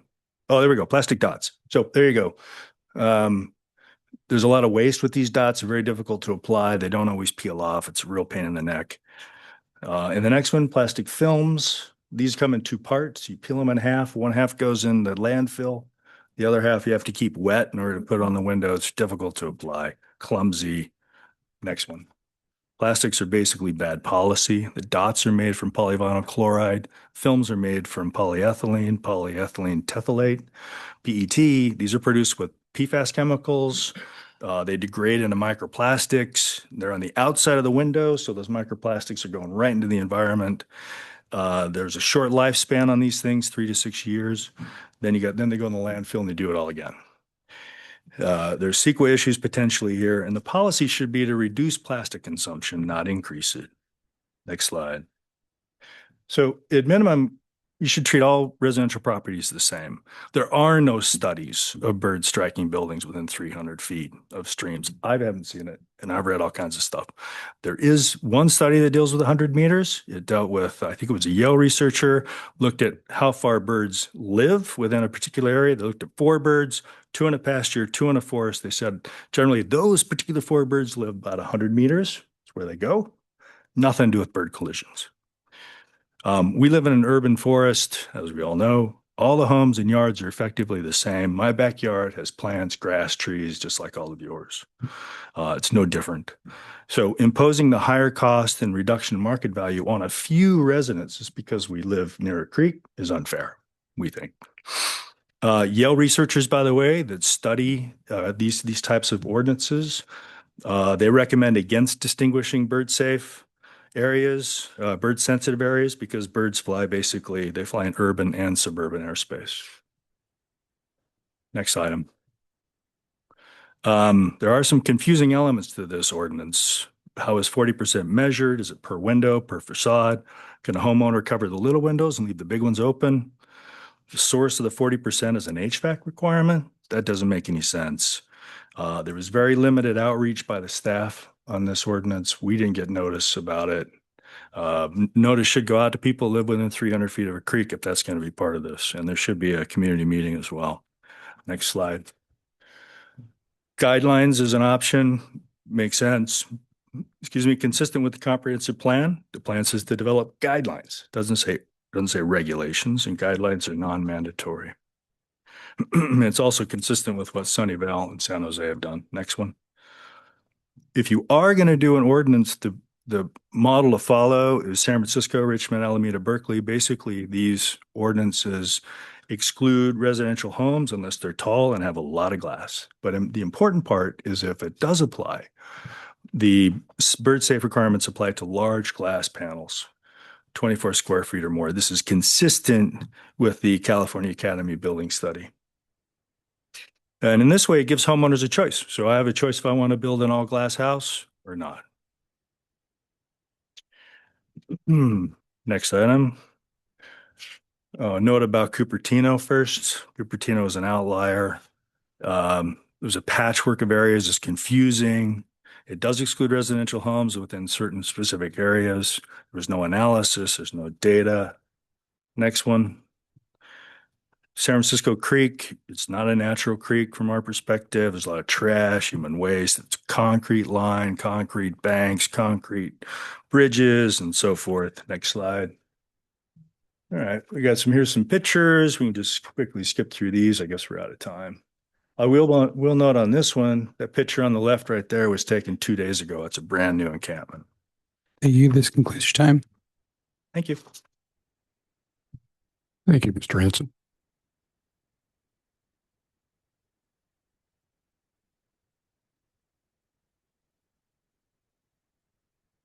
Our next speaker is, give me 1 second. Our next speaker is Junyan W. Yep.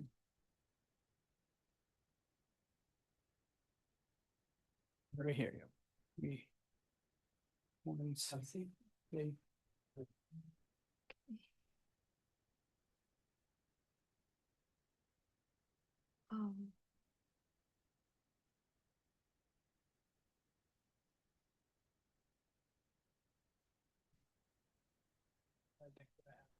Yeah, okay.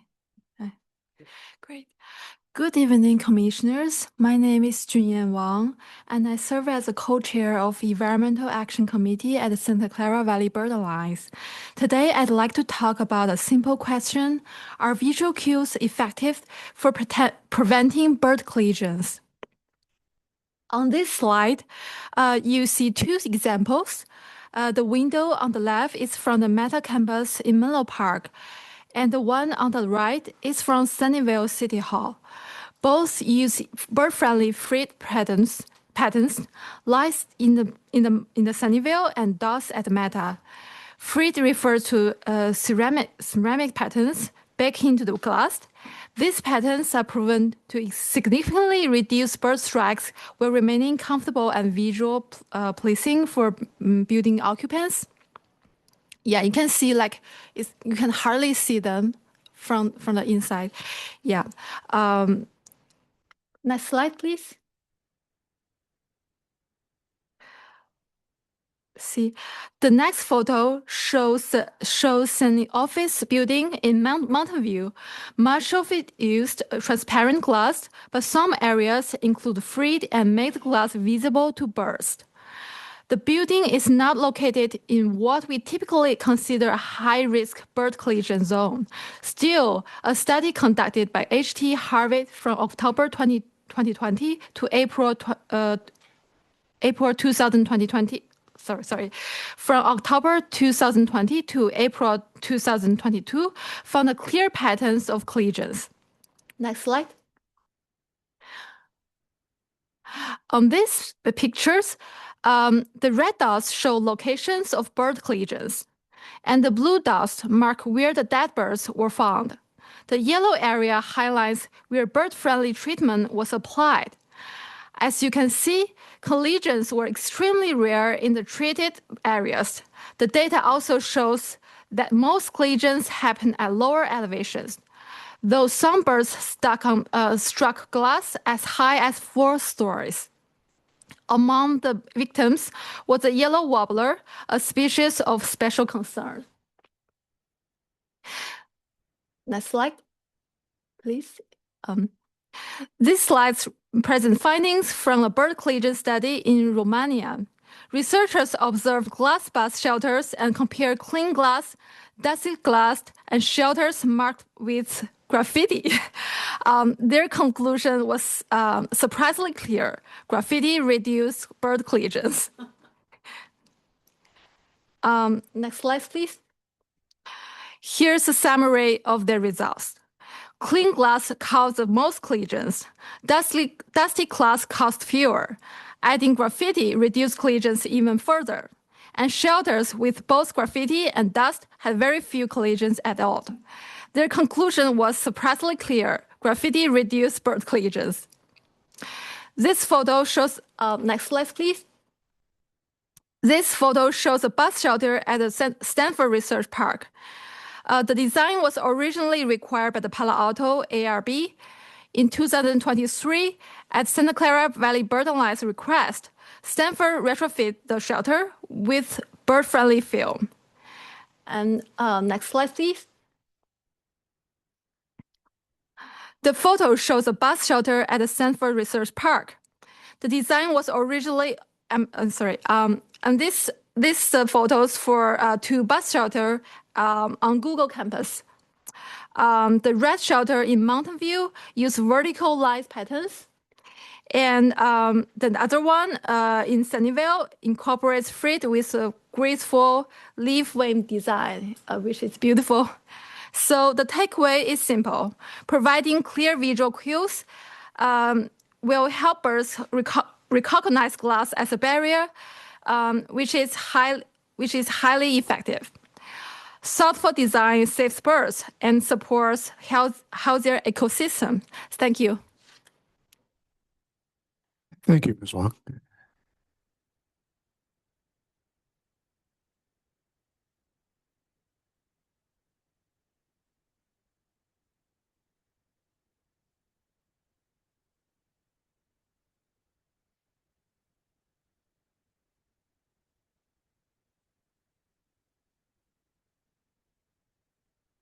Our next speaker is Shawnee Kay, representing a group of 4.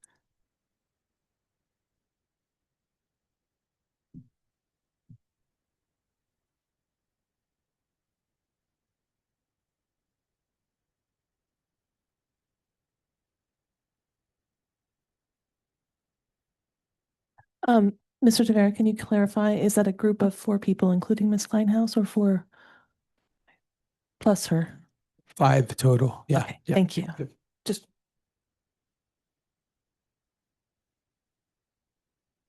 Thank you.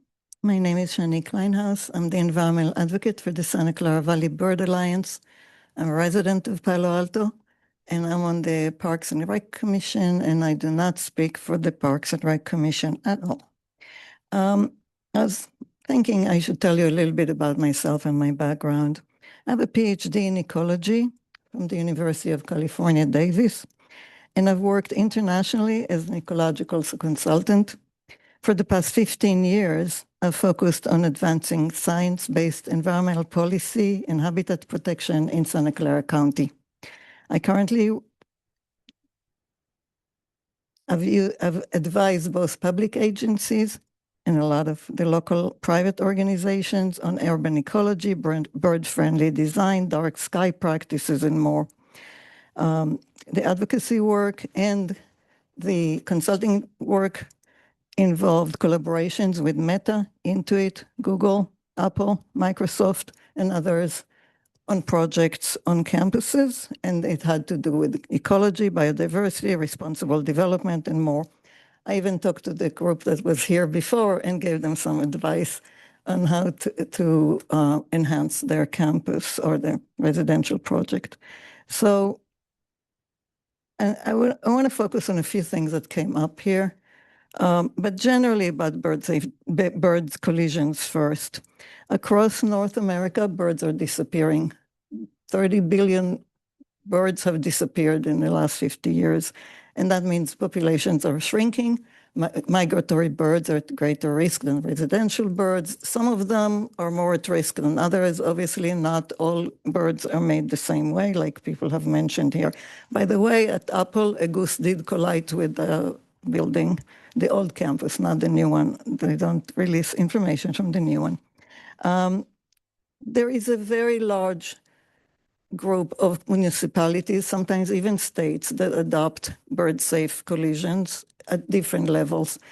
New York has a very strong ordinance that applies to housing. Cupertino applies to housing. Some only apply to non-residential. Some apply only to commercial, but not mixed use. Some apply to mixed use. So there's a large variety. And I think staff did a wonderful job of actually trying to figure all of that out. And I really thank them for that. But a lot of tech companies implement it, and not only in our area, also in other areas, that even overseas. So I think the idea that we need to protect our environment and it's part of our urban environment is important. So, and I understand a lot of the issues that came here. I'm a homeowner in Palo Alto, and I don't want to have extreme expenses, but I thought I'll show this video because you can see in the video, I don't know if it will show well, but you can see the migration patterns. You can see the birds that are flying, and this is spring migration, but you can see the birds that are flying along the coast, and you can see how they get to our area, and those birds are at risk. And it's all these dots that you see there, it's different species, different colors and so on, but it's not insignificant. And I think we need to consider our natural world when we think about how do we run our lives. And you can see at dark, there have even more birds migrating, and the light attracts them, and we have a lot of issues of collisions because of lighting, and this is why those things are connected. If you can go and show the rest of, so this website is a website by a large group of organizations that put together created this Bird Collision Prevention Alliance. And there is a lot of information here that people can use at home to create and that consultants can use, and that anyone who's trying to retrofit their home can, or other construction projects can use. And they're not all expensive. And if you scroll down a little bit, you can show solutions. So you can see, if you click on the one with the dots, some of them are really beautiful, and some of them are really obnoxious and unpleasant to watch. But, you can choose. There is a lot of options out there. And if you scroll down, there are a lot of options. There's a lot of different solutions, and there's pictures of them, and you can see which ones. And some of them come with cost estimates. So it doesn't have to be prohibitive, is what I'm trying to say, or ugly. Can be, but doesn't have to be. So when we talk about single-family homes, I would say that we need to I think that there were some misunderstandings that were asked about and that staff brought up, because there are issues with any window that needs to be replaced should not require retrofitting. But if you're going to retrofit in a way that creates a hazard, and there are definitions of the hazard, then yes, it should be. And the reason is because it will encourage people not to create hazards in the first place. So if you are going to create hazard, then please retrofit it or don't create it. We have options in design not to create those things. And I think that's important to remember. And so the focus on hazards is important. I had here what Mountain View requires in North Bayshore, which I thought was actually pretty reasonable. All new construction, building additions, and building alterations are required to include bird-friendly designs. They're not like anyone who needs to replace the existing window with a similar window, but if a new addition or something creates a hazard, they need to address it. And I think we need to keep that. So I wouldn't say completely remove the requirement, but figure out how to apply this requirement to hazardous situations and not everything. In terms of, what else did I have here? Trying to remember all the questions and recommendations that you had related to the 300-foot buffer. I think it's important. The creeks are the lifeline for all our biodiversity in the area, the creeks and the bay. And if we don't look at the creeks as part of the ecosystem, then that's where the collisions do occur. Not every home, and I understand. I mean, and yes, the birds may be somewhere that doesn't have a creek too, but this is where they migrate. And I think Dashiell is going to talk about that a little bit. The water attracts birds. And again, not all birds are the same. That yellow bird that you saw there is often near creeks. Alternative compliance, there are questions about that. I think that it is a problem the way it's defined, and I think we need to think about ornithologists with some experience, but doesn't have to be 5 years, or accreditation, because it doesn't exist. About heights of buildings. In our area, most of the collisions occur at low elevations, but the science tells us that because there's more low buildings than very tall buildings. And the very tall buildings, if they're lit at night, that's where the collisions occur en masse. Now, the East Coast has different migration patterns. Ours is more diffuse. Over there, you have much bigger streams of birds, so you can have 1,000 birds die with one building one night. We generally don't get that. And people don't even know. And the reason they don't know is because when a bird hits a window and it dies, it may not die right next to the window, but it also may actually be picked up by a cat or a crow or a gull or something else. There was a building I was asked to look at once. They told me, oh, there's so much bird poop there. Can you help us figure out what's going on? What was going on was foxes that had stations, not birds were pooping there. It was foxes, and they had stations because the building was so deadly. I have seen buildings that were retrofitted with film around here, and they are very effective. There's some in Mountain View, there's some in Sunnyvale, there's some on the Google campuses. And the film doesn't peel right away. It lasts a long time. And if you think about a lot of the films that are applied to reflect or to help address loss of heat, they're also films. So I'm just thinking that, need to solve some of these, but not as an all exemption for all residential homes. And I do think that we need to think about the places that are most dangerous to birds. That's why San Francisco did two things. They have location hazards, which is near water, essentially, or parks, and they have element hazards, which are those safety issues when you build something that is dangerous. Thank you. Thank you, Ms. Kleinhaus. Our next speaker is Jeffrey S.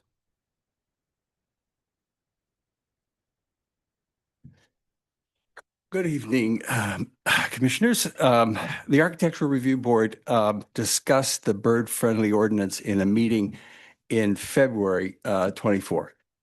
And there was an exchange among a few ARB members during the meeting that, in retrospect, has some irony, I think. So here's what we learned in the exchange. One of the board members, an architect, lives on Palo Alto Avenue. Across the street from his two-story home is San Francisco Creek, which is bordered by a lot of trees. So, in other words, there are no structures opposite his home on the other side of Palo Alto Avenue. So the architect noted that because he has seen a lot of birds in his yard over the years, he recommends that residential buildings near trees and other natural areas should be covered by the ordinance. Okay. So under questioning from other members of the board, the architect said that in the last 20 years, he has had very few, if any, bird strikes. The stated reason, his windows have mullions separating large panes of glass, each pane typically measuring about 3 feet by 5 feet. No frit, no non-reflective surfaces, he said, no film, no dots, no lines, no insect screens. So I'm wondering how this ARB member, architect, is going to react when he finds out that his windows with mullions separating 15 square foot panes of untreated glass are not sufficient, despite his experience, for bird protection in Palo Alto. So if one of his clients in a bird sensitive area wants to install windows like the ones on his home, the client will need to submit a report from a qualified biologist or a qualified ornithologist based on a study. But as we know, there are no bird window collision studies in Palo Alto. So in effect, the ordinance would relieve the city from its burden of proof and would shift it to residents in bird sensitive areas. And I think that represents an extraordinary burden. Thank you. Thank you, Mr. Shore. Our next speaker is Ed F., followed by Charlie W.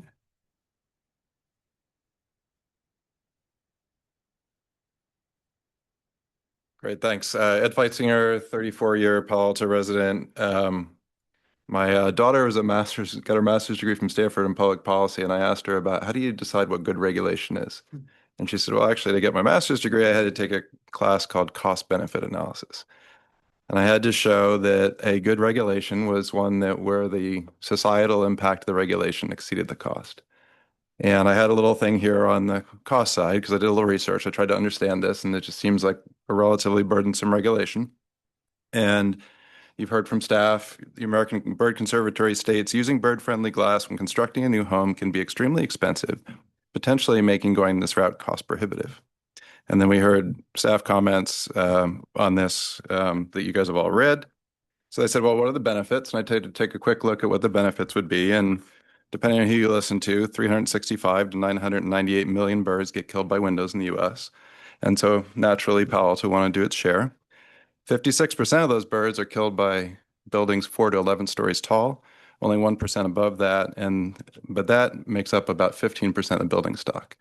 So 80% of the problem is buildings 4 to 11 stories tall. There are not that many in Palo Alto. We're talking about residential restrictions here, which is 20% of the problem. Again, 80-20, where are we focusing our time? We're focusing our time on the 20. Burdens falls on the residents, we've discussed before. Anecdotes, but my house has an elevation with 40% window coverage. I did that work 25 years ago. One bird kill, 25 years. I live about 600 feet from the creek. I'm a member of Palo Alto Hills Country Club, Alexis Drive. If you've ever been up there, new fitness center, about 1,000 square foot glass wall with very large panels overlooking the pool deck. So if you can imagine, and it's on a Rostero, right next to Rostero Preserve, in what you guys are describing is what you want to be a bird sensitive area, you'd imagine that's a killing machine. So I asked the general manager how many, and the birds would fall and drop in the pool area. And so during the day, the kids would get upset. So I said, can you go ask staff how many birds have been killed in the last year? And he said, well, we don't know of anybody. We'll go ask you and ask. And one bird was killed 13 months ago. So the bird sensitive areas, again, the data points point towards, maybe the foxes are coming picking up at night. I don't know. But people during the day sitting out there with birds flying around in a bird sensitive area in a 2-story building with 1,000 square foot glass wall, birds are not hitting it. So I kind of go back to, well, what's the issue and what are we trying to do? So one dead bird per annum, and saying now you have to remediate that wall, or if you want to do other construction in that area, now you have to put a lot of expense into commercial glass. What's the benefit? I see 2 logical options here. How much time do I got left? 11 seconds. Do a study and figure out what's happening in Palo Alto. This building should be a killing machine. There should be dead birds all over the place if that's the problem, right? So do a study here. Palo Alto Hills Golf Club will help you with that study from their side and do a more remediated study. Thank you for your time. Or just say, don't do it. Stop. Thank you. Our next speaker is Charlie W., followed by -OL. Thank you, Mr. Feisinger.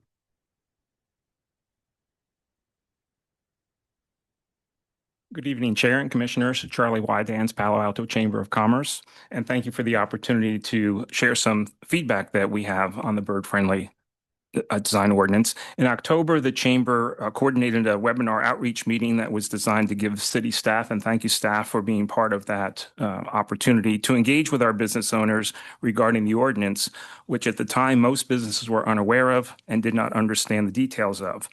We heard concerns shared by the business owners during the discussion that the ordinance is too broad, not gauged to local conditions, and too restrictive, as it does not account for the different building structures in the city. Understanding the ordinance is intended to minimize bird collisions, more data is needed to understand the scope of the problem. We are not aware of a study that has been done to prove the issue, and we suggest the study should conduct a study to understand the scale of the issue and where reports of bird collisions are located, and the assessment of local collision frequency to justify the cost of the requirements before adopting such a costly ordinance. In addition, we heard that the bird-friendly glass significantly alters the experience building users and makes the buildings less attractive, especially in challenging real estate market time, without clear evidence that it would deliver meaningful local benefit. While we share the value of reducing bird collisions, this ordinance fails to balance other goals such as overall benefit, occupant experience, and construction cost. We also ask that you allow practical alternatives rather than imposing blanket restrictions across all non-residential buildings. So to summarize, what we heard was take some time to conduct a study to understand the scale of the issue. The ordinance is restrictive and does not account for all the different building structures of the city, and it would be very costly to put these features on the buildings. Thank you. Thank you, Mr. Wydens. Our next speaker is Dasho L. Dasho, you may now speak. Thank you. Hello, commissioners. My name is Dasho Leeds. I'm the conservation coordinator for the Sierra Club Loma Prieta chapter. I just want to start by reading from the American Bird Conservancy paper, Factors Influencing Risks of Collisions for Birds with Buildings. It's a great compilation of scientific research. The paper states, the habitat immediately surrounding buildings bears directly on collision likelihood. Vegetation and other resources draw birds, and so do the reflections. Aquatic habitats like stream banks, lakesides, and marshes are especially productive, and birds are attracted to areas with water both during the day and as they end migration stages at night. And then there's a subsequent paragraph that lists about a dozen studies indicating that reflectivity of vegetation, and particularly birds' ability to see vegetation through glass, also increases the likelihood of collisions. So I think there's some pretty significant precedent which would allow us to claim that birds are more likely to collide with windows and buildings in natural areas like streams and creeks. So I do think that there's some merit here to keeping the 300-foot provision or definition of bird-sensitive area. Cupertino also defines their bird-sensitive area using a very similar 300-foot standard. And then I believe you all have an in-paper handout that lists a series of scientific studies that basically we're trying to identify, if you want to protect habitat, what sort of buffer are you looking for?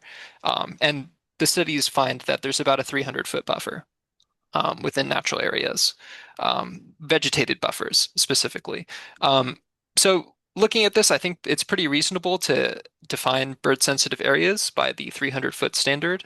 I also really like Shani's recommendation to consider applying standards when a new hazardous architectural feature has been created.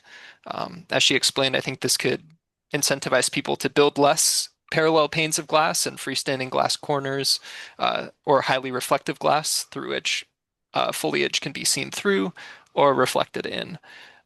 And again, just to go back to that Cupertino example here, Cupertino exempts residential development in R1 zoning districts, but only those outside of the bird-sensitive area.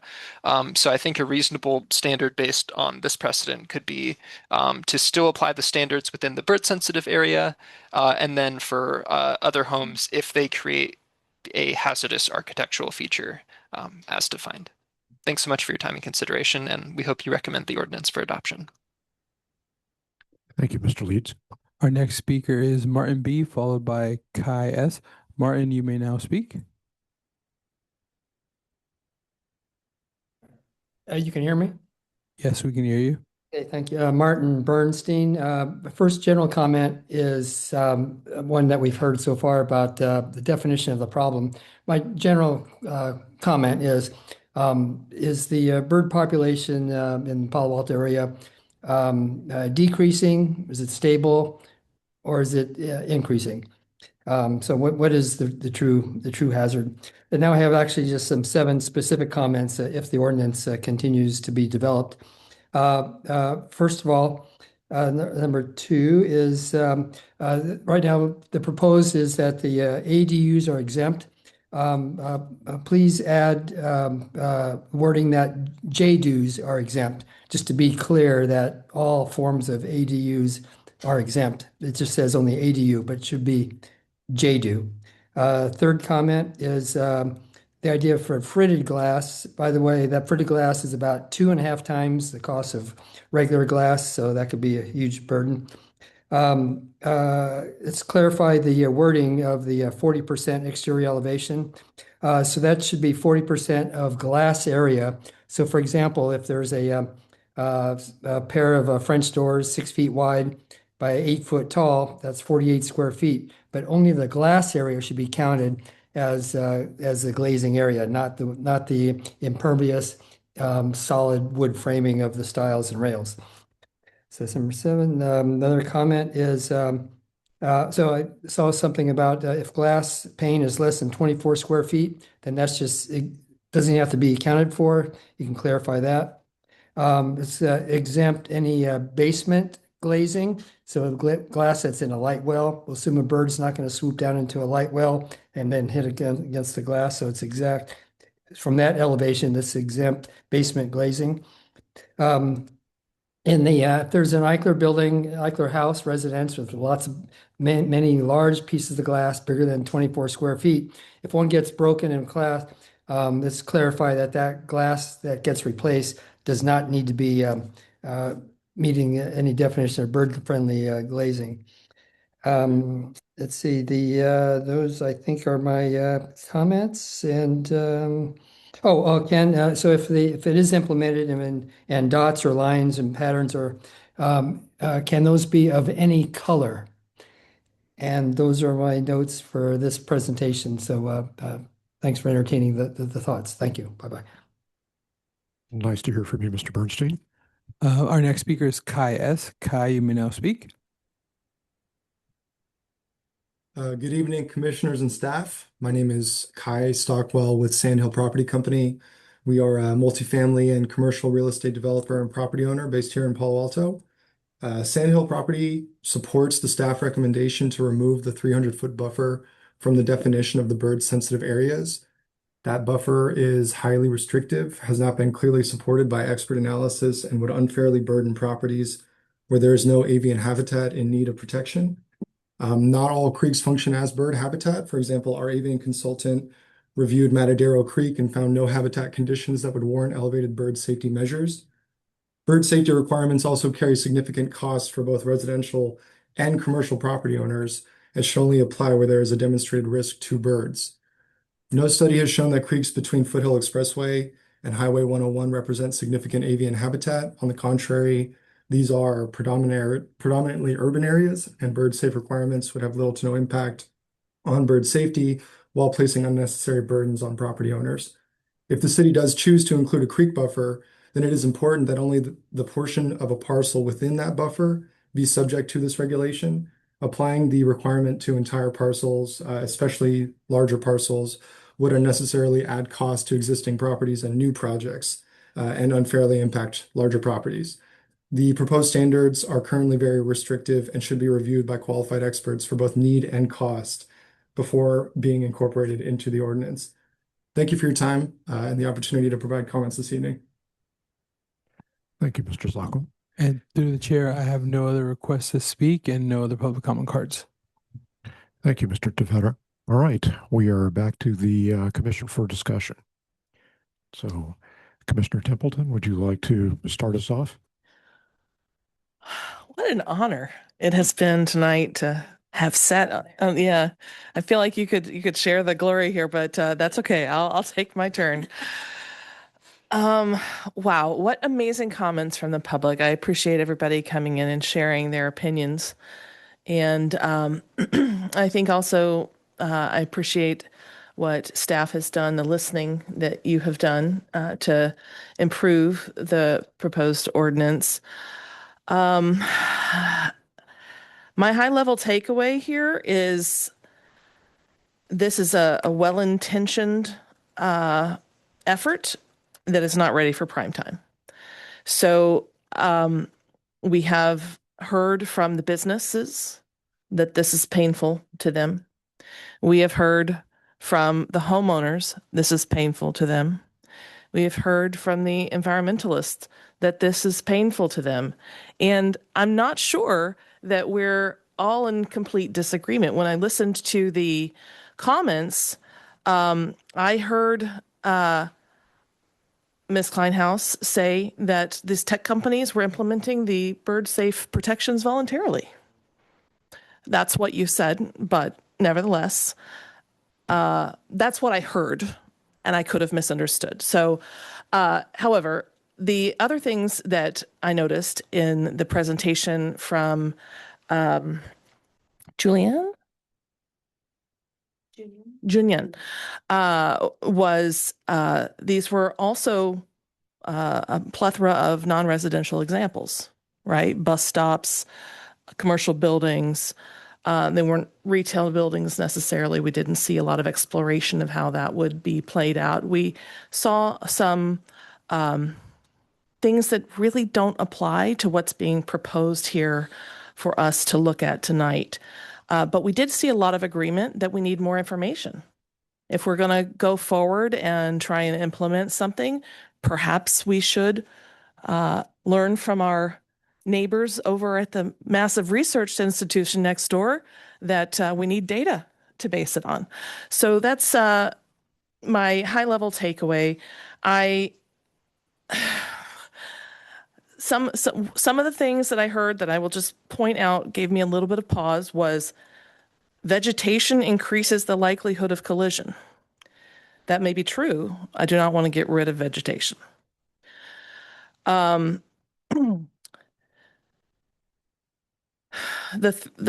ecosystem buffer, trying to understand, while I understand that the 300-foot buffer is important to the location where activity is happening, it wasn't clear what the windows have to do with that because we don't have any data about what the die-off that's happening here. I've also heard a lot of people that are concerned about the bird die-off blame cats. And I believe it. I believe that there are cats that eat birds, but I don't want to get rid of my cats. So what I'm trying to get at is one can come to any number of conclusions with the level of data that we have, but they may not be the right conclusions and it may not be action is yet warranted. We need to get more information, clearer direction. So I'm going to say at the absolute minimum, this should not be applying to residential properties at all. I think at the absolute minimum, we have to have a lot more information before requiring our businesses to invest by regulation, though there are many that we would like to provide guidelines for as per direction from council. All right, that's it for now. Thank you. Thank you, Commissioner. Vice Chair Chang. I think I come at this from a little bit of a different perspective, which is staff spent a lot of time working on this at the direction of council. And I think that I think the staff has done a pretty good job narrowing it down to some areas of concern. And I think there's a lot of confusion in the public comment because I doubt that most people are super experienced at reading ordinances and understanding applicability and everything else. Not to mention that I myself asked a question very early on about the interpretation of an elevation. And so to start with, I just wanted to ask, so overall, my perspective is that I think that we should because this is the third time this has come to the commission and staff has put in the work that they're going to put in, I think we should just move it on to council. We can make it better. We can answer staff's questions and then move it on to council. And if council decides that this is not ready for prime time, then I think let's just have council decide that rather than add to the churn.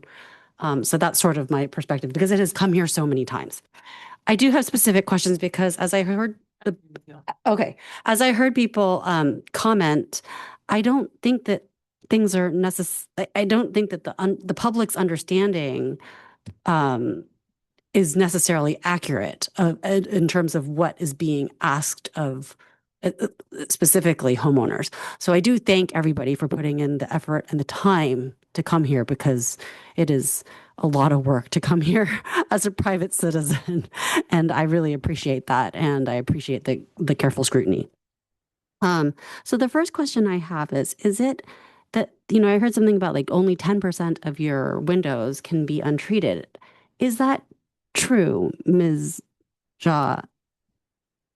So I think as written, it says no more than 10% needs to be untreated, which means that 10% of the elevation. of the elevation. So if you had a huge wall of 1,000 square feet, you could have 100 square feet of windows is what you're saying, like that entire vertical surface. That's correct. Okay. So it's not just taking consideration of glazing, it's taking the entire wall. Right. Basically. And all windows in my house, actually, all operable windows have a bug screen. Those are also the windows used for egress, like for fire code. Does a bug screen count as something that meets Yes. that makes it bird safe? Okay, so I just wanted to clarify for the public that's listening that, I kind of went through my house and I said, looked at the elevations in my normal house. I don't have to worry about any of my windows because I don't have more than 10% that are not covered, more than 10% of an elevation that is not covered by either a wall or a bug screen. So that's, I think, I don't live in an Eichler. So I did hear the public comment, and I actually had that same thought of like, oh my gosh, if a baseball goes through an Eichler window, do they have to deal with this? And we want those Eichlers to change. To your point, Commissioner Templeton, we want those Eichlers to change from single-paned glass that's very energy inefficient. We want to do anything that we can for those homeowners to change to really expensive double-paned windows.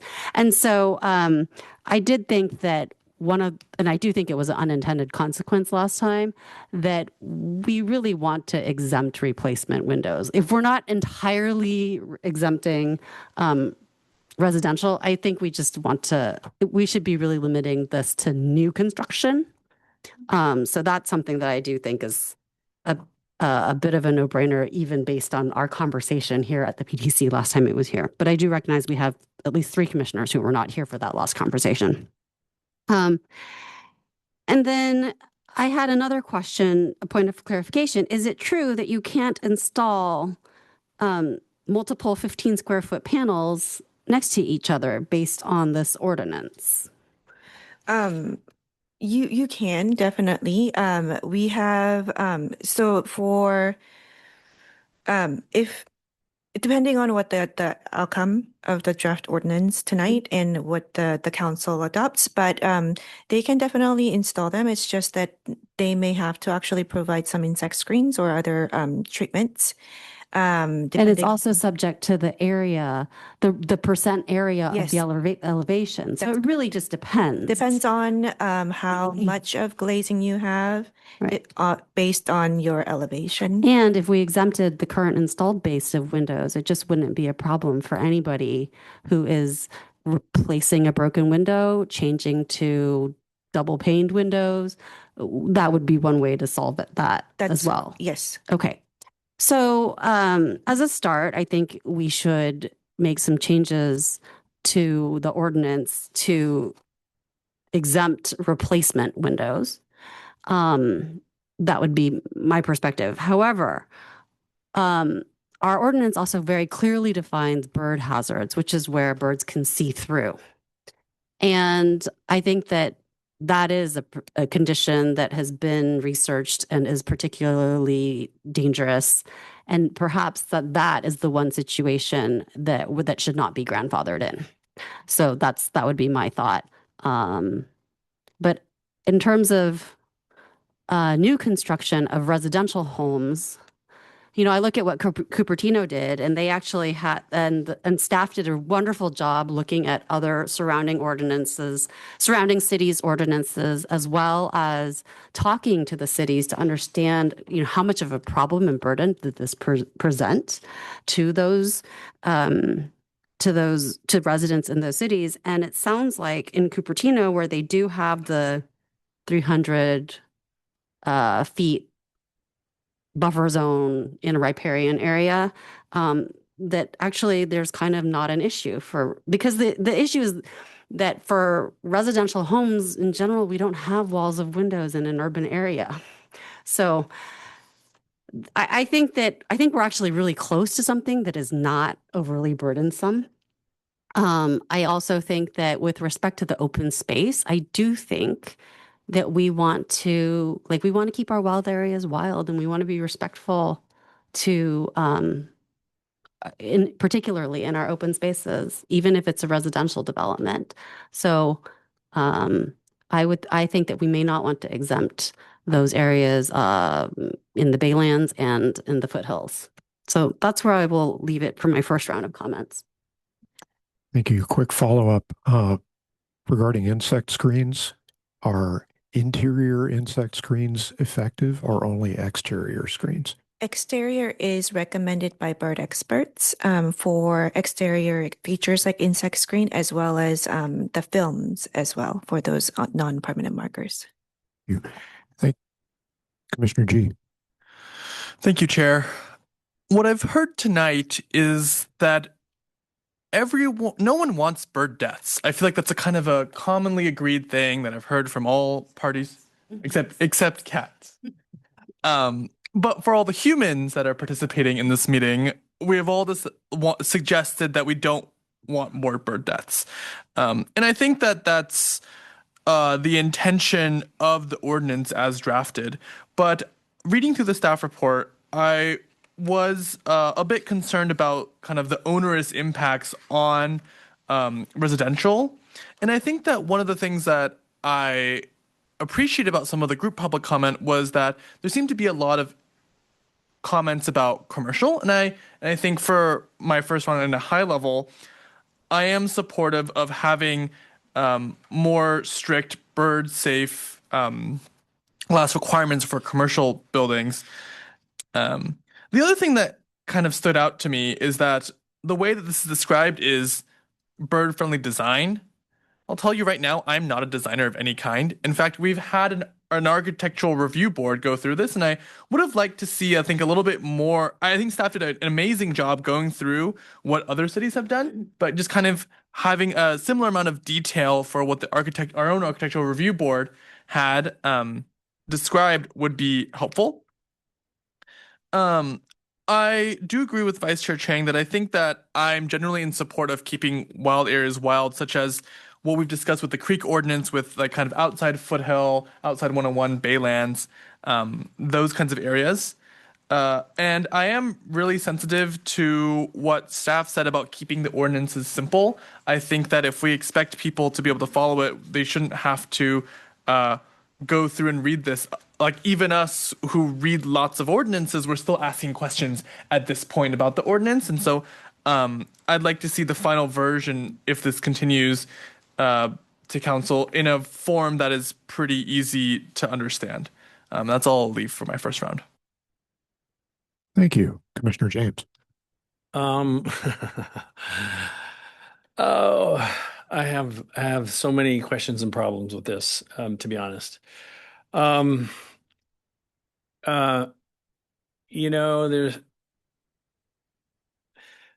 I feel like there's just a lot of guesswork going on and a lot of kind of extrapolating from like sort of national figures about how many bird deaths there are, and these are serious problems.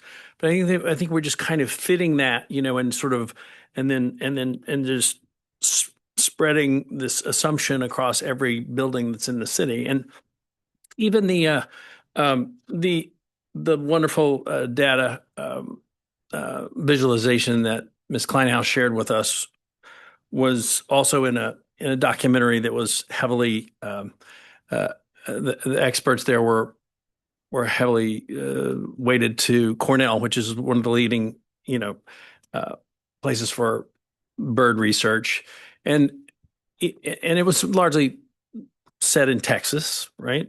But one of the lines from that documentary, which was quite excellent, is not every building, not every house.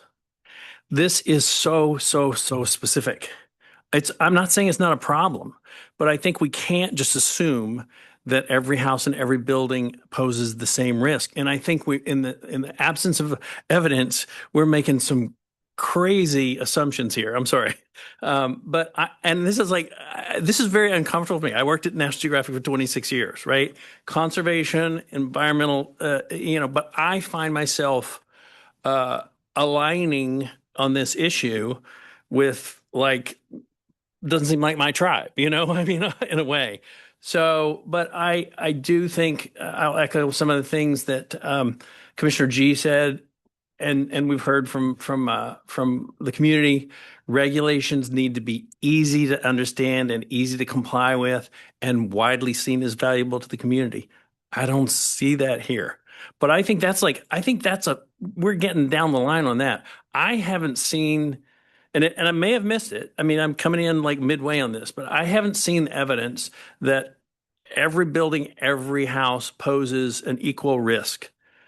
I just find that very hard to believe. I also think that there's all these built-in biases. I don't want to ask architects to do field biology, and I don't want to ask biologists to design buildings. They have a built-in bias that they're going to. It is quite natural if you are advocating for the birds that you're going to advocate for throw everything at it that could possibly work. And I get that, that's the role. That is that role. But our role is to kind of balance those things out, to find the balance point, between what is the information we have, what is the risk we understand, how can we mitigate it. But I think it's got to be very, very narrowly focused. One of the community members pointed out something that I concluded to in the first urging of the council. They did refer to it as guidelines, and I think we could probably go a long way with guidelines. And I think, as you pointed out, some of the tech companies are doing this on their own initiative. I think there's a lot to be said for focusing on education and resources.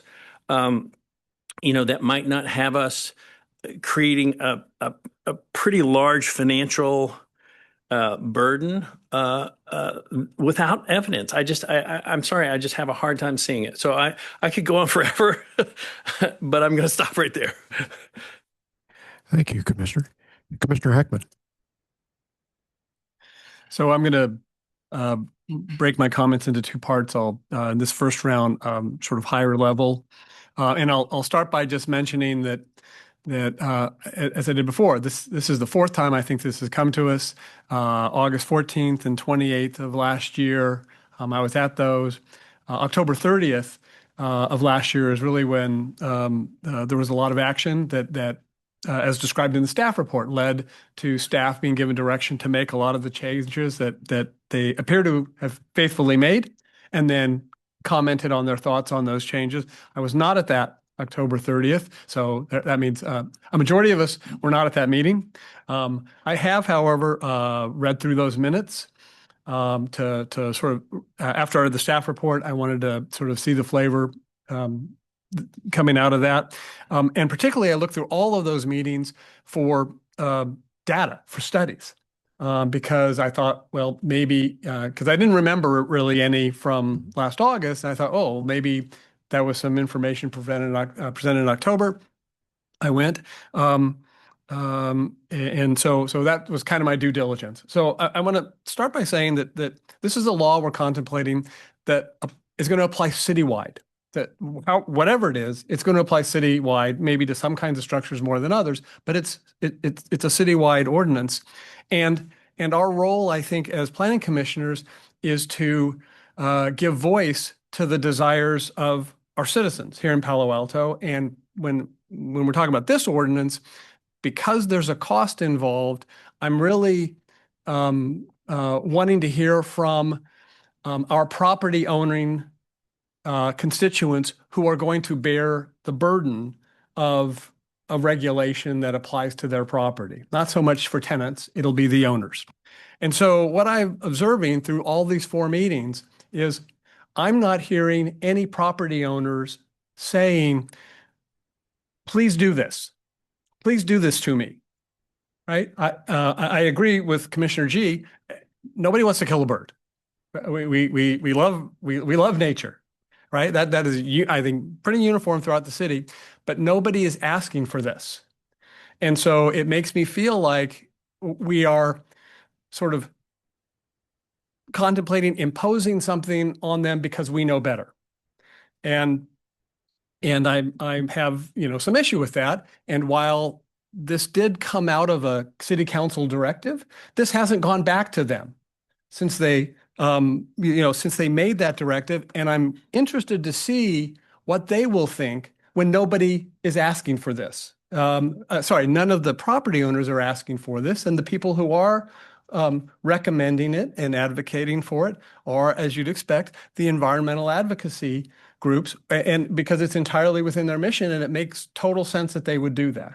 But that concerns me that we're not hearing voices in support of this ordinance from the people who will be affected by it. The second thing that concerns me is, again, the lack of data. I did go through this exercise. I did find there was a reference, I think, in the August 28th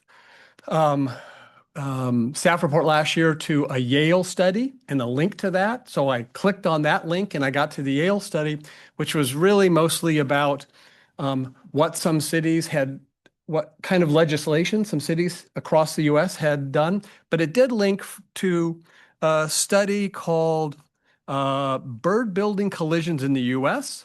Multiple authors. Yep. Okay. I may be stealing some thunder from our chair here, but great minds and all that. Anyway, it's a 2014 study, and I just want to read a couple. And again, it's nationwide, but these are a couple of the conclusions that drew my attention. I just want to share them. In the most extensive, and again, 10 years ago, this is written, in the most extensive building collision study to date, per building mortality rates at individual residences were higher in rural than urban areas, and residences with bird feeders than those without feeders. So I'm guilty. And that's from a 2012 study that they cite. However, compared with larger buildings in urban areas, for example, skyscrapers and low-rise buildings on office and university campuses, detached residences appear to cause lower overall mortality rates, and this part, it was counterintuitive, but I'm just going to read it, and relatively high amounts of mortality during non-migratory periods. So anyway, so that's the data I could find. And it's not necessarily localized. I don't think, incidentally, that we need a study of Palo Alto's birds. But I think something in this general region, I think there are differences between, our bird population here and what happens up in, Fort Bragg, perhaps, and certainly what happens on the East Coast. And so I do think something more localized, some information is necessary. And in the absence of that information, really what I have is sort of my anecdotal experience, like one of our speakers. I live in an Clerk. So the back of my house is 12 feet of glass along the dining room, cornering up to 21 feet of glass for the living room with some narrow pillars in between. I've been there over 30 years. I believe I have had 2 bird kills with those windows. Both of those were doves. And so that, for example, is interesting to me. There was some discussion among the commissioners earlier about different birds behave differently. And so that seems to be a problem. But there's only 2 in over 30 years. So if you had asked me in hindsight, knowing now that I could have prevented those 2 deaths by spending, say, $1,000 per bird 30 years ago to replace windows, would I have done it? I'm going to be honest. I'm going to say no, that it's not worth $1,000 to me to save 1 bird.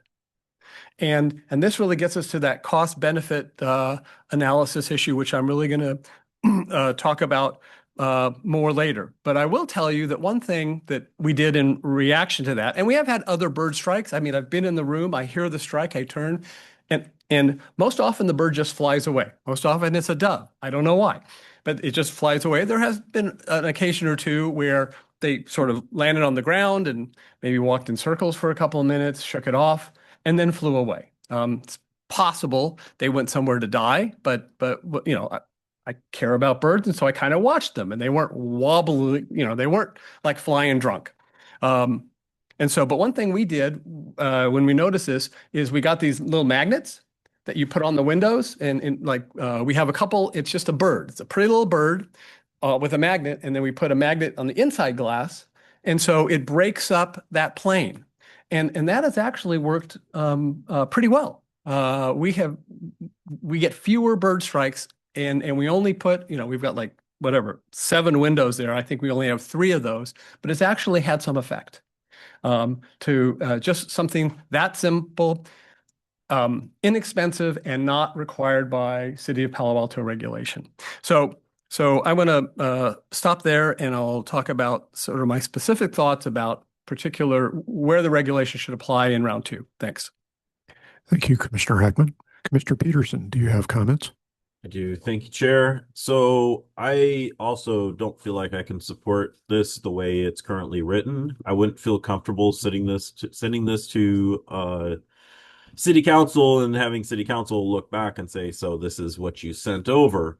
For me, there's several reasons. One is just as I opened up with the height. Birds don't fly into the tops of buildings because, well, as we heard here, geese and ducks don't fly into buildings, and that's what flies at the higher elevations. So, you know, starting with that the way the ordinance is currently done, it's missing. It has gaps. It's overly covering. We've heard people talk about basement windows. There's been a lot of different edge scenarios that have been brought up where people say, well, it shouldn't apply. And so I agree with that. And so that's why I think the way the ordinance is currently written, it's a little bit, you know, too much. It's too simplified. This is a more complicated scenario. But I also don't think it needs to get to the level of detail where we heard the testimony that said, well, if it's a corner window and you can look through the window and you can see the trees on the other side of the window, that needs to have dots on it. Okay, but are we going to write legislation that every corner window that you can see through across the corner has to be, you know, bird-friendly glass? So then coming from that, I think we haven't heard anything in this entire time that sounds like good science. There's been good beginnings of science here. There's been good reports that say maybe we should study this more, but I don't see anything here that's risen to the level that we can stand on and actually make city level ordinances and feel comfortable that that we're making good decisions. And so when you don't have good science, what do? You ask your neighbors. So I think, you know, like when we've asked about traffic calming, we sent a survey out. You know, 90% of the neighborhood said we should have traffic calming. Well, I'd like to see a survey come back, you know, as it was recommended earlier. I'd like to see 90% of the city of some sample say we would like to put bird-friendly glass in. And if we have that shown to us as evidence, then I think we have something we can stand on and say, okay. But then coming from that, one of the things is people don't like birds flying in their windows. You feel bad. I think we've heard it too. I feel bad if a bird flies into my window.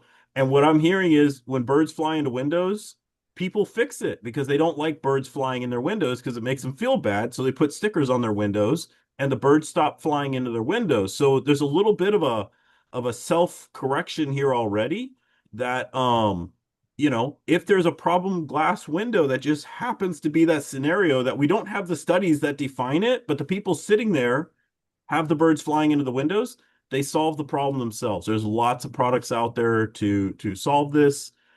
And then I'm also one of the people here, well, I speak for the trees, so to speak, as forest, but I like to speak for the birds too. But I live in an apartment that's literally at tree level. And I just realized we have like a 24 square foot window and we have a bird feeder and a hummingbird feeder. And we have never had a bird strike in the entire like 10 years we've been here. And then listening to all this, I realized why haven't we? But we haven't. Apparently birds don't fly into our windows. As much as I would love our landlord to replace all of our windows with dual pane, I can't stand on this this ordinance to push that forward. So that's my opinion. Thank you. Thank you, Commissioner. All right, I really only have one round of comments, but I suspect we may have a little more discussion to come. So with great reservation, really, I support eliminating the requirements for R1. Commissioner Heckman referred to a certain paper, which I also have by Scott Loss and others. And my reasoning is a little different.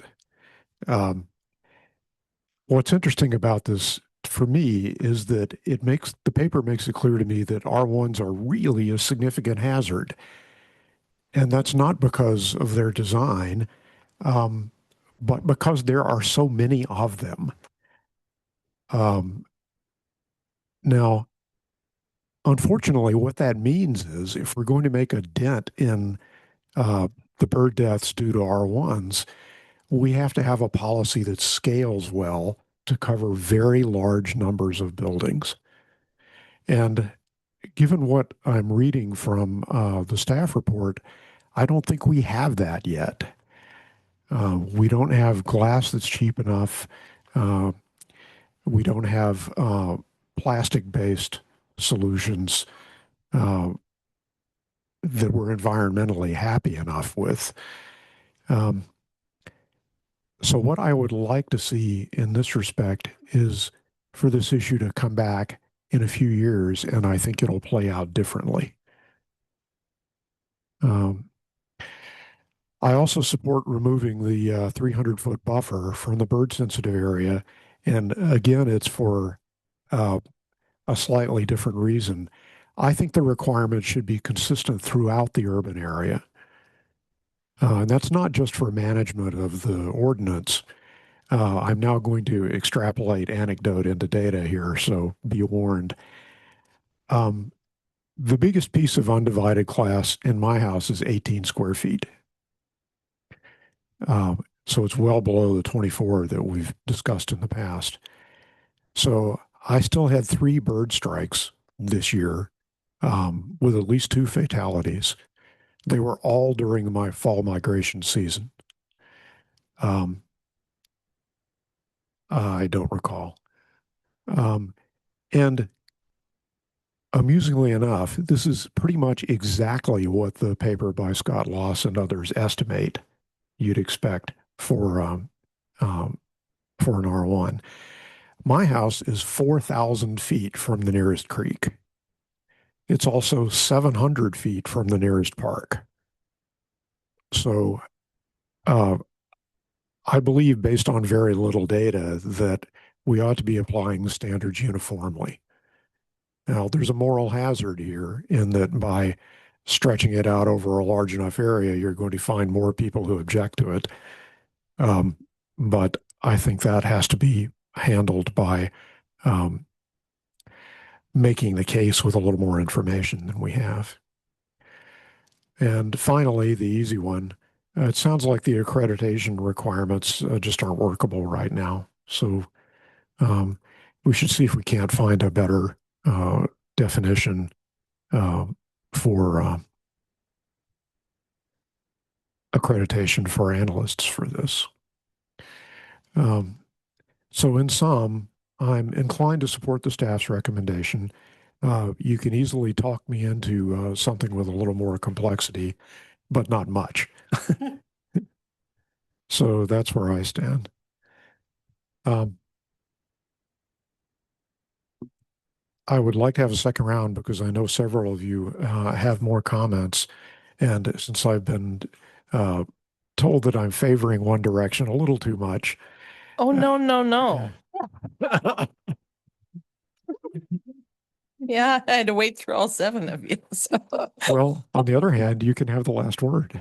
Oh, that's really cute. I bet I can do that anyway, though. If you're really nice to me. All right. In the interest of consistency, then, we will once again start with Commissioner Templeton. I really appreciate your openness to feedback, though. Thank you, Chair Aiken. All right. So during the comments, everybody gave great comments. I really, this is the kind of planning commission I live for. Like, what a good discussion we're having. Thank you, everybody. One thing that was coming to mind is that we, in addition to not really having data about like what kinds of things are happening or where they're happening, we don't really understand the scope. And that's one thing that I think really confuses the issue, because we do know bird strikes are happening, but we don't know if they're happening at an unusual rate in our city versus other cities, or at an unacceptable rate for the health of the general population, right? We just don't know. And one of the things I was thinking about is, like, what if we were to compare bird strike deaths to deaths from like West Nile virus in the area? As we know, we definitely have taken community action to address West Nile deaths, right? We have the fumigation, or whatever you call it, the treatment with the chemicals of the areas. But locally, like in terms of residential properties, we rely on code enforcement to eliminate hazards like standing water. In other words, somebody has to call the city, complain that there's a tire full of water in your yard, and then somebody might do something about it. So if you put the scope of harm in perspective, that costs the homeowner $0, but it's not even enough for something proactive. It's somebody has to call and complain in order for action to be taken against the homeowner, and that action is almost always at no cost. Now we compare that to this situation, which is potentially very expensive and could be applicable to anyone if we passed it in the current form. It starts to seem like extremely outsized. And that's not to say it's not important to figure this out, because I agree with everybody's comments. And then I just want to highlight Vice Chair Chang's. Like, we do want to figure out a way to do this in a way that is compatible with our city's values and with our homeowners' values and with our business owners' values, but that doesn't put an unnecessary burden. And especially thinking at a time like this, when everybody's under a financial strain of some sort or another, especially our local businesses, like it feels like an overstretch. And I was just thinking about the dates. You said the last time we were discussing this was August and October of 2024, which somebody might be able to make the connections there. But anyway, so I think, as well-intentioned as we all are, and as much as we want to move the city forward, we have to think about what's the way we can move the city forward that's effective, that's going to pass council, and that's going to make us take a step in the right direction for the longer-term plan that Chair Aiken was talking about. So my suggestion is going back to starting with guidelines. We can do a lot more with guidelines and have less pushback and higher likelihood of getting it past council. So can we start there and maybe then include a recommendation for council to send it back to PTC in 2 years or something like that?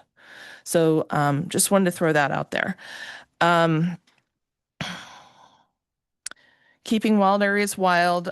Several people mentioned that. I just want to go on the record saying that I have no problem with that. I think it's great to keep wild areas wild. I think it's also important to think about the people that are living there that we have allowed to build a house there, and how do we do it in a way that, in your words, makes it better? How do we make it better that we're intruding in this space? Because, in the end, we're all intruding in this space, right? So how do we make it better? And then I love your idea about exempting replacement windows. And then to Commissioner Heckman's question and Chair Akins about the incidences being higher during migratory periods. Was that the quote that you were talking about? I was wondering if it has something to do with the migratory birds might not be as territorial as the other birds. And then maybe the ones that live here fight more over the reflections. I don't know. Yeah, I think there are many reasons. The one that instantly comes back to my mind was that a lot of the migratory birds that die are, it's speculated, are those that were hatched this year. Oh, didn't So have the they- experience. So, right. Oh, interesting. Well, anyway, I just want to thank you again for a good discussion. I'm unless you guys come up with some more interesting quotes for me to respond to, that might be it for now. But at least this round, thank you. Vice Chair Chang. So let me understand correctly. I just want to make sure I understand. So you're suggesting that we not forward an ordinance onto council and then just adjust guidelines? Is that what you were saying? Okay. Which complies with Yeah. yeah. So I don't want to throw away all the work that staff has done, because I think they've done a lot of really good work. And we've all talked about the cost. And with respect to residential, I think if we exempt replacement windows, I really don't see where the bulk of the cost is coming from, because there's always design choices. And if you don't do a bird hazard installation, like as written, as the ordinance is currently written, there's no cost. So you could always solve things with design for new construction, I guess is what I'm saying. For new construction. For new, and we're exempting all existing. So Eichler's are safe. Eichler's are safe. I mean, I think that's what that's at least what staff is suggesting, that we exempt, that's one of the suggestions. So I mean, I think the big key here is when we're building new things, now that we know what causes bird strikes, let's not do those things. And that's something that can easily be solved by design. And the reality is that for most houses that are done in the urban areas, people aren't having glass walls like where you can see through the house. That's just the reality, right? Like really where this issue presents itself is like on a property that we saw up in Los Trancos maybe last year or the year before, where it was just kind of a fishbowl because there's no neighbors, so they're not worried about people looking into their windows. Like people in between Foothill and 101 generally don't do that because there's a privacy concern. So I would say that I think that the staff recommendations actually make quite a lot of sense and eliminate the single family home concerns. But I would say that we shouldn't exempt the single family homes that are in the Baylands or up in open space. That's So what not universally applicable. not universally applicable, but universally applicable within the urbanized areas. That's what I would suggest. Because we saw that issue. I mean, we saw a home with exactly that issue. And frankly, if you're building the gazillion-dollar mansion that it is, like you can afford. Yeah, but that home didn't exist yet. We didn't see it happen, right? This is the one that we made them change before they built it. I can't remember what we did with respect to bird safe glass on that one. Yeah. I don't know that we had a conditional, but that's kind of not relevant. Anyway, I didn't speak to the third bullet on staff recommendations on alternative compliance. And my suggestion would be that we just delete all references to, hold on, I made notes on this. So we can just strike mentions of qualified biologists because we don't know how that biologist should be qualified. And if we just say it'll just then say ornithologist or wildlife biologist. So if we just strike all mentions of qualified biologists, and we also strike the sentence that says, in addition, the qualified biologist or ornithologist shall have at least 5 years of experience, blah, blah. If we just strike the experience sentence, then I think we've dealt with that situation. And again, this is for alternative compliance. Like there's plenty of ways to comply, and the average homeowner is going to comply with a screen is what they're going to do, which they already have actually. And then again, like we've exempted existing construction, so the Eichlers are safe. So I think that would solve most of the problems. So that's it for I mean, I just think that the staff recommendations make sense. Thank you, Vice Chair. Right. One more thing. And with respect to the guidelines component, we can forward this ordinance on to City Council with our changes, like with the staff recommended changes, but also suggests that the PTC thinks that perhaps guidelines might be a way to address this as well. Right. So then we kind of like leave it to them without throwing away all the staff work and research, which I think was fairly well considered, and staff did listen very carefully to the public. Thank you, Vice Chair. Commissioner G. Thank you, Chair. In general, I am inclined to agree with the Vice Chair about what we should do about the ordinance in terms explicitly saying that we should just kind of let council make a decision on this at this point. We can pass along the great work that staff's done. We should fix it up in kind of any way we say, and then also say, hey, we may think that guidelines may be appropriate with maybe a 2-year comeback, like Commissioner Templeton said. I think those I'm generally supportive of. I had a quick question for staff about on packet page 112, section D, subsection 2 about residential and residential portions of mixed-use development. So one building that comes to mind is the Channing House, which is like a pretty tall building, which has senior housing as well as assisted living. So is the assisted living considered residential, or is it considered mixed use, or is it considered not a residential use? I'll jump in on that, and then our attorney, Mr. Yang, may have something to add as well. But my understanding is that the assisted living is not considered a residential use. So these requirements would be based on whatever commercial requirements would apply to those portions of the building. All right, thank you. So yeah, I guess go ahead. just to add a little bit of nuance to that, it depends on the specifics of the units that are involved. So there are some circumstances where it would be considered a residential use, where it could be considered a housing unit. Thank you. I think my mental model of the Channing House having like different types of windows on different floors is a little, I think, onerous on the building. I'm just going to put that out there on that. But I think specifically, I'm going to go and talk about some of the suggestions that I would like to make on the ordinance as is. I think on packet page 110, I would strike out the section that says areas within 300 feet of the center line of a natural stream. I'm okay with identifying bird safe areas as areas east of Highway 101 and west of Foothill Expressway. On packet page 112, section C, subsection 3, I would like to, as kind of the commission has decided or kind of expressed support for removing language about replacement. So I would also echo that sentiment.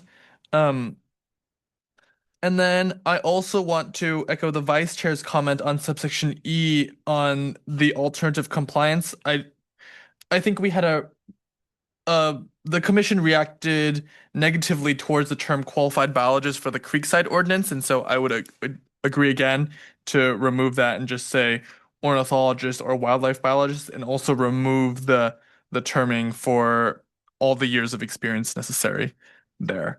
But with those changes, and then also for the exemption for R1, I do think I like the vice chair's idea about excluding R1 in the urban area.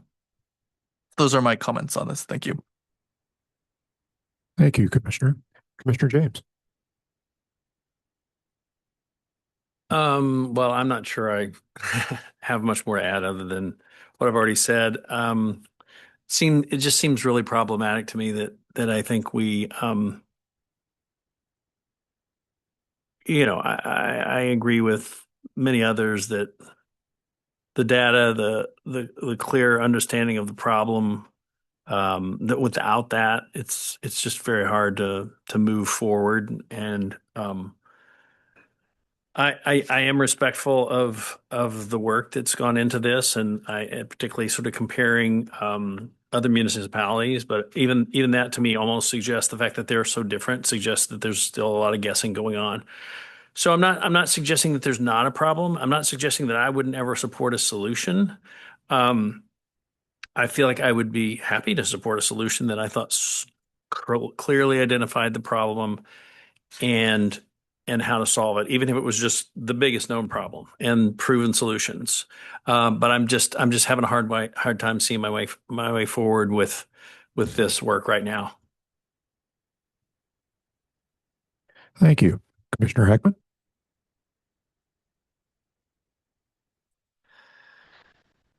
So many chefs stirring this pot. It's going to be interesting to see how it shakes out.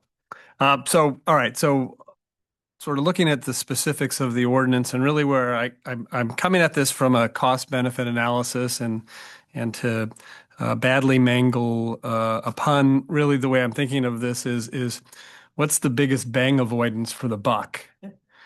And so when I look at that, I'm thinking about, well, where do the birds mostly fly?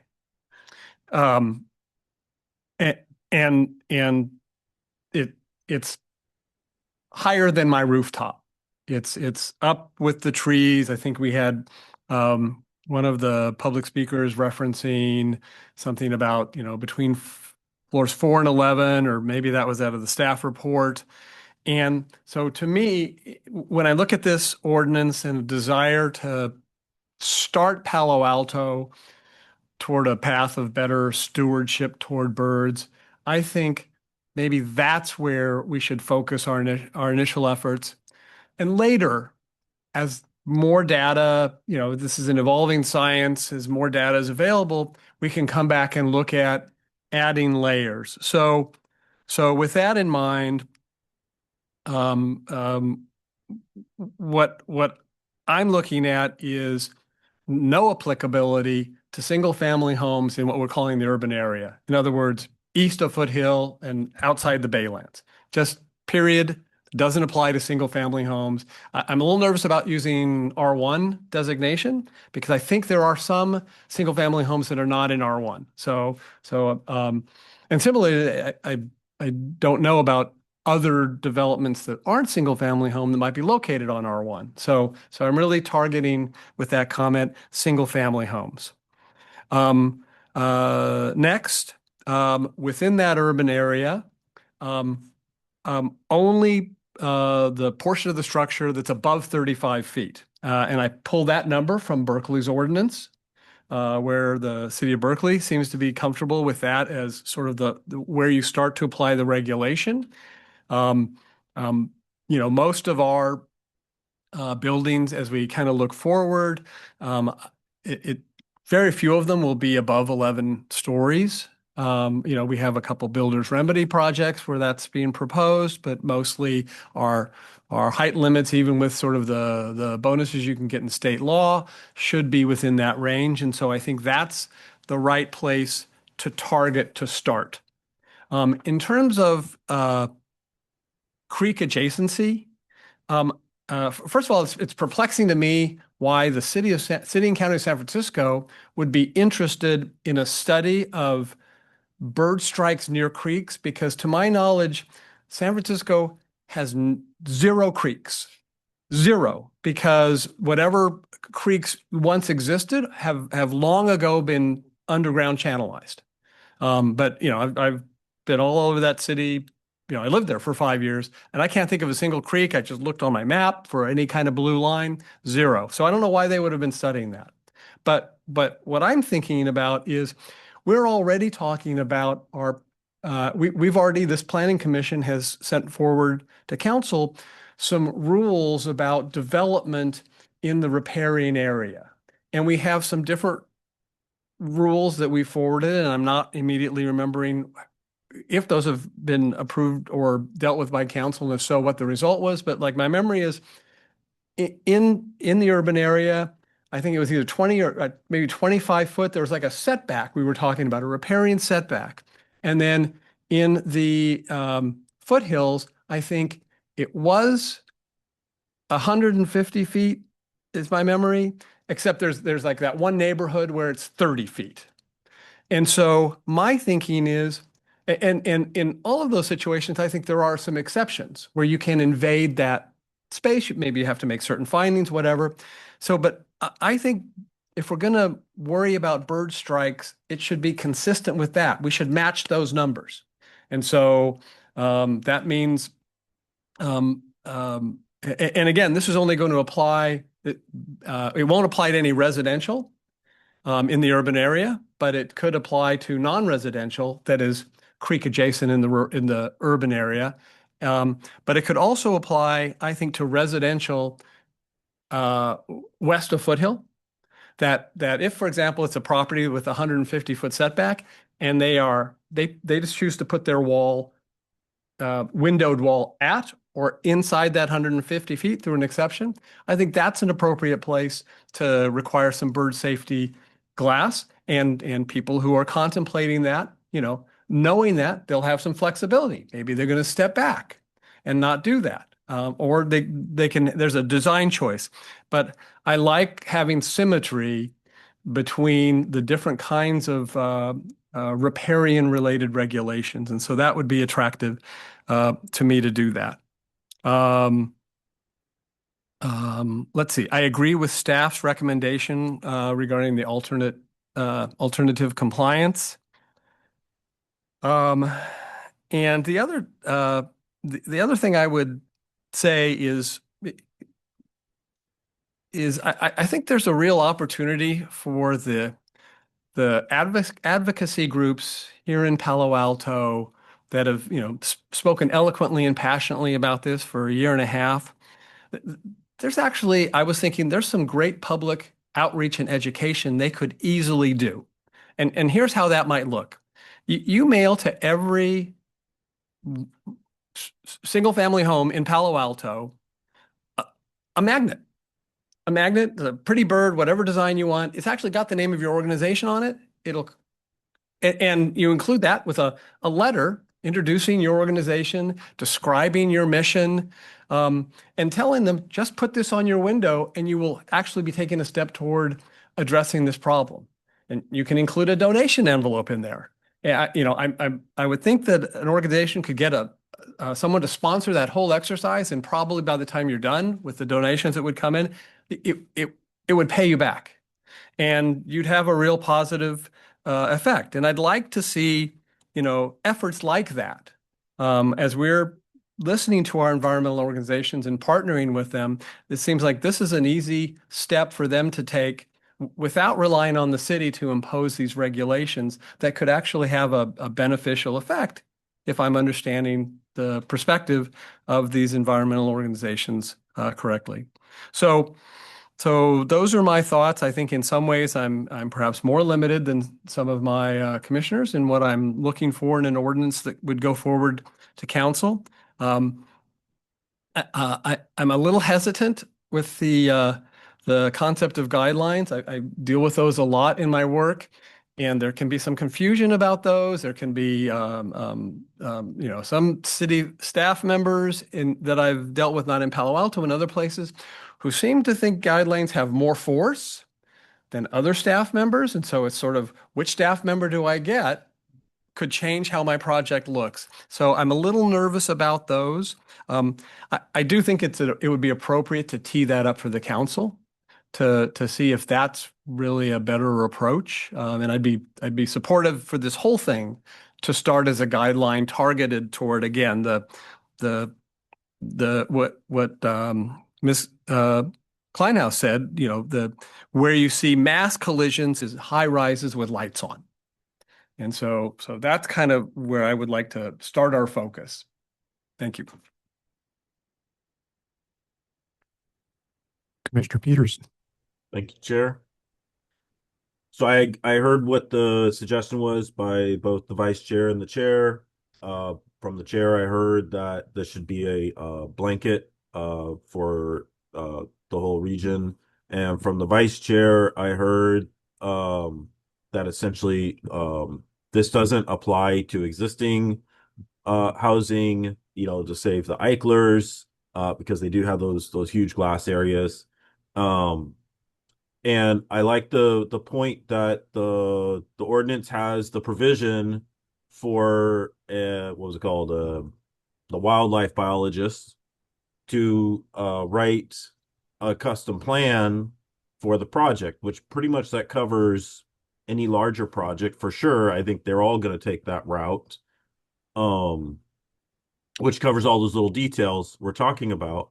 One thing is I think we should expand that from wildlife biologists to include environmental engineers, since I think we're talking about the entire umbrella group. And usually something like this is you're going to approach an environmental engineering firm, tell them you need a bird study and design requirements for your new structure. And, they're going to bring in whoever they have on staff for this. So one is I think we should expand it with an environmental engineer. And then the second one is I have a question of how does staff now assess these customized, studies? I hear Commissioner Templeton saying we need guidelines to be able to assess the study, but maybe it's, if the environmental engineering firms or environmental engineers willing to sign off on this customized plan for whether it's a single, household being constructed, which, I've heard houses in Palo Alto are $4 million. So I think that's probably not a huge cost to do a bird study to meet that requirement by the city. But then how does the city accept every single one that's submitted as long as it's signed off by an environmental engineer or wildlife biologist? So that's one question I have. And then following on that is are bird studies covered by CEQA? Would this be part of the environmental review process? And I think that's a question to staff. It's a little bit late for questions, but at what point are we bumping into CEQA requirements where this would be part of CEQA anyways to have a bird study? So I'll leave it there. Thank you. Do you like to address the CEQA question? I'd be happy to respond to that question, as well as a little bit of what Commissioner Peterson was getting into in terms of this study for exceptions. To start with CEQA, when we're dealing with a single family home, for example, that generally is considered exempt unless there's something very unusual. Say you're, getting in an area where you're going to cause problems for an existing creek or protected, wildlife area, for example, something on a hillside where you might be causing problems.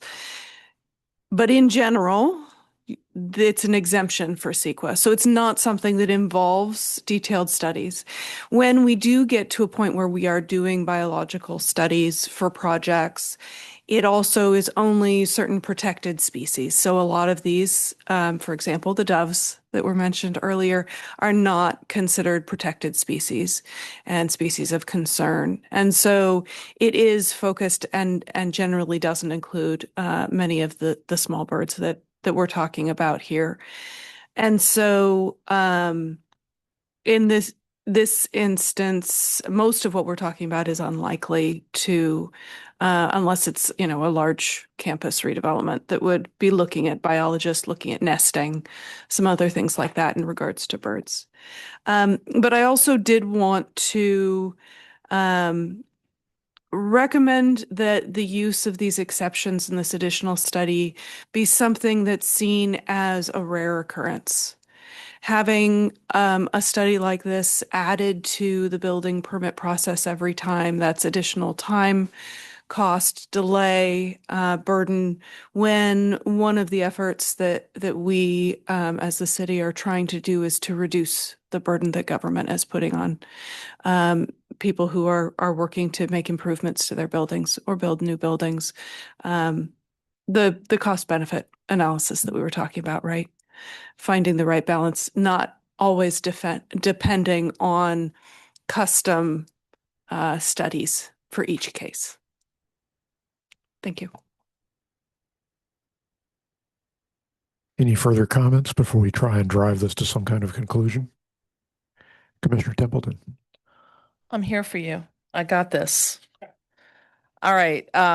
First, just for the record, there's two comments that were characterized some things I said. Definitely am not saying throw away any of the staff work. I'm trying to say make sure that before we make something codified, that we really think it through. And also, Commissioner Peterson said that I was trying to make guidelines to assess a study, and I don't think I said that. So I just wanted to correct the record on that. The thing I want to impress on my fellow commissioners tonight is, let's say we do pass this and we send it to council and council votes for it. How do we know if it works? We have no data. We have no starting point. Even if we were able to get an ending point, we couldn't compare them. We have no way to know if this is worth it. And that's what we're hearing from people talking about the cost benefit analysis is really, we can't even do that simple step to underscore and support any recommendation we might make. So if we do this, we have to understand we're being aspirational, but we're imposing something very tangible on every property owner in Palo Alto. So if we're going to do that, we have to really think it through. And for me, we haven't met that threshold. I'm concerned that this will backfire on our environmental causes if we implement something that's not ready, that doesn't make sense, that we can't justify ever. Like, it's not even now, it's ever. How do we know these are going to have the impact? Right now, it's aspirational. So if we have something aspirational, we should do some of the things that we have done in other circumstances. For example, currently, heat pumps are recommended. They are not currently required. Anybody who wants to replace something that's environmentally bad in their house can voluntarily replace it with the same bad thing if they want to. But we are recommending as a city, here's what we think you should do to make our city incrementally better for the environment. And so that's really the case I'm trying to make. I'm not trying to say that the work we've done is not good. But what I'm saying is that we're in a leadership position. We're making a recommendation to council, and council is in a position of authority to enact some of these things that could affect people really in real life, very tangibly. So let's take that responsibility seriously in terms of understanding we don't even know if it'll work because we have no data even from now. All right, that's my plea for you guys. Let's see if we can come together. Thank you. Vice Chair. So I thought I would make a stab at a recommendation or at a motion, and let's see where we go from there and see if we can get someplace. So I was going to move the staff recommendation with, so moving the staff recommendation, which includes these modifications to, oh, what are the headers? Sorry. To the exempting, yeah, sure. That's a good idea to put the slides up from the presentation. Yes, we can. So that we know what the staff recommendation is, just because it's a long night.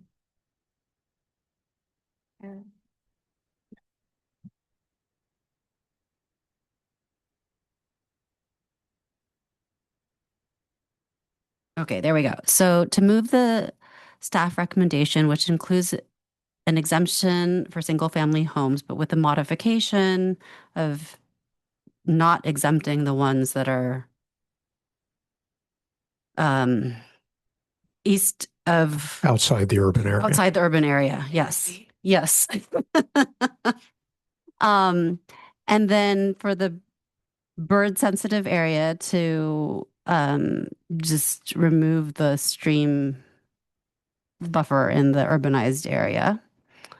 And then on the next slide for the applicability section, I just have a little bit of this is where I have a little bit of a more specific, which is just to strike all mentions of qualified biologist, strike all mentions of accreditation, and to strike the sentence that says, in addition, the qualified biologist or ornithologist shall have at least 5 years of experience in bird-friendly building design. So I think that is the staff recommendation, but it's just a little bit more specific. So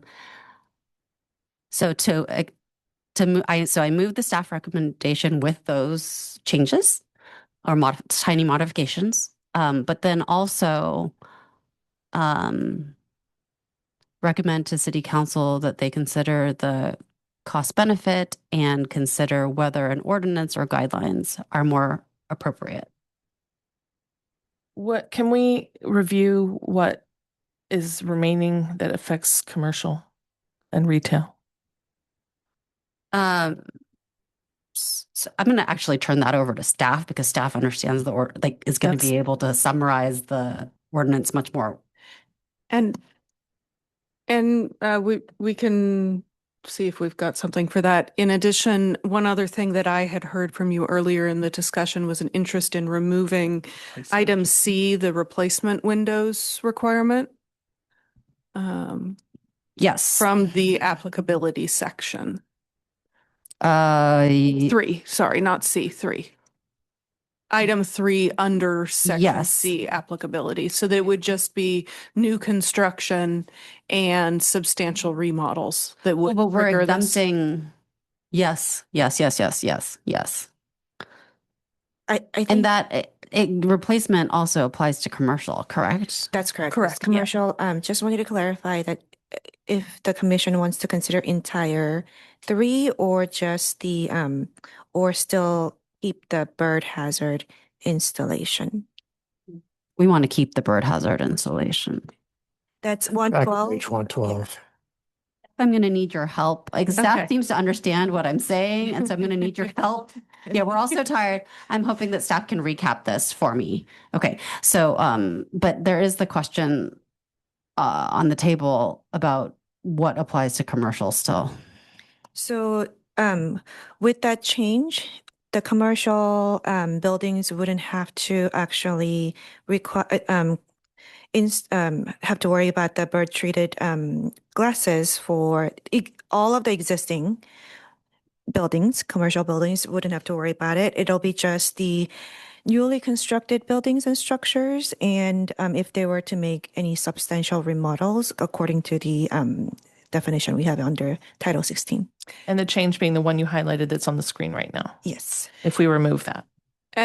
But what the clarification that I think we just heard from the vice chair is that she doesn't actually wish to recommend removal of item 3 in its entirety, just the words fenestration or, so that it would now be any new or replacement bird hazard installations rather than all windows.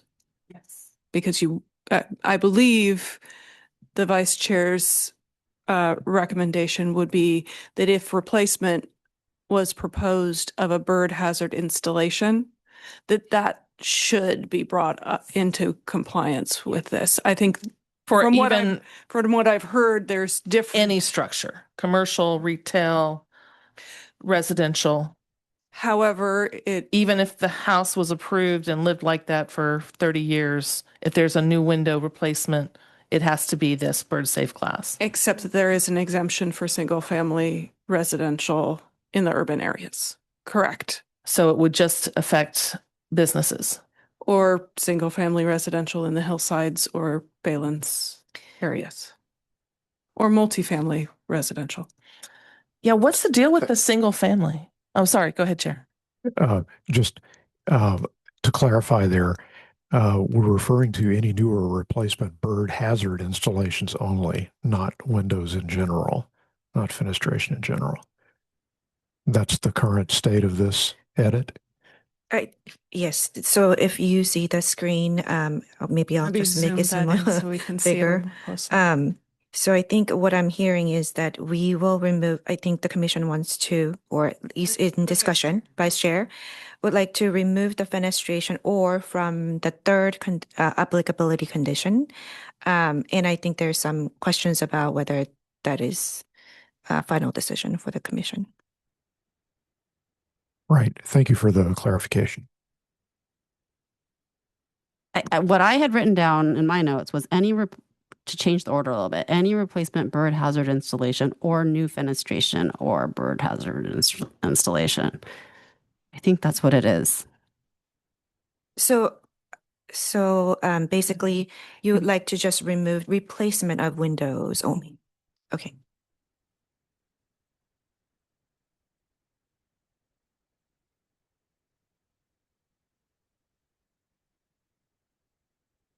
It's not showing.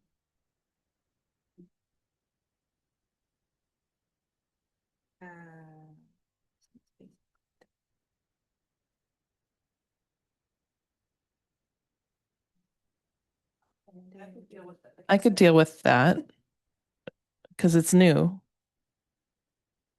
So if you're adding some kind of very narrow, 30-degree corner window jutting out over your pool, you need to do that with the right window. More likely a glass railing. Shh. I was trying to make it seem really unlikely, but yeah. Okay. Okay. Can I ask about other? I'm just trying to think. Yeah, we're all really tired here, so I'm just trying to think of any edge cases on that. But while I noodle on that, can somebody why single family and not any residential? Like if you live in a duplex, your windows are magic. Yeah, I think that gets back to what Commissioner Heckman had pointed out earlier. Yeah, we could do height instead. I don't know if that would be more. So you're suggesting that this apply to residential structures at a height of 35 feet or greater? I mean, for a now I have to come up with a different way to phrase it, but for any bird hazard installation at a height of 35 feet or greater. Is that what you have in mind? I'm not just applying it to this. I'm trying to understand what the residential exemption was because it was proposed for R1s. And I was like, probably a duplex would be fine or apartment would be fine. Like we have to think about I think height. what we need to say is like low density residential or something like that, which is a definition in our code that would include duplexes and high density residential, screw them. I mean, maybe we do height. Height's the only fair thing. So basically the exemption to residential would be for exemption of residential below 35 feet. Is that what you're saying? I think that would be fair. I don't know. I'd like to hear what other people say. I mean, that makes sense to me. We're like doing this by committee. So hopefully. Sorry, guys. That's what happens. We have all these smart people. Let's just go with that right now because I think that solves the issue and let's see how it goes. Okay. So I think there's a motion. Can staff help restate it now? I can try and provide a summary for you of the points that I've made note of, and then I'll invite Ms. Cha if she has anything to modify. So what I have heard of the motion from Vice Chair Chang is to revise the bird sensitive area to not include the 300-foot stream buffer so that it is just the Baylands and hillside areas. That's the staff recommendation, correct? Yes, that. Yeah.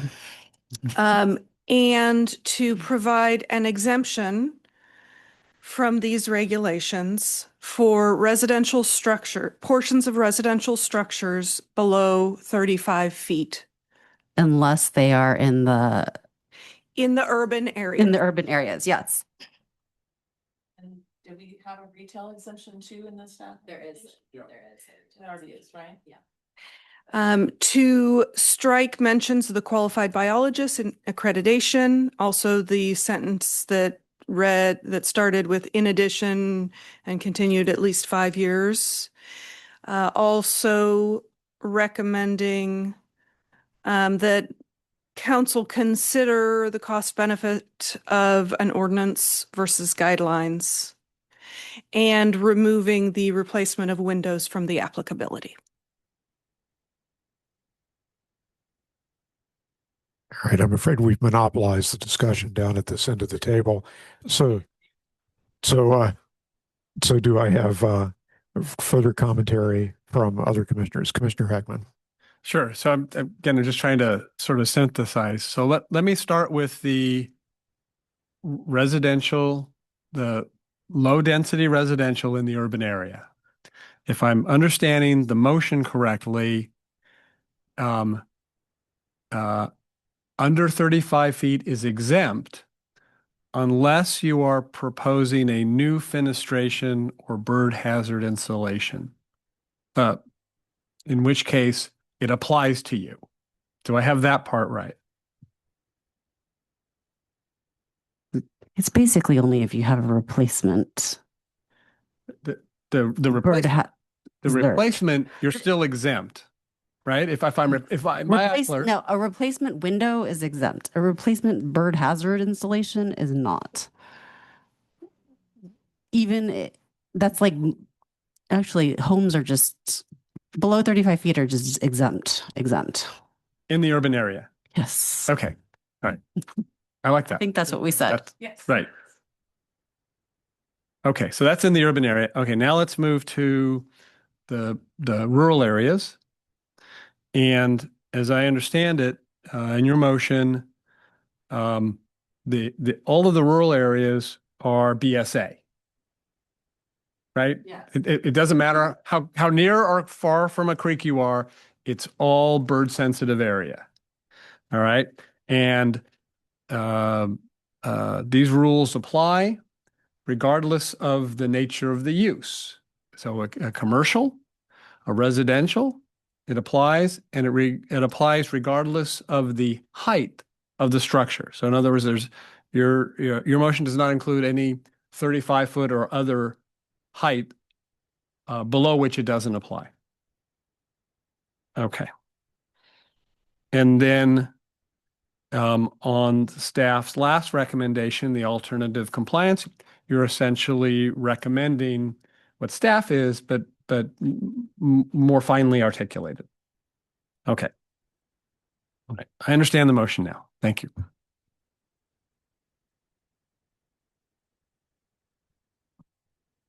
All right, further comments? The only question I have is, given the 35-foot height limitation in the urban area, whether it is worth considering extending that to any other area. And I think I know the answer, but I want to make it explicit. I don't think we extend it to any other area because we just saw data today that bird strikes actually happen at a higher frequency at the lower elevations. So At that site.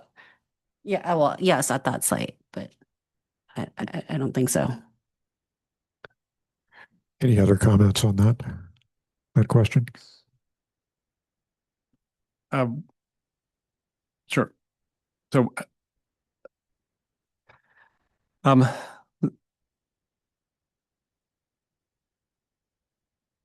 I think that it would be my preference that 35-foot rule apply throughout the city, and that the sort of the exception is in these creek setback areas, which there had been a recommendation of 300 feet, which we're now pulling out. I had talked about matching our riparian ordinance And I don't know that there was a third suggestion that's circulated. So I'm not dissuading the maker of the motion from going that way. I'm just articulating a problem that I have supporting the motion. And you had looked at the Berkeley ordinance, if I remember correctly. So what did they choose to do there?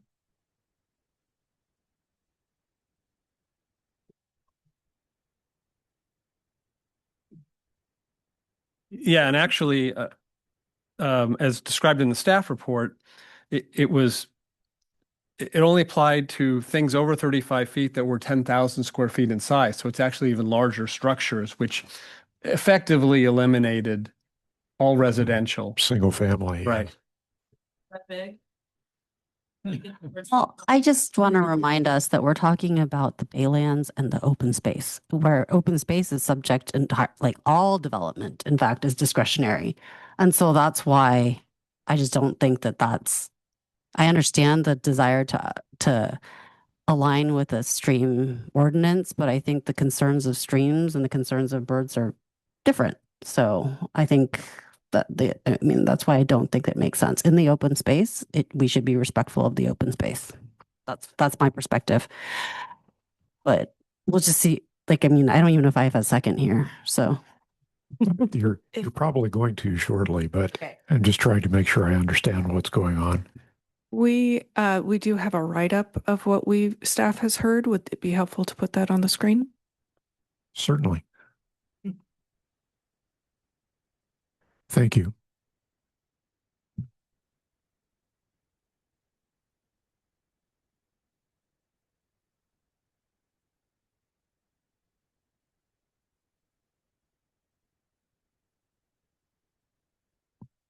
So are we exempting low-density residential structures under 35 feet or portions of low-density residential structures under 35 feet? Or was it all residential structures?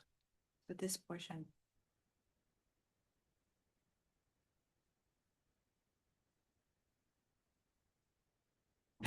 Sorry, we're typing this up and on different computers. Yeah, 35, yeah, any portion of residential structures that are under 35 feet. Yeah.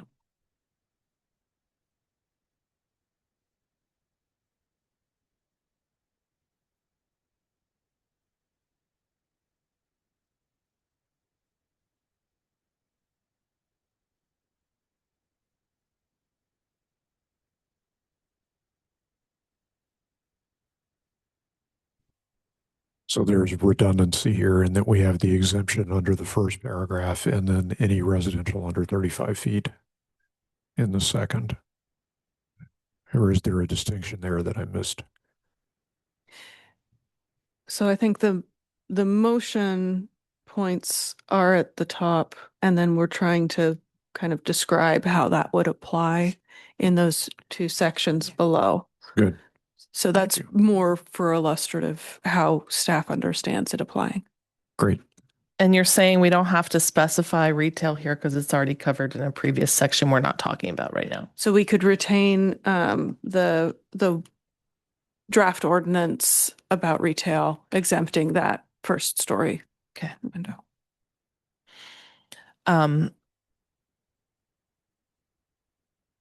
Yeah.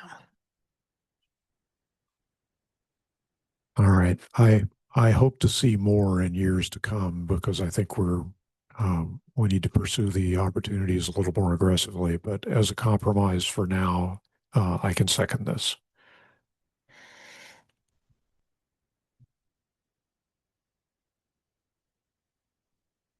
We're not ready to vote. Sorry, sir. I just saw you getting excited with the button. I'm like, no. No, it's just seconded for discussion. Chair, may I make a comment? Please do. Thank you. An analogy is coming to mind, and it's a bit harsh, but again, for discussion purposes, I feel like we are medieval doctors trying to treat a case of smallpox and discussing which species of leech we're going to use. So that doesn't mean our intentions aren't good. Our intentions are good. We want to help this person, but we have no data and we are making all of these changes. So one thing I would like to see added is a little bit more acknowledgement. Not yet. A little bit more acknowledgement that we know we have no data and that these recommendations could or could not change any of the things that we don't even know what we're attempting to change, but we're doing this because council asked us to. And if we can acknowledge that, then I will support this motion. But if we're not going to talk about how this is really a stab in the dark, it would be hard for me as a person with a strong educational background to support it because I just don't know what we're trying to change. All right. So if I can paraphrase, then you're suggesting adding an item which says that we lack the data to evaluate the effectiveness of these measures, and so our council needs to take that into consideration. I think that would be wise. I think for all of us. All right. I'm not necessarily going to object to that, but I will push back a little bit in that there is data. It's just not local data. What are we going to change? How many birds are we going to save by doing this? We don't have data on that. Nobody has that data. Even though we know some birds die in certain locations, we don't know how big this problem is here. I'm not going to object necessarily to it either, but I would point out that we have all sorts of things that limit pollution, all sorts of laws that limit pollution, and we don't know how much we had before, and we don't know how much we have afterwards. We can't measure it, or we could at great expense. Well, so it's not going to do the same thing about that beaver that died in Barron Park because that one crushed me.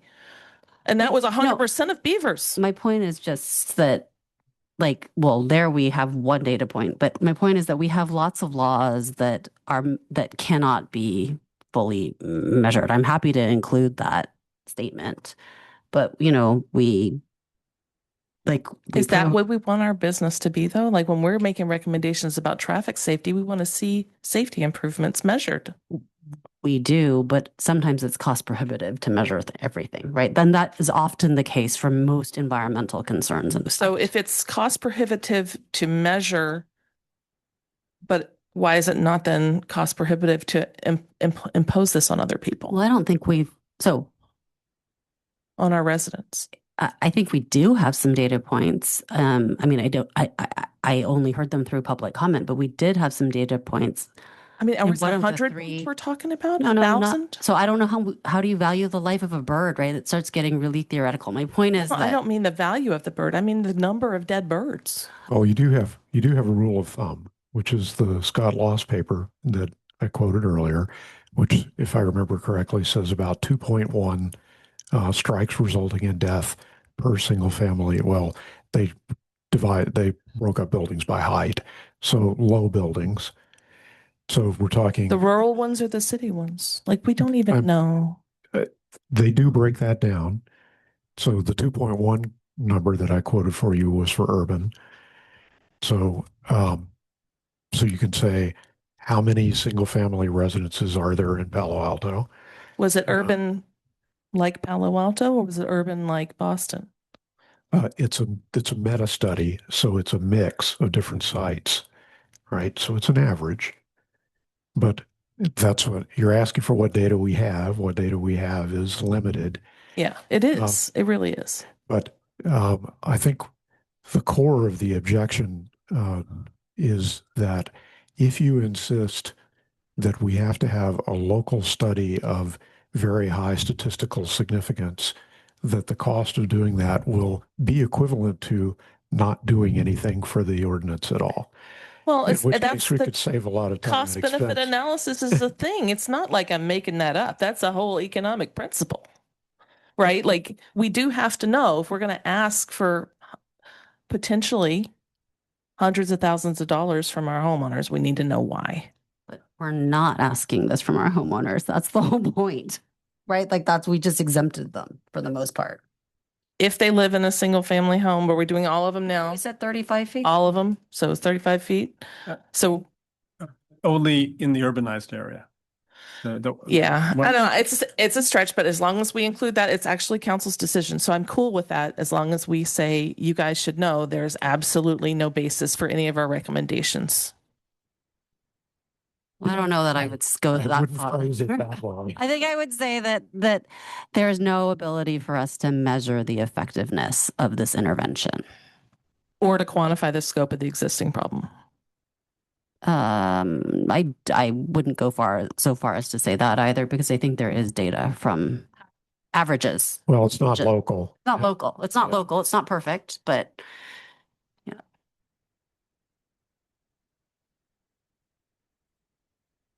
so yeah, I want to make sure the seconder is okay with this addition. I'm still working on the phrasing. We have put on the screen a new bullet from the language stated earlier, but please feel free to let us know if you'd like us to change that.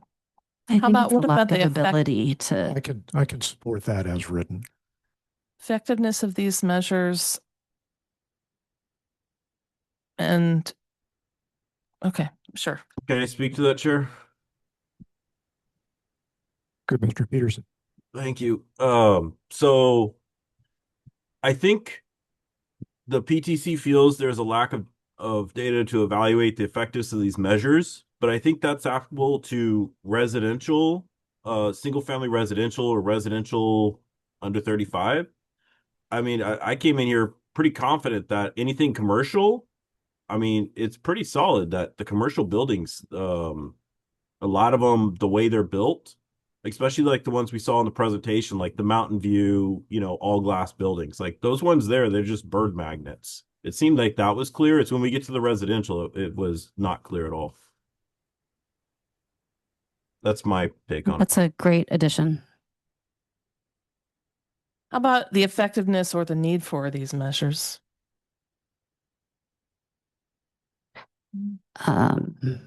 Or do we not agree on that? It's not so much that the need. I think what you're talking about is the ability to measure the problem locally. That's what you're saying. We don't know. We don't know. Right. So I not just the effectiveness of the data, but we don't even have a beginning point. Okay. So PTC feels that there's a lack of data to quantify the current magnitude of the problem as well as. And I would suggest is that it's what not you're a, saying? yes, Okay. exactly. And I would suggest it's not a feeling. I think maybe we should acknowledge. Wait, PT, that's fine. That's fine. Quantify the current magnitude of the problem. It's sufficient to just say quantify the problem, but yeah. Commissioner G.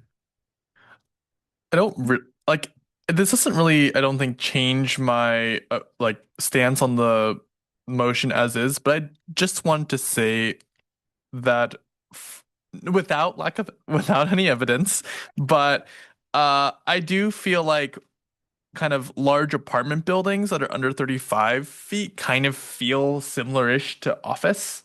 Like when I'm in like my office at work, which is probably like 2 or 3 stories, it kind of the building in terms of the windows and the structure kind of is similar to a multifamily residential, but I don't want to open this can of worms because I feel like we have aligned on this, but I just want to say that just for saying it. Yeah, I think that.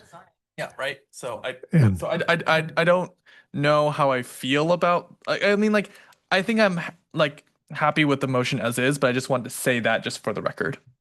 Yeah, and also it triggers the balance of priorities issue that we talked about earlier. So all right, as should we say if implemented at the end of that? Yeah. No, after for residential if implemented. Okay. I can accept that.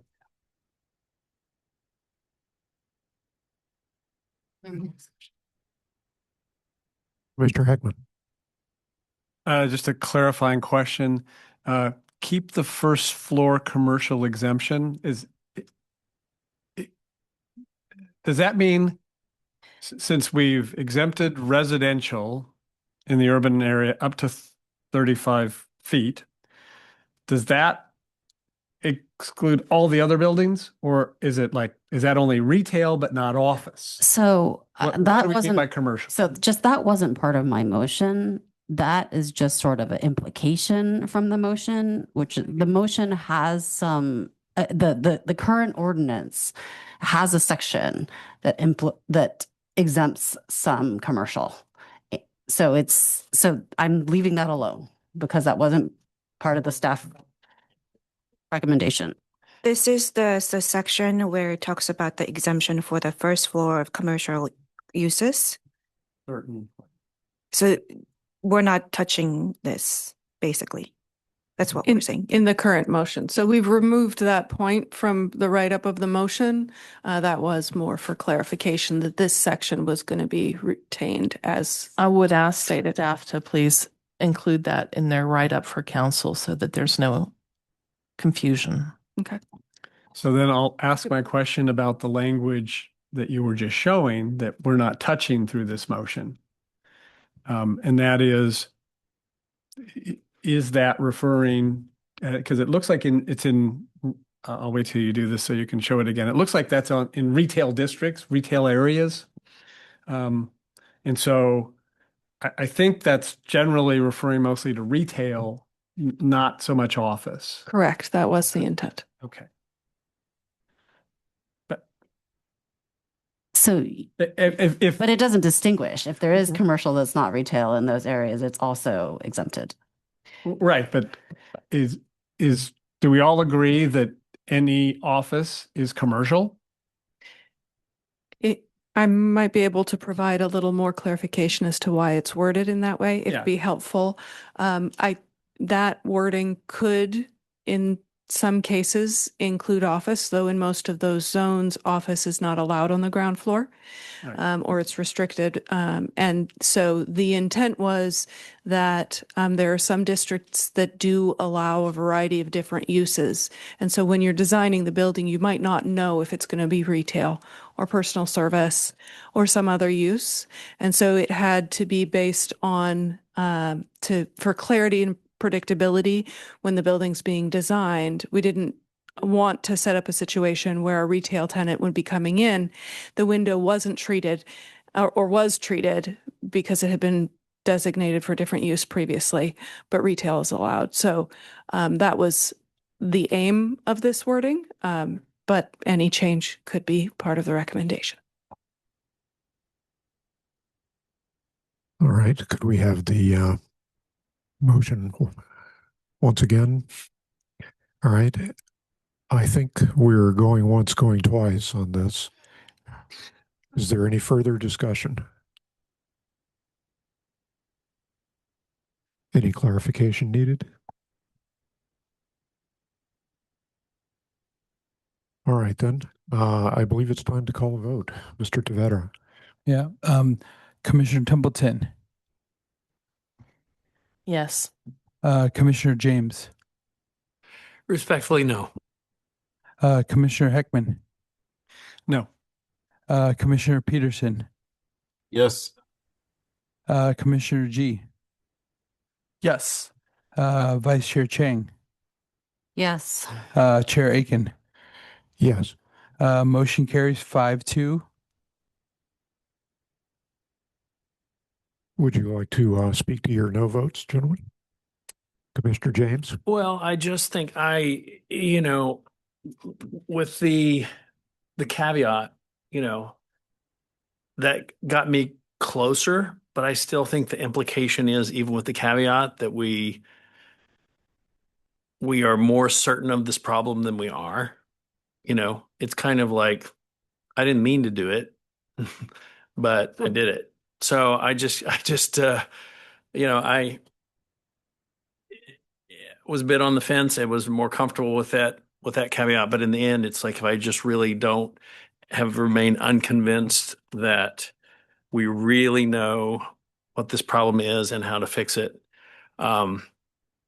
and the birds, I mean, I actually want to help the birds, but I'm just not sure that we know enough to do that. They don't care if it's a retail or a house or whatever. I mean, the birds, it's just there's just a lot of assumptions here that I'm just having a hard time with. So, but anyway, respectfully, I appreciate all the work people did to get to the yes vote. I just couldn't join you.